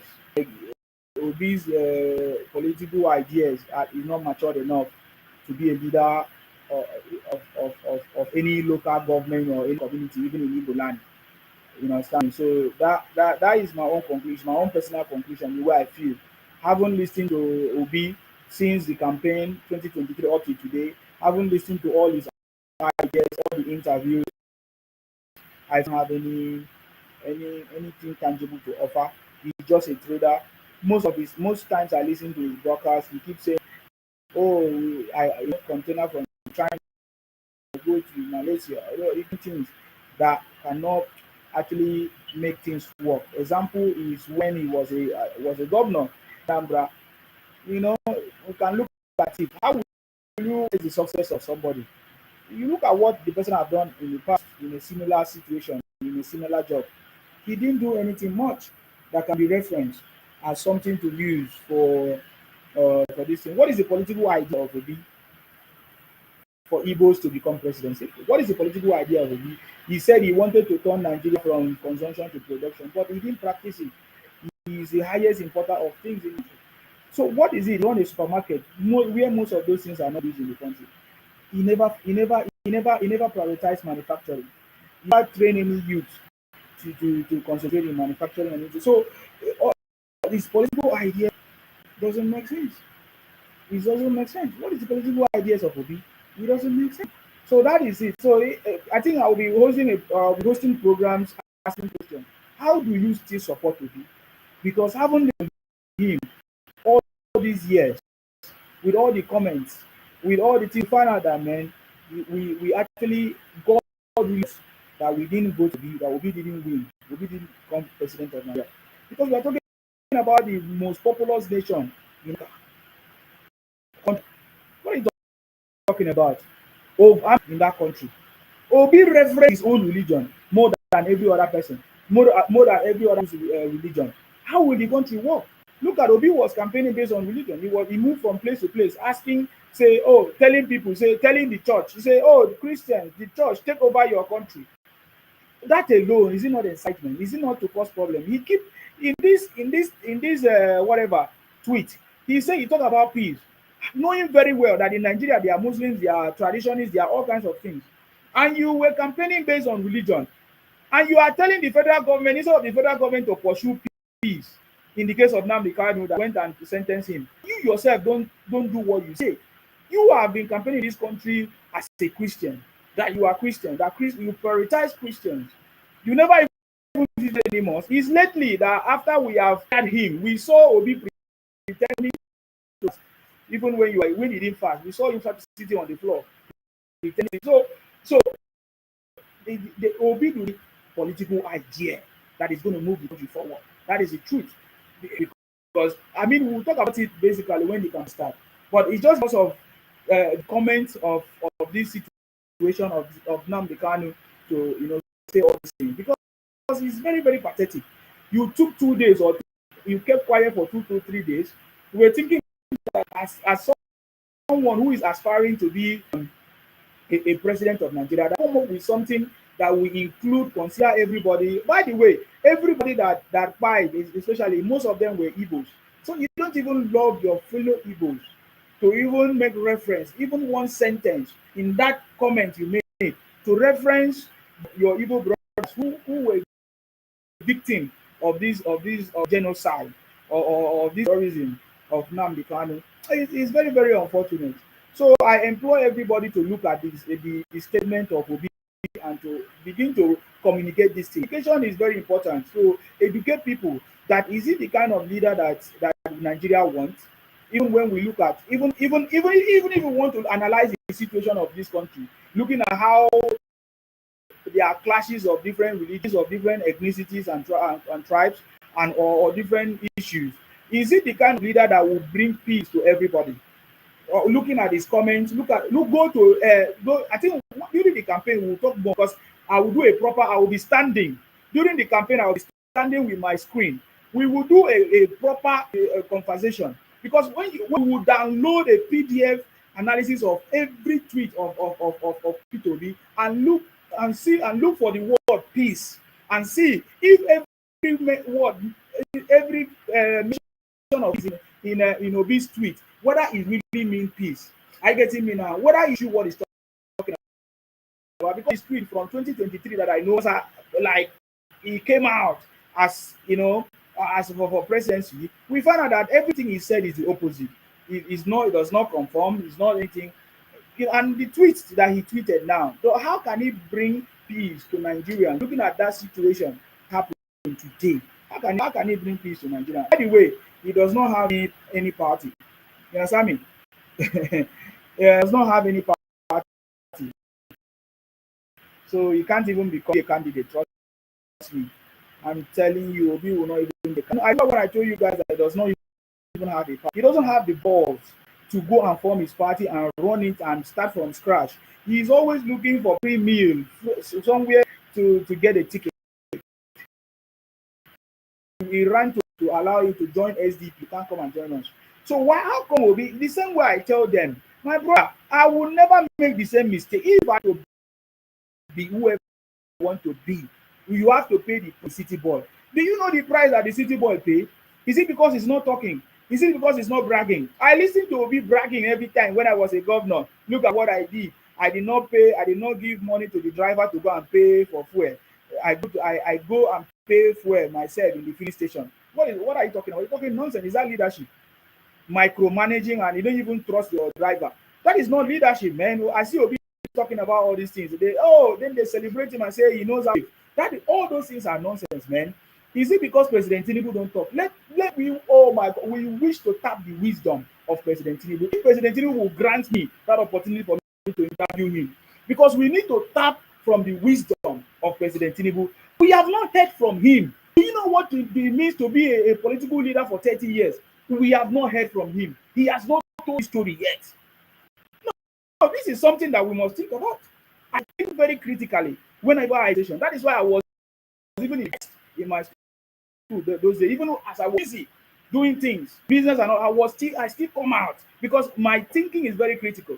I'm asking you today, have you noticed that even President has not act, has not told us his story, how he is, even a political experience or he has not told us all those things. Agobi, who has not gone anywhere, made he was made a governor. He was raised hand as a child by Ojukwu. He promised to remain by he couldn't. But Tinubu himself, who right from scratch. So Obi is not man enough because Nigeria needed somebody like Obi who couldn't who can't stand up for himself and start a business and do something. Let people see. Let Obi do anything tangible from scratch. Let him stop running from place. This is the challenge I challenge him. I challenged him last time. Let Obi form a party or maybe join a party, start from scratch, build it, support people, mentor people, make people to be governor, make people to be minister, just like President Tinubu and all of that. So that before it's meant nothing. You can Nigerian leadership cannot be given you on a platter of gold. Obi became whatever he became through Ojukwu, who handed over things, and then he even came to them. Today is the same cost system that is trying to talk down on. So that's what I'm talking about, man. So I mean, there's a lot of conversation. What is it by the time now? 3 a.m. So you see what I'm talking about. So point. So Obi his statement Obi is so pathetic. There's no difference between Obi and Shekumi. If there's anybody to come, I condemn both of them, Obi, Shekumi, all of them, because for them to grow, for them to continue the way they grow, is because of the system of government that we have that pardon people who are energetics to people we can see that are taking the life. It doesn't matter what. If I support you today and tomorrow I see that you are taking the life of people, I will never support you, because what that means is that my life is in danger too. That is one of the reasons I said I never support IPOP or Nnamdi Kanu anymore. I will not be taking the life of people. When you say you are like God, you can take the life of people. Who knows which person's life they are going to take? So to me, I don't support to be in any of those because that are taking people's life. They are only making what they are doing because they are not victim yet. Because when you take people's height of it, what are you doing? What are you doing? You have ended somebody's life. No, you have ended somebody's life. That is the height of crime. You understand me? So that is the same thing. And I believe, see, somebody said in the comment section, because I saw your comment. Don't think I did not see your comment. Government that President Tinubu have not given amnesty. Yes, that is true. That Nigerians are complaining today was not caused by President Tinubu. Now, so that is why they are trying to look for issues or incidents. They are trying to create false incidents that they use and say is the fault of President Tinubu, such as the kidnapping of girls is it girls or young people in the school in Menikebi. Now, from it's over 300 people now that have been kidnapped. So, for God's sake, we know that this is organized kidnapping. This is a plan. My statement. This is organized kidnapping. It can never happen anywhere where they say they kidnap people over 300 and no security, nobody saw them. How did they enter? How many trucks did they use? So this is organized. And for me, in my opening statement, the North are always of kidnapping people, kidnapping their brothers and sisters in the North, using it as a campaign against a sitting president from the South, from the southern Nigeria. And this is the same game, this is the same play. So for me, President Tinubu should do something differently. Look at the plan B, which has do something different because this is a game. So I believe you know how to play the game, and that is what they are doing. And look at it, all their campaign, all their whatever rhetorics and propaganda and misinformation is based on this. So this is the game. So Sheikh Kumi and Peter Obi are on the same pedestrian now. It's a shame. I wonder what he's going to say when on Wise TV invite him to their channel. Claims say the primary responsibility of any government is the protection of life. When you define government, I believe you went to school. I noticed that most of these IPOP apologies, I don't know the kind of school, media school. Can you define it? And can you define the structure? What structures of what the government system that we have in Nigeria? You understand? So when you talk about the primary duty of any government is to protect life, yes, to protect life. But it is only when something happens that they can react. And I believe that even the president has reacted, which is the right thing to do. So I don't know what you are talking about. The primary responsibility of the government is your first your local government, from your local government or your ward or your local government, your state government, and it goes up to the so. But I never hear you mention is it KB state governor? What has done about it? Because from our findings, this is a private school. A private school, we don't know if this private school is. We don't know if they are following the rules and laws. We don't know. So this is something that's supposed to be handled by the state. We don't know the procedures, the security issue system that they put in place. No, we don't know. So you don't talk about this thing because you are voting apologies or IPOM Biafra because you all you just want to do is to government, is to blame the president, or is to look for something to say against the president. Are you getting me now? If there is anything that happened in Akwa Ibom, the first person or to ask question is your local government, your councillor, your chairman, your all those things, and the governor who want to sort it out. It is only when they cannot, they have a channel, a system. Either they reach out to the commander or the police force or whatever they need backup to resolve the issue. So kidnap your brothers, that is the fault of the president, is your choice. It's not going to change anything. Somebody say you are being biased and sentimental on your points and opinion. What is your own point? Tell us your point. That because they have kidnapped people, so the Tinubu has failed. Is that your point?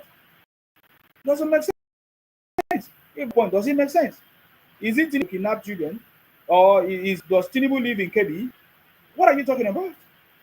Do they now not have a governor who is the chief security of the state? So what is the point? What is your knowledge?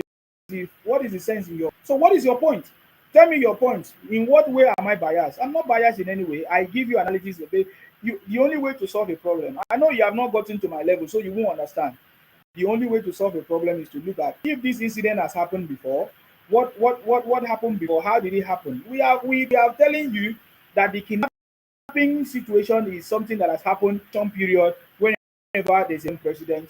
We cited what happened to Goodluck Jonathan, Chibok girls. It was the same method because they feel like they need to use that method to escalate, and people like you using Igbos or the Igbotic Biafra to push the narrative, and that is what it's about. But I'm telling you that this strategy is not going to work. See, whenever I tell you something, just sleep and wake up, man. Next week you'll forget it. Next thing will happen. It's going to happen. It's going to happen. Keep on this. If you are from any and you don't hold your no accountable to put anything apparatus in place, if you feel that you are not safe, then you don't know what you are doing. The president can live in your state. If President Tinubu today pack or move to Kebbi State, what about Kwara State, Kaduna State? What about other states? No, that is not how it's going to work because you are always talking. You don't say, okay, what about the security minister or whatever or apparatus that is available. You don't talk about those things. That is why you are failing. And I'm telling you that if you continue this way, you are not going to prosper. You are not going to achieve anything. You understand me? So as it stands now, President Tinubu, the right action is the best so far that we have seen. Let me read a comment on YouTube. Adaize, this man was POP when he could not get the money. He was looking for his turn against Nnamdi Kanu. Chai, he is going mad. I was in IPOP, I did not get money. No problem. I was in IPOP today. Maybe I've been in Kaduna. Sorry, is it Kaduna or Sokoto prison with Nnamdi Kanu? And it's obvious I was not. I'm not in support.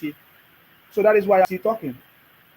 I getting me now. Ejiofor Chris said, I will know where you guys will go when the country divides. Yorubas to take you guys as housemates. No problem. If you are thinking that this country will divide, it will never happen. So just don't it will never happen. Just don't waste your energy. What I think can happen is restructuring regional system so that it will divide to a sizable things can be easily managed,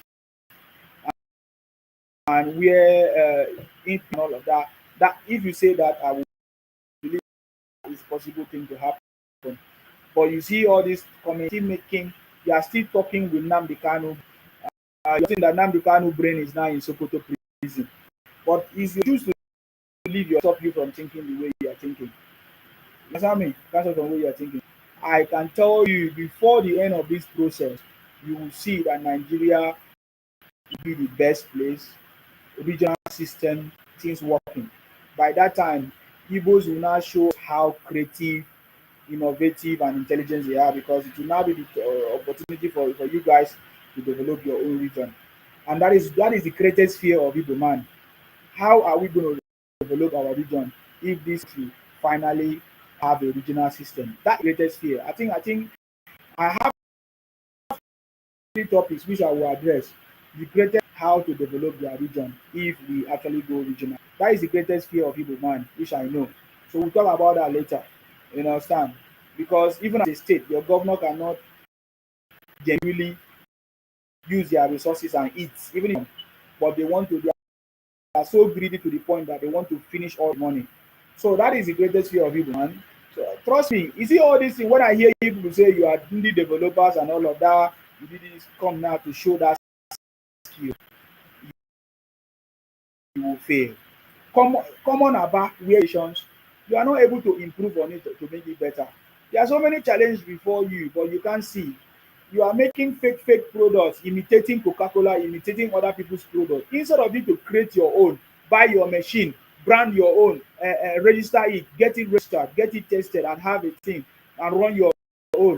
Because of the egotic brain that you have, very criminally minded, you always think getting other products in order to make. You don't think of launching your own, getting your license, getting your is it a song done or navigation and everything done to sell your product, promote it from scratch.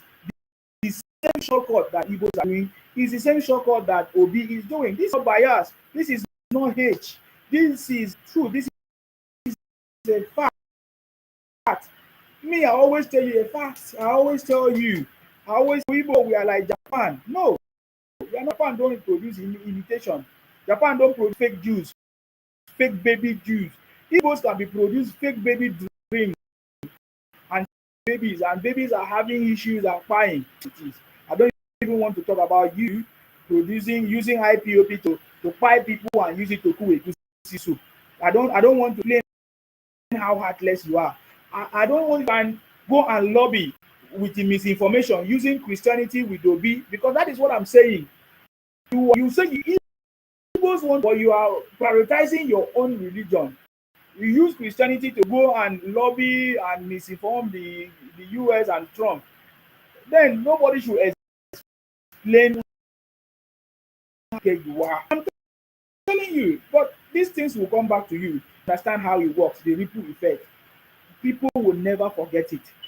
When the time matters, people will you. Nigerians, look at what you guys did. You never have nation. Think about it. If you invite what do you think will happen? When you say come and rescue us, where they will go to problem areas. Where are the problem areas in Nigeria? South, east, and the north. The greatest problem of Nigeria is the Igbos and the north. And you are arguing with me. Instead of you to sit down and think, this guy, what he's saying really makes sense. You think that the US people are stupid like you. At the map, they will see where are the problem areas. Igbo and the north. Those are the places they will attack, which will really affect you as well. But I don't know, because sometimes I wonder, you have Igbos all over the US and everything that have money, according to you. Instead of you to write business plans out to them, let them fund your venture, let them fund your startups and everything. Rather, you are there for a reason, fighting yourself, going to people's land to go and drag their land, the land that you know belongs to you. You now begin to claim. Where is the mind? Where is intelligence? Say you have all billionaires, Igbo billionaires. Why don't you write business plans and go and meet them and set up something genuinely? You guys don't know genuine things. So when I look at Obi, the same thing. You don't like genuine things. When Obi came, Obi went and Bajue Labour Party, took ticket from and then bought ticket, they gave him ticket, and that's it. He wants to be same. He's looking for party that is dashing free ticket. Sometimes I hear when you guys complain about presidency, you just want the Igbo, okay, or you come and rule Nigeria. It's not gonna work. So and strategically think all this thing. Don't come and here and talk with Nsima. I'm not the cause of your problem. I'm not your forefathers who started this problem, which you have refused to learn, to focus and change the course. Look at your comments. Still empty brain. You still using Nnamdi Kanu brain. Come. You understand me? That is the point. Where is it leading you to? Me, I'm trying to help you. I've always been saying this to try to help people. You guys are not thinking. You have about where there is a lot of people doing things. Why don't you buy machines? Set it up. But I went to Aba, I saw some machines you guys do. Instead of you to brand your product and register it, you want to imitate pig meal. Pig meal that is not your brand, you imitate pig meal. Even the owners of the company, they are saying pig meal everywhere, but they don't know that they are not selling their own. They are not selling, they are saying pig meal everywhere, but we still have stocks. Not that Igbos are producing imitations. The same thing with Coca-Cola. The same thing with other products and drinks. You understand me? We saw it. We saw Mattel. We saw it was busted. NAFDAC busted it. It makes sense. Think about it. When we talk, we say, oh, we are knowledgeable. We are like Japan. No, Japan is not like Japan. Is not doing what you are doing. You lack sense. You lack common sense. But it can't change. Even as I'm talking, you will not. It's not. You can't even hear what I'm saying. Enters here, go out there. So, who said you think Akwa Ibom and Calabar has arrived because Akpabio is the Senate president? So, but you guys arrived many years ago. How many Senate has he produced? So, but what has he done for Igbo land? But look at Edom. We don't have you back at deep seaport. We already shocking you. I tell you how many Senate president has Igbo produced? One thing that those Senate president did for you in Igbo land. So why are you blaming the uncommon Senate president, Kosila Fabio? Tell me what is it Namadi did for you people as a Senate president? Was it a Senate president or a speaker? Igbo land. How many Igbo? They have produced more than 9 Senate presidents in Nigeria. What have you produced? What did they do that we can remember today? Please stop. Don't allow me to go back to history because you people always talk rubbish. Senate president that we are talking about, the uncommon Senate president, Godswill Akpabio, today we are talking about, has given us his best. He's produced so many to go to Akwa Ibom. We are talking about Akwa Ibom today because of Godswill Akpabio. He has built things that you couldn't do. Even with your intelligence and all about, you guys could not achieve it. You don't even have half of what is in Akwa Ibom. Even as you call us house boys, house girls, you didn't have to produce criminality. Because one of them, Ike Ekoremadu, is in the UK. What did you produce? That's what you produce. By the way, Alanda, they say Tinubu want to help him to go and serve of in Nigeria. You understand me? You produce made in UK using. So please don't come to me, because if you know my mouth said, if you don't call my program, because you will never forget it in your life. Some of the things I come and ask those Igbos that was me before, the things I told them, because when they see Nsima today, they will remember what I told them. I told it to their face. They were so mad and they removed me from their groups. They don't know Nsima. They removed me from the group, they added me by themselves. They removed me because I told them the truth. I said, what you guys are doing is criminal. It will never work. You understand me? I'm telling you today. It's the same thing I'm telling you. Don't ever joke and compare anybody, any leader in Igbo land. There is no land right from immemorial, right from your ancestors, that can become to Gospel Akpabio, the uncommon senior president. We never had powers like Ojukwu, but look at what we have achieved. Do you know that if it was an Ibi like Ojukwu, do you know abuse that power to do? We would have used it to build our land, not our land like Ojukwu. Please, I don't talk about it because time for campaign will come. That time it is called campaign rhetoric.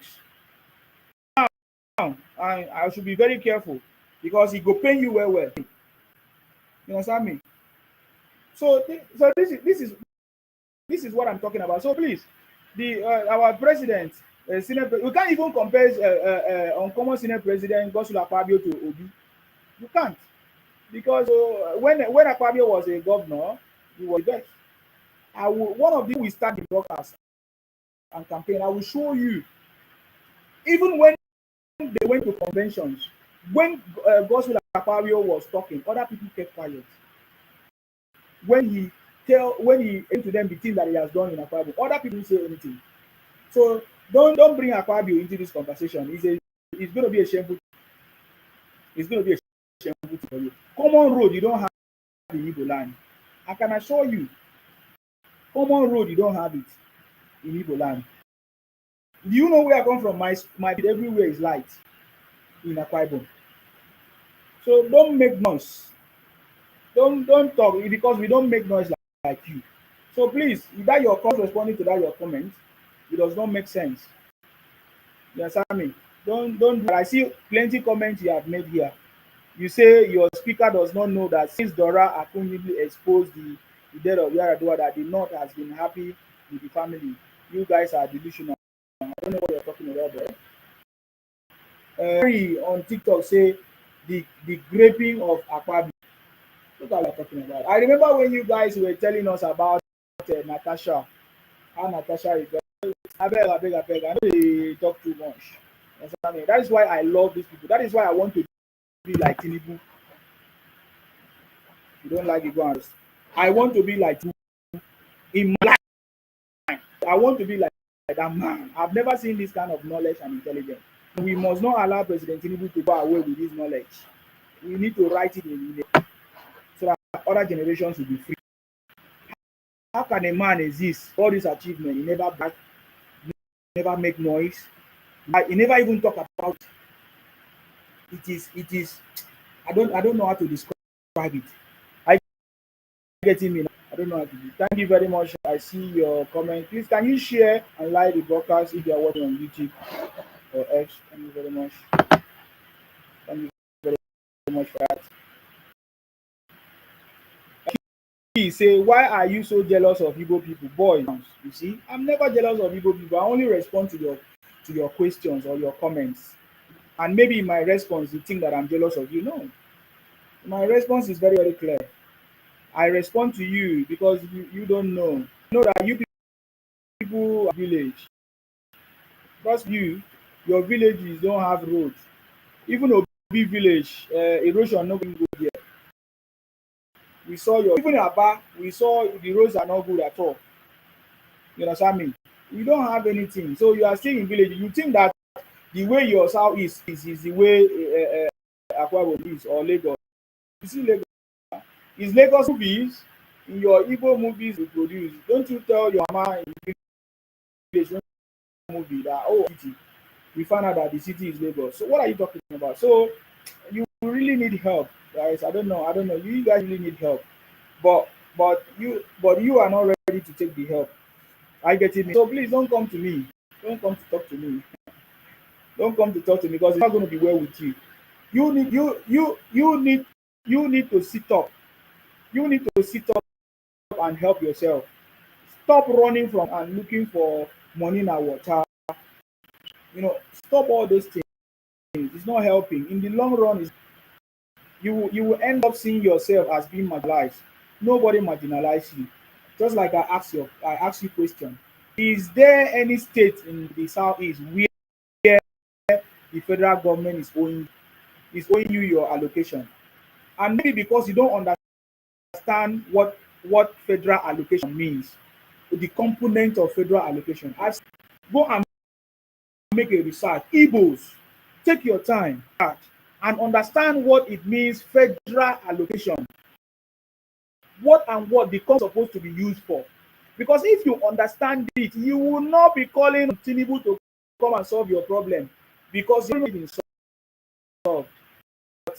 Because your broad leader has failed to implement it or to do what is supposed to be done. Thanks to in my broadcast, I used to say before that Soludo would be the worst governor, but he surprised me how he immediately identified with the center with President Tinubu and begin to change his ideology. In fact, is it Anambra State, the first state in Nigeria to send their rep to go to learn how Lagos is functioning so that they can implement in Anambra. That is why you begin to say it. He changed every narrative. IPOP, misinformation and propaganda to team up. He started saying the truth. He started telling us to, I started loving. That is the same way. Why don't you talk about that? Because you say, oh, I support Nnamdi Kanu, not supporting him. Wow, I used to fire Soludo. But today, I'm seeing a change. He has done something for that is remarkable, that has to be recommended or recognized. And that is what I've been doing. Soludo has actually changed this of Anambra State. First, one of the best ways to change any face education, thing that I know he has achieved.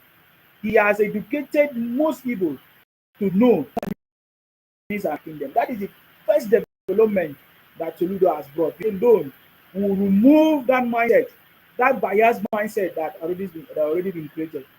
If you don't understand, education is the greatest development. That is why Nnamdi Kanu you to brainwash people.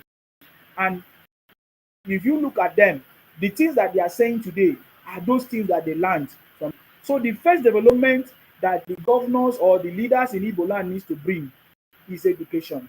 That through broadcasting or through they want to. They need educate Igbos. Most Igbos don't have political education. They don't know what is federal allocation. They don't know who's responsible for their state government. Everything to them is about president. If you ask them, because very soon this thing might even backfire on the Igbos. I don't want to be a prophet. This thing might even backfire on the Igbos.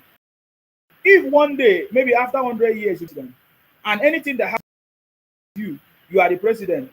The president is the ultimate person, ultimate leader in Nigeria, which means he's supposed to see everything, supposed to see his front, his back, everything. It might backfire on you. Maybe one day you become president and everybody is now saying you are the one. You now say no, this job is for my accountant. You now say no, it's not your accountant, it's you. Because you don't understand how things. So I believe that the first suggestion I can give, just like I always give, you always give solutions, but you don't listen until when it becomes too late to you people. You people need political education or even common sense education to understand how the Nigerian system works and structure. You need this education. It's very, very important.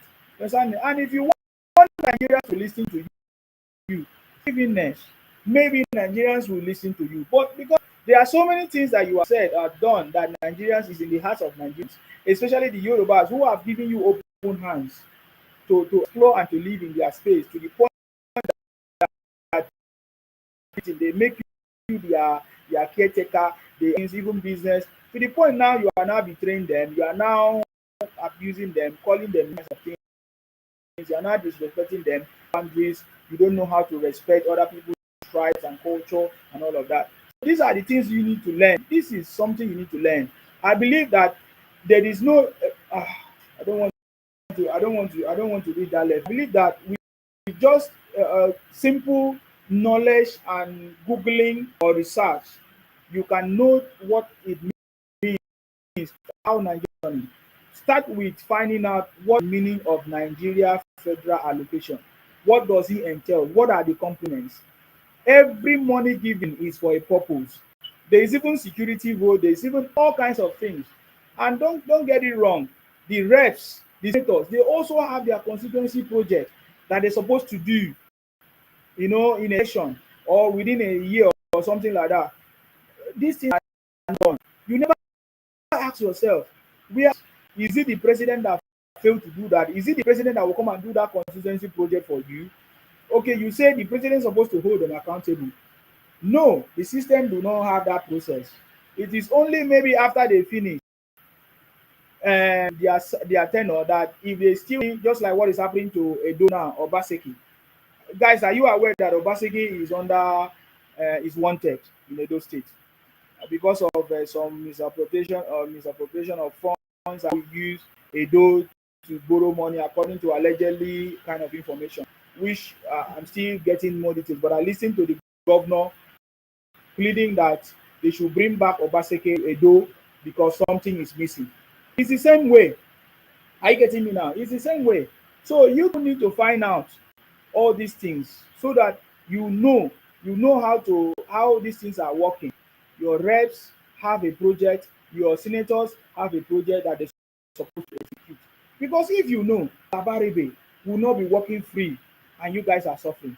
Do you know the kind of house the federal government gave to Abarebe in Abuja? You don't know.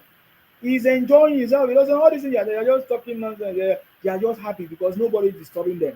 When the money comes, they will just take it abroad, collect or change it to dollar. You just because they know that they don't need to spend it because you are not, they don't know, they know that you are not intelligent, you are ignorant of what belongs to you.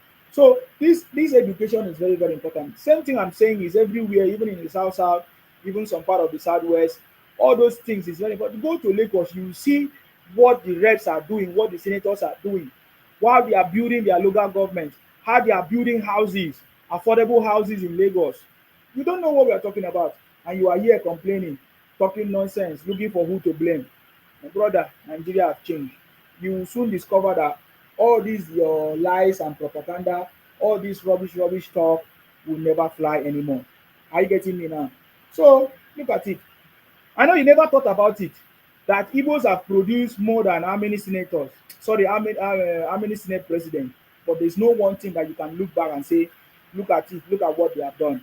Remember the East-West road that Ike Ikuremadu, the East-West road that Igbos were complaining, that was the road that belongs to the Igbos, that Ike Ikuremadu was in charge of that road. They reappoint and reaward that road more than 5 times to Ike Ikuremadu and their friends. They never did that road. And they started complaining when President Tinubu started the Lagos Calabar. Instead of him to do Lagos Calabar road, I think Obi said instead of him to do Lagos Calabar road, he should come and do the East West road for them. What nonsense! But that project was awarded. But I think they are also working on it now with President Tinubu because President Tinubu have a vision. He has a legacy that is pursuing, and by the special grace of God, he's going to be alive to actualize that. You understand? You never ask yourself, come on, it's true. IPOP, Nnamdi Kanu founded IPOP 2012, 2013, more than 10 years. Where is one thing that he has done? Now he's sentenced to life imprisonment. Let us look back and see what is one thing that he has achieved or he has done in Igbo land. See, criminality, crime, death, everywhere. Those are the things that we can remember IPOP for. It will forever remain like that. And that is why during those days when I used to tell them, I don't want to be remembered for bad things. Can you imagine that Nnamdi Kanu will be remembered for buying his people, for setting up a terrorist organization, for buying, and IPOB the same? That's it. No. What about Simon? The same. So what are you going to be remembered for? You understand me? Okay, let's talk about Abga. APGA that's supposed to be Igbo party run by Igbos. What is it that APGA have delivered in Igbo land that will be proud that this one is Igbo party. We are not competing with anybody or among anybody or among people. It's our own party. What have you done? So you see, but you can go to Lagos, you can see proof. You can go to other places. We just have one state in Akwa Ibom.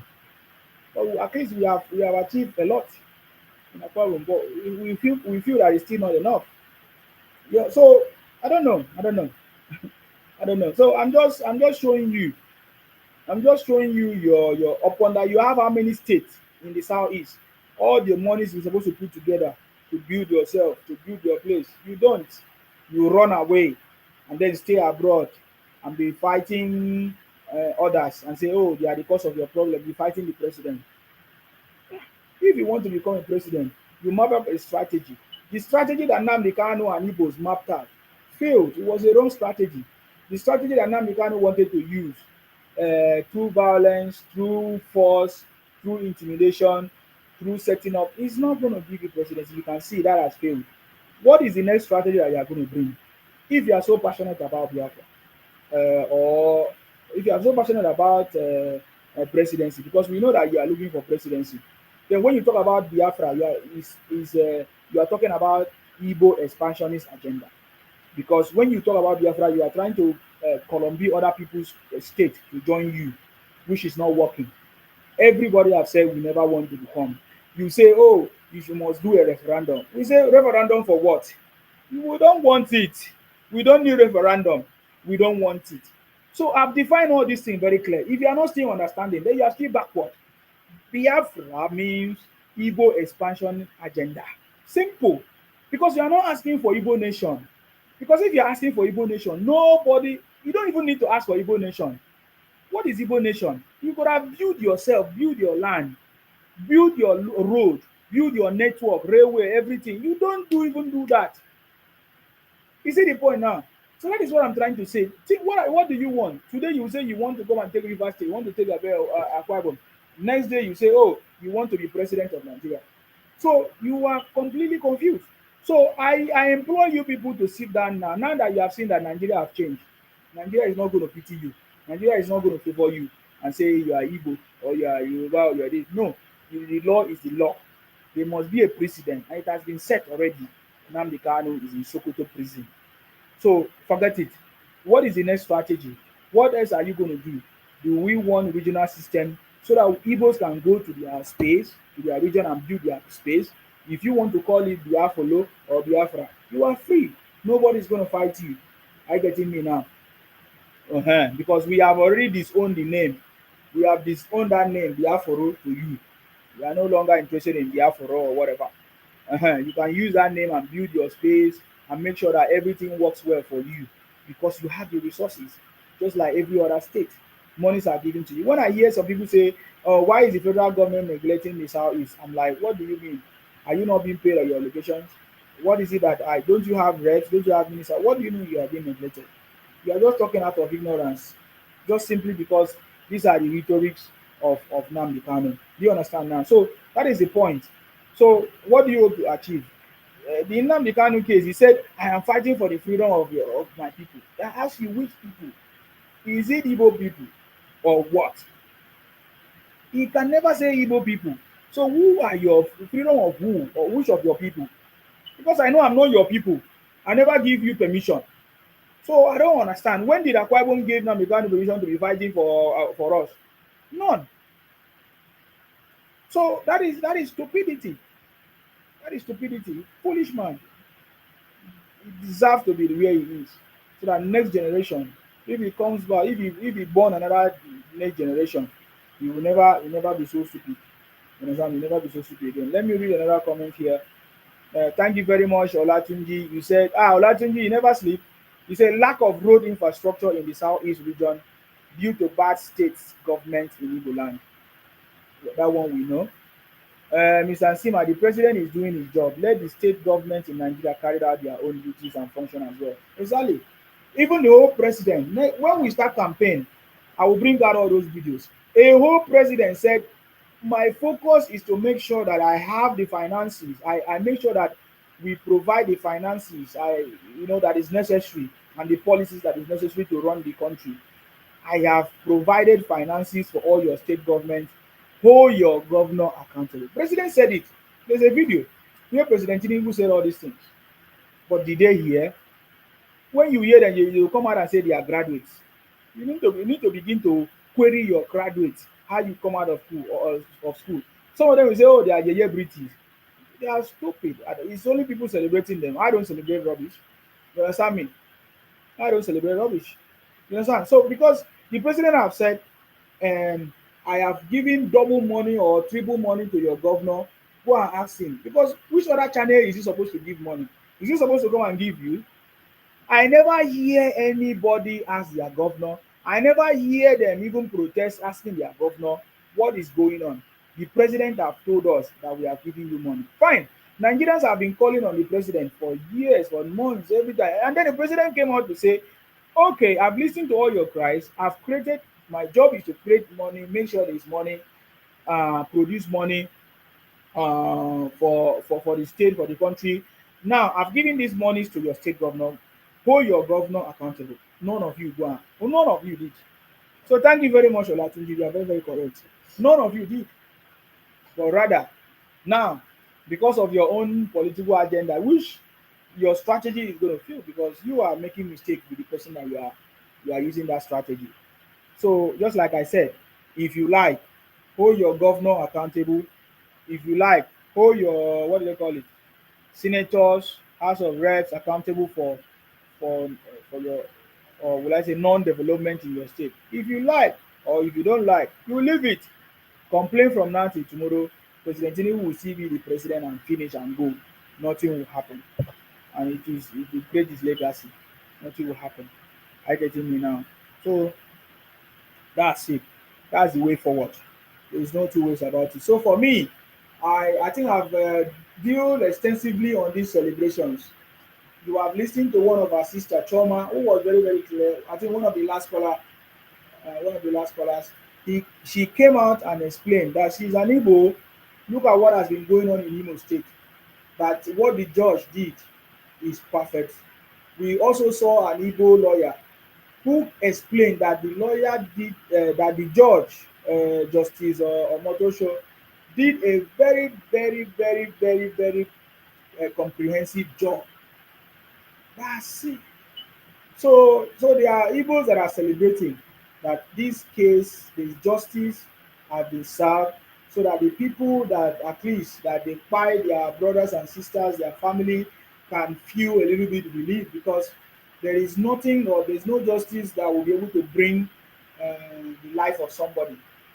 You understand me? There's none. There's no justice that can be able to replace the life of people that have died in the process. I get it now. So many people lost their loved ones. Some of them are not even alive to tell their stories. I saw a video that Ijele Speak posted on his platform.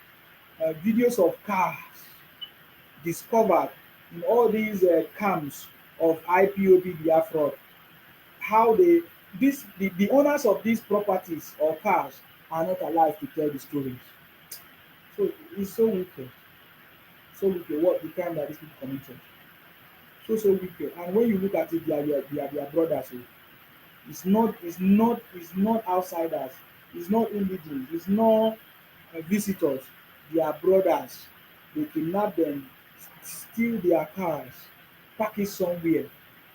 Can we just say that they are just enemy of progress? It's not that they drive these cars, they just collect these people's cars and everything, maybe sell their parts and everything. That's it. That's it. Very, very pathetic. And Obi did not even think of mentioning it. So it's a shame. It's a very, very big shame. A very, very big shame. I get it now. A very, very big shame. So many people are celebrating this, just that some of them may not be able to come out openly. Some of them may not be able to come out openly to, to actually say the way they feel. I get it now. They will not be able to come out. I'm trying to see. And D, oh, I salute you, D.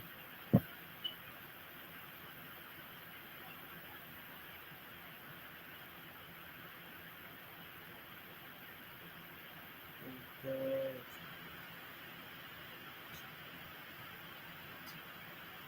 So you see what I'm talking about? Okay, guys. Okay, guys. Yeah. So is there anybody that wants to contribute something? Is there anybody that wants to contribute something? This is almost 4 a.m. Um, I think I've tried to address this issue. If you want to contribute anything now, I think you can come up and add any of your contribution on this matter, because this week hopefully we are going to put an end to this Nnamdi Kanu issue, and everybody will forget about him to enjoy in Sokoto prison, because just like their brother have said that there are so many other things to talk about, we will forget him very very soon and move on to other issues. But I just wanted to make sure I um, cover all these areas that is very important. Thank you very much. By the way, thank you very much, guys, for sharing and your comments. Because they have tried to report the page. They even come up to report the page. They even post some naked photos. I see naked photos that they are posting on my life. Look at them on my life. Somebody is showing yash on my life because they are looking for ways to block my video, but it's not going to work. They will never be able to block my video. Are you getting me now? Ah, chai. Nnamdi Kanu in Sokoto prison. Gwa gwa gwa ngwa. Hey, Nnamdi Kanu in Sokoto prison. Gwa gwa gwa ngwa. Holy, holy, holy. Nnamdi Kanu is another terrorist. Holy, holy, holy, holy. Nnamdi Kanu is another terrorist. Holy, holy, holy, holy, holy. Nnamdi Kanu is another terrorist. Holy, holy, holy, holy, holy. Nnamdi Kanu is another terrorist. Holy, holy, holy, holy, holy, holy. Nnamdi Kanu is another terrorist. Holy, holy, holy, holy, holy, holy. Nnamdi Kanu is another terrorist. I want to give my vote of thanks because I think today might be the end where I talk about this Nnamdi Kanu just something. I really want to give my vote of thanks to that Justice Omotoshot. I understand that for us, most of us may be disappointed that Nnamdi Kanu did not actually get the death sentence, and I believe there are reasons for all of that. But you actually did a lot. You actually set the pace, or you actually made a very clear statement that Nigeria is a country, that Nigeria is not a zoo, that our judicial system is working, and you have set the precedent that any other person who is found guilty of all these charges, that the same law, the same, will I say, the same punishment, um, will be meted on that person, because this is something for generations that will remember. This is something that will build the country for generations to come, and we are so much. For me, I'm so much happy about it. I'm so much happy because when everything started and we discovered these things, we were shouting it, we were telling them, they refused to listen. Are you getting me now? I was one of the people who was shouting and telling them. They call me Sabo. They say, just like one person wrote it here, they say, oh, because they did not give me money. I thought I wanted to get money. So now that they did not give me money, that is why I started fighting them and hating them. That is what they said to me. So, but today, I'm not the one now in Sokoto prison. Nnamdi Kanu is the one in Sokoto prison. I'm not the one that they have pied. They have only pied their brothers and sisters. And I can never be victim of high pop Biafra. I get me now. They have threatened me in so many ways, threatened my family, threatened they're gonna buy me, they're gonna do this. And I have evidence of all those. So, but here I am. So for me, I really, really feel, will I say vindicated, liberated, secured, protected, confirmed. Those are any English you want to use there. I get me because finally nobody will come and say, hey, we have our own Yendu. Where I come from, people like Nnamdi Kanu cannot be described as a hero. But to my greatest surprise, in another land in the southeast, they describe people that behave like Nnamdi Kanu as a hero. It's a shameful thing. Um, but it's over now, just like all of them have said, it's over, and they don't want us to talk about it. They don't want us to even mention Igbo because they feel pain. I understand what it means. But if you are not part of the people committing the crime, why should you feel pain? Why should you feel like someone is no? Because if somebody say Akwa Ibom people are doing maybe house help and house, I know I've never been one, so I will never feel all of that. But I might feel pity for them, or I might feel so. If I mention Igbo and you feel bad, the intention is not for you to feel bad. I'm not mentioning Igbo because I hate Igbos or I hate you in person as a person.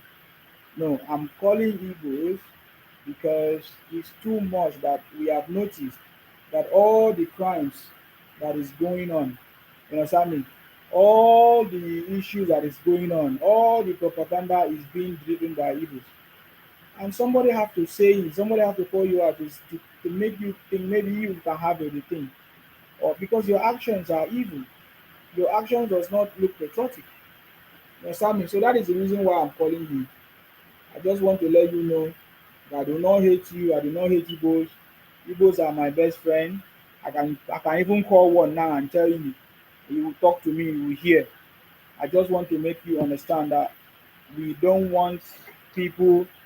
I don't want people to misinterpret or misunderstand me because so many times. Because this time around, it's very important I make this clear because I'm going to move to the next phase of my conversations and my broadcast. For so many years and months, people have been saying, "Oh, I don't like Igbos. I always call them out because it got." No, I'm just letting you know now that it's not. I've loved Igbos. I've been with them. We marry Igbos. I have brothers and sister, cousins, all of that. Igbos and all of that. So I never in any way would hate you people or do anything. What I don't like is the thinking, is the mentality, is the idea, because it marvels me that I thought this could have been the best people or developed people, just like you call yourself Ndubo or Ndibo, the first human being to be on earth. But when I turn around, I find out that the first human being is eating themselves, using to cool a pussy, the first human being in your space, no development, nothing. It marvels me, it makes me worry, it makes me talk the way I talk. So I just want to make you know that I don't hate Igbos, I love Igbos, I do business with Igbos. Um, and it's just I'm calling out the character which are criminally character, terrorist character, and that must be condemned if we must move forward. And so those are the only things I'm calling. So please, if you are a genuine Igbo person and you feel bad a little bit or you don't like it or you don't understand, I want you to understand that this is my intention. My intention is to call out all those wrongdoings and all those things that I've noticed, I've witnessed, which is affecting me and my people and even in my country.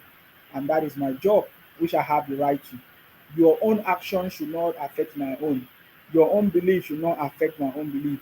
Your own rights should not infringe on my own right because everybody have right. Where your right start or stop, that is where mine start. Because sometimes I hear Nnamdi Kanu say, I'm fighting for the right of my people. What about the right of my own? Is what you are doing affecting my own right? So that is what I notice Igbos have been doing, and that is why I'm calling you out. So don't feel bad. Don't feel like I'm against you. I'm not against you. I love you. That is why I'm doing this. Nobody will do it the way I do it because I love you the most. So I want you to take note. If you love yourself, I think it's time for you to go back to your space, advise yourself, come together, and do something differently. If you need funding, reach out to me. Maybe I can help you with funding. Reach out to me. Maybe I can give you ideas that you can help one way or the other to build your space and your own region. That is all I have to say. If you want to take it, you can cut it out to your brothers and sisters so that they will see and hear that Isima don't hate you. Even you come here to blame to condemn me that, oh, is it not you that supported IPOB? Is it not you that supported Nnamdi Kanu? Yes, my intention was to support Igbos when you guys were coming out to say, oh, you are being marginalized, oh, you are being maltreated, oh. That is why I came out and support and help to push your message. But when I discovered that what you guys are doing, buying people is not in line, I said, no, that is not what I wanted. I never want to be part of people pushing that kind of agenda. Well, I didn't do wrong. I support you. I supported you. But have you ever supported me? Did you support my brother, Godswill Akpabio, when he wants to become the Senate president? No. You guys kick against him. Even up to today, look at the comments. You are still fighting Godswill Akpabio. So you see what I'm talking about. So you always want people to support you, but you never supported others. Look at the way you guys supported your brother Obi. You even voted up to 98%, but you never supported another person. That is a problem. That is why you will never move forward. That's why you never go far.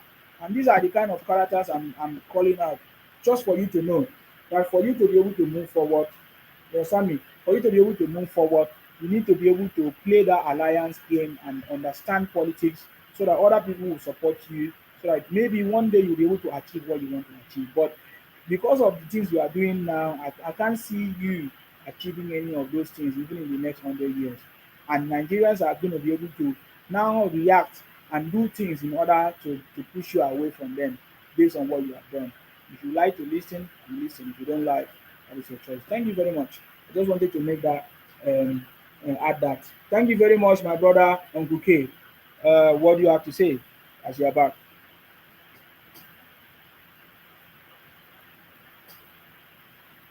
Okay, as we now know, Nnamdi Kanu has been sentenced and he's now a convicted terrorist. Yeah. Not just a convicted criminal, a convicted terrorist, International. convicted terrorist Yeah. that has been sentenced to 5 life imprisonment, not 2. 5 different life imprisonment plus 20 years, 5 years. So right now, they've sent him to the people he's talking about. He's been shouting Fulani Janjaweed, Fulani Janjaweed. They sent him to the main Sokoto. Now we have the Fulani. So he's going to be there with them and he's going to whatever he wants to do there. So right now, just as you're saying, the Igbos have to realize that IPOD, ESN is dead and buried. So what they need to do now, they need to forget about all this. And it's going to take a while before another Biafra person come out to make this. Because we've set the precedent. Simon Ekman has been locked up 6 years. Nnamdi Kanu has been locked up for life. Any other person that comes out to make noise won't be like the time of Warazute and Warazike and other people. Anybody that comes out to make noise, the government is not going to give them time. So this people, we give them years to make noise. The next person that comes out in 10 months is going to be picked up. And they'll be looking out because the precedent has been set.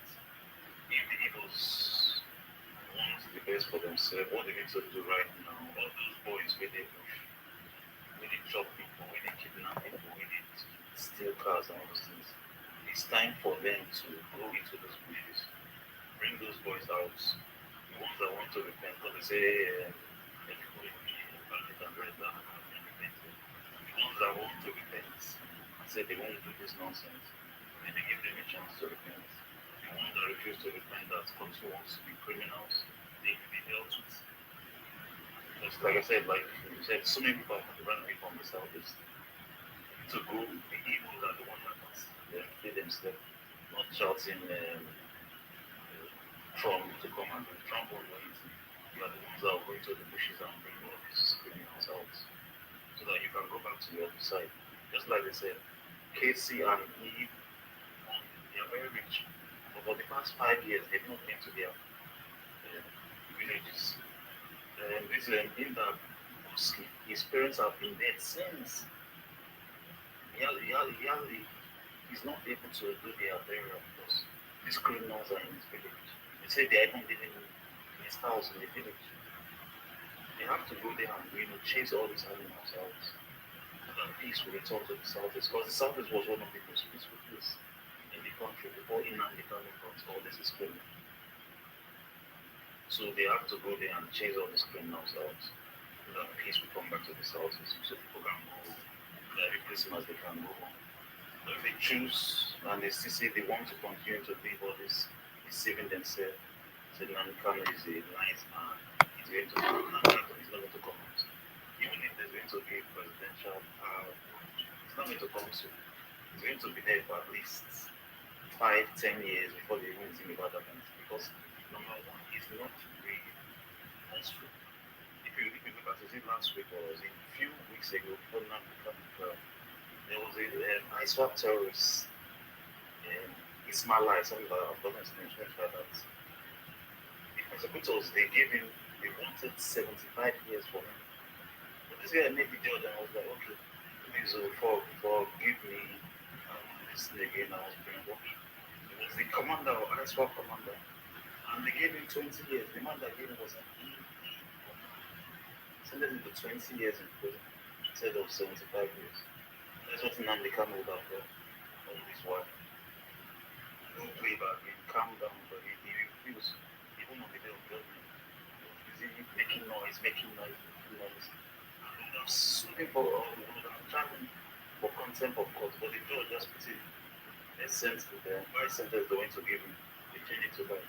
He was still making noise. He's not remorseful. You cannot release that kind of person. Even if they don't want to give the person presidential pardon, they can't give him right now. When they give him, once he comes out, he will go back and continue what he was doing. It was the first time he escaped. That first time he escaped. Common sense would have just calmed down. Okay, I have escaped, but let me calm down. He won't double down. He did the worst. I want to go and release him right now. No, let him be there first. After like 10 years, when the Sokoto hit at 15 years, when he continued on to another team, that's when he will. His mind will begin to calm down. So for now, the can is gone.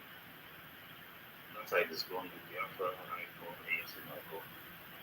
Next thing goes into this to go to their towns and they used to shout all this criminal busting with me. Tell them either you come out or we'll deal with you.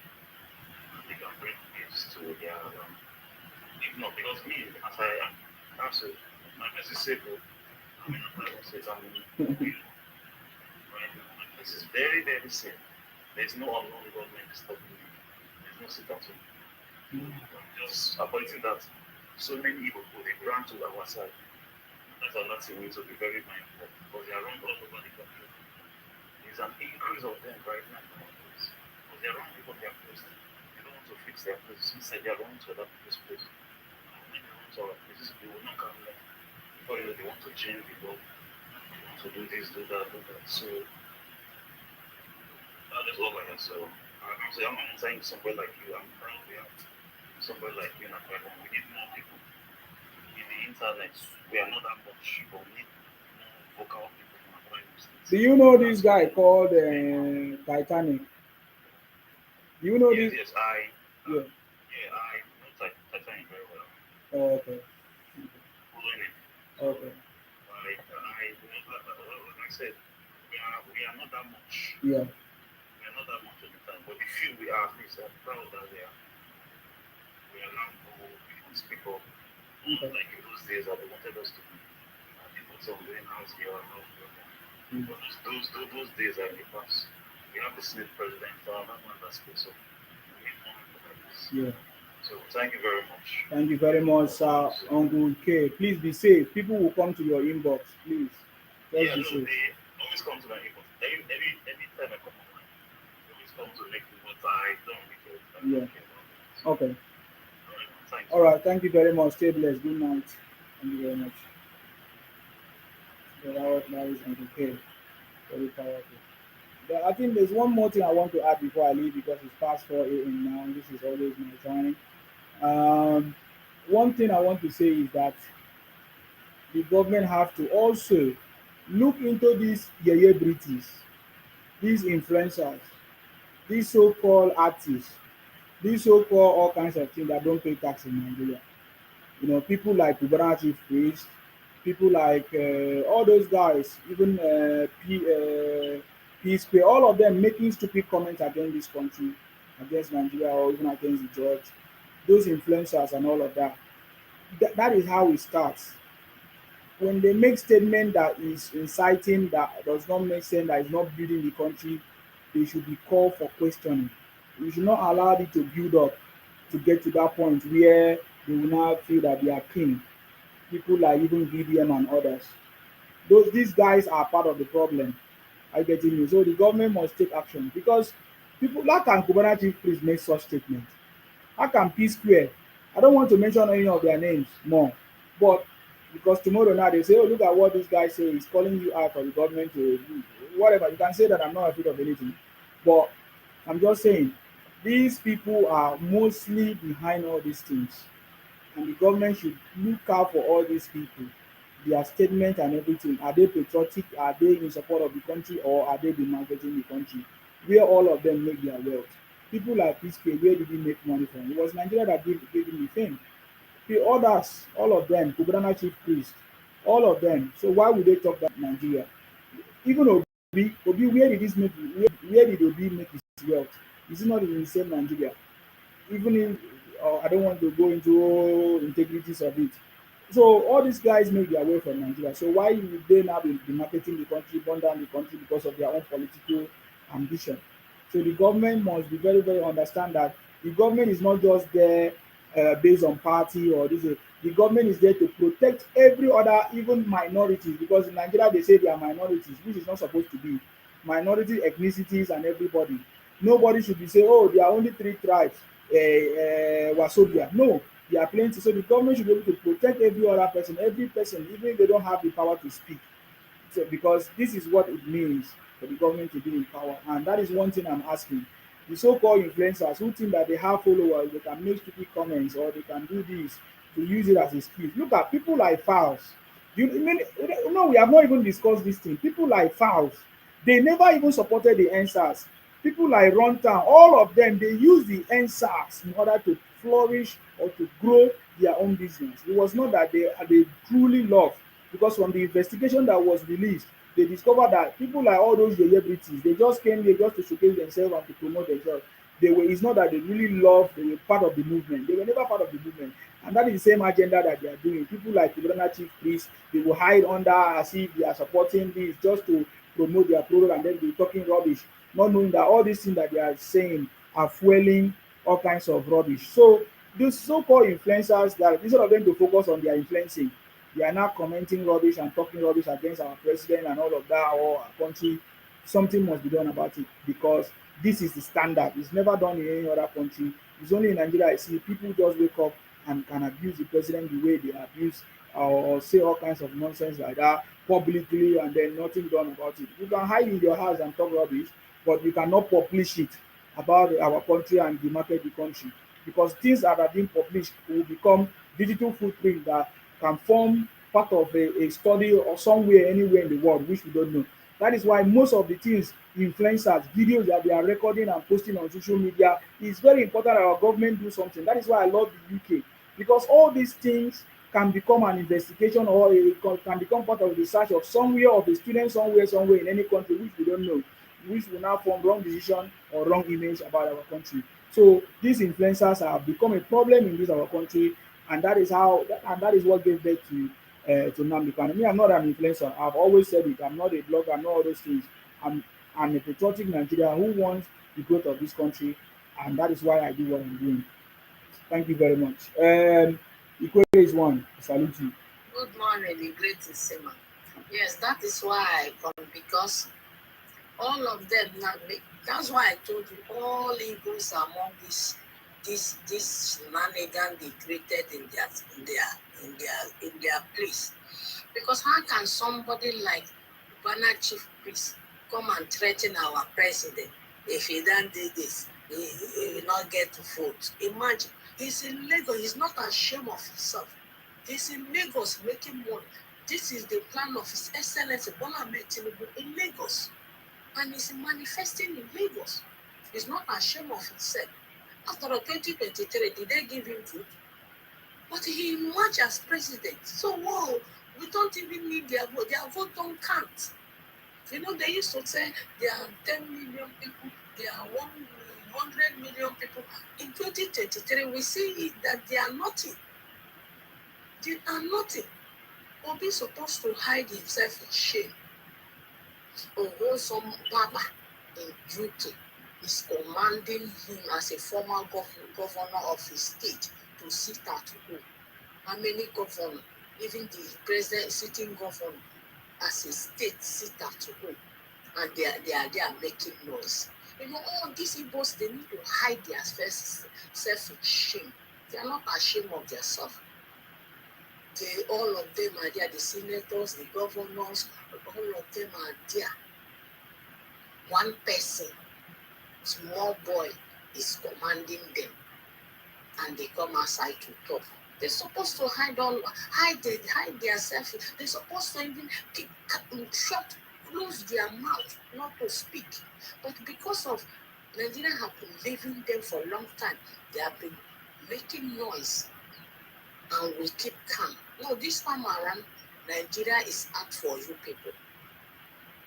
Enough is enough. Because of your greed and expansionist mindset, you terrorize your place. You allow a small boy to terrorize your place, and you are here. The law have taken his course. Now he's in Sokoto prison. Let him remain there. I like the way they don't give him the sentence. Let him remain there and suffer slowly, and see all those people that he buy, they will be coming there to be tormenting him. So you will see his death with his eyes. So I'm happy. Let him remain there. And I think they said, if anything happened to me, make sure you bomb Nigeria. I haven't seen all of them to do it. You know, this tribe think they are full of themselves. I don't know what. It's there. It's in Lagos shouting money and water. But they chase you out. You are the one that come and say, they chase you out from your own state. And you come to Lagos for refugee booming. And they are threatening the whole president. I don't know. They need to arrest that man. They need to arrest Chief Kubana. I don't know his name, but I know his real name is Pastor. They need to arrest him for making such utterances. Who are you to threaten president? They will not give him vote. We need your vote. Imagine audacity all these people have, because when they make all these utterances, federal government leave them. Obi, since I know Obi never said good thing about Nigeria. Even Obi is the one that carrying this propaganda that Christian is spying in Nigeria, because he want to bring problem. Christian versus Muslim WAR in Nigeria. Because of his greed, he want to rule Nigeria. Who told you we rule Nigeria in that kind of form? You think Nigerians, because they leave you people to be talking anyhow, behaving anyhow, you think the people are not saying what you people are doing? They will leave you when you need something. That is when they will hold you. You don't know. You know, this tribe, this Igbo tribe, think they have monopoly of everything. No, you don't have. You're not ashamed. A small boy telling you people he have right to say who will live and who will buy. Are you people not ashamed of yourself? You should go and hide yourself in shame and stop talking. His Excellency Bola Ahmed Tinubu is on the throne. Nobody. Your vote don't count. We don't even need your vote. Even your people now have seen. Because you cannot tell me all of them are together. Because they want to package River State and Bible State. They keep calm. And now these people, this pastor, if you don't take time, he's follow to contribute money in this struggle. Because all of them hide, all these their rich men, all our bro, even the governors, they contribute money in this struggle, think it will be done. Because they see it doesn't work. We South push them. They talk maybe if they do, then we South will join. But the reaction of the South will make shock them. Our reaction shocked them. That is why now you see all of them are doing as if they are working.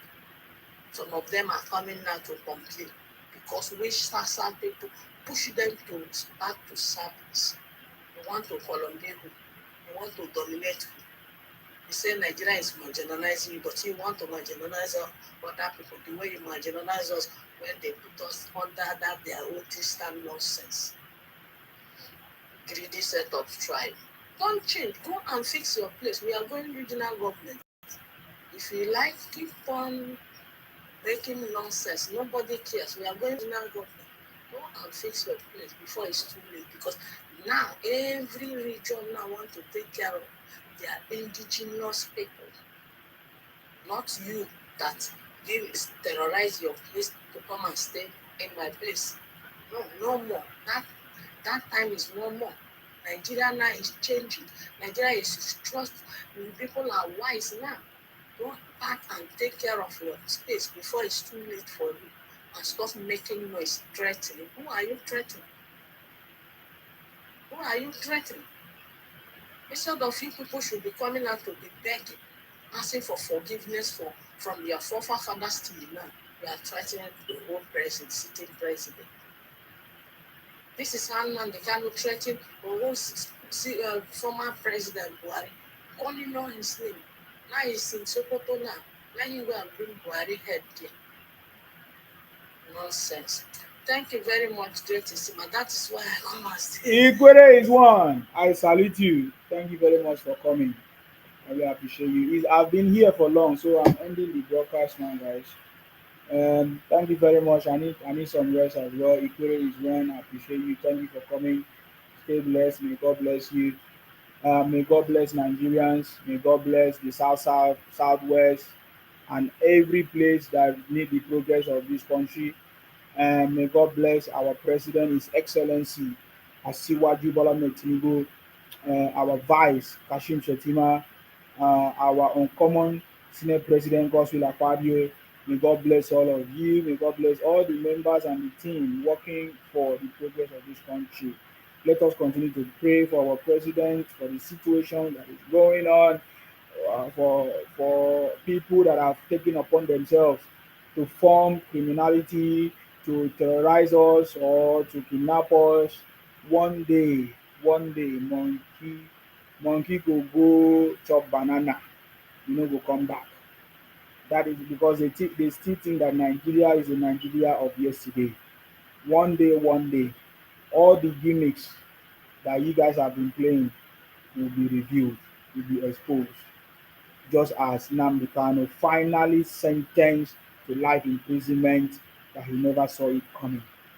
I was reading the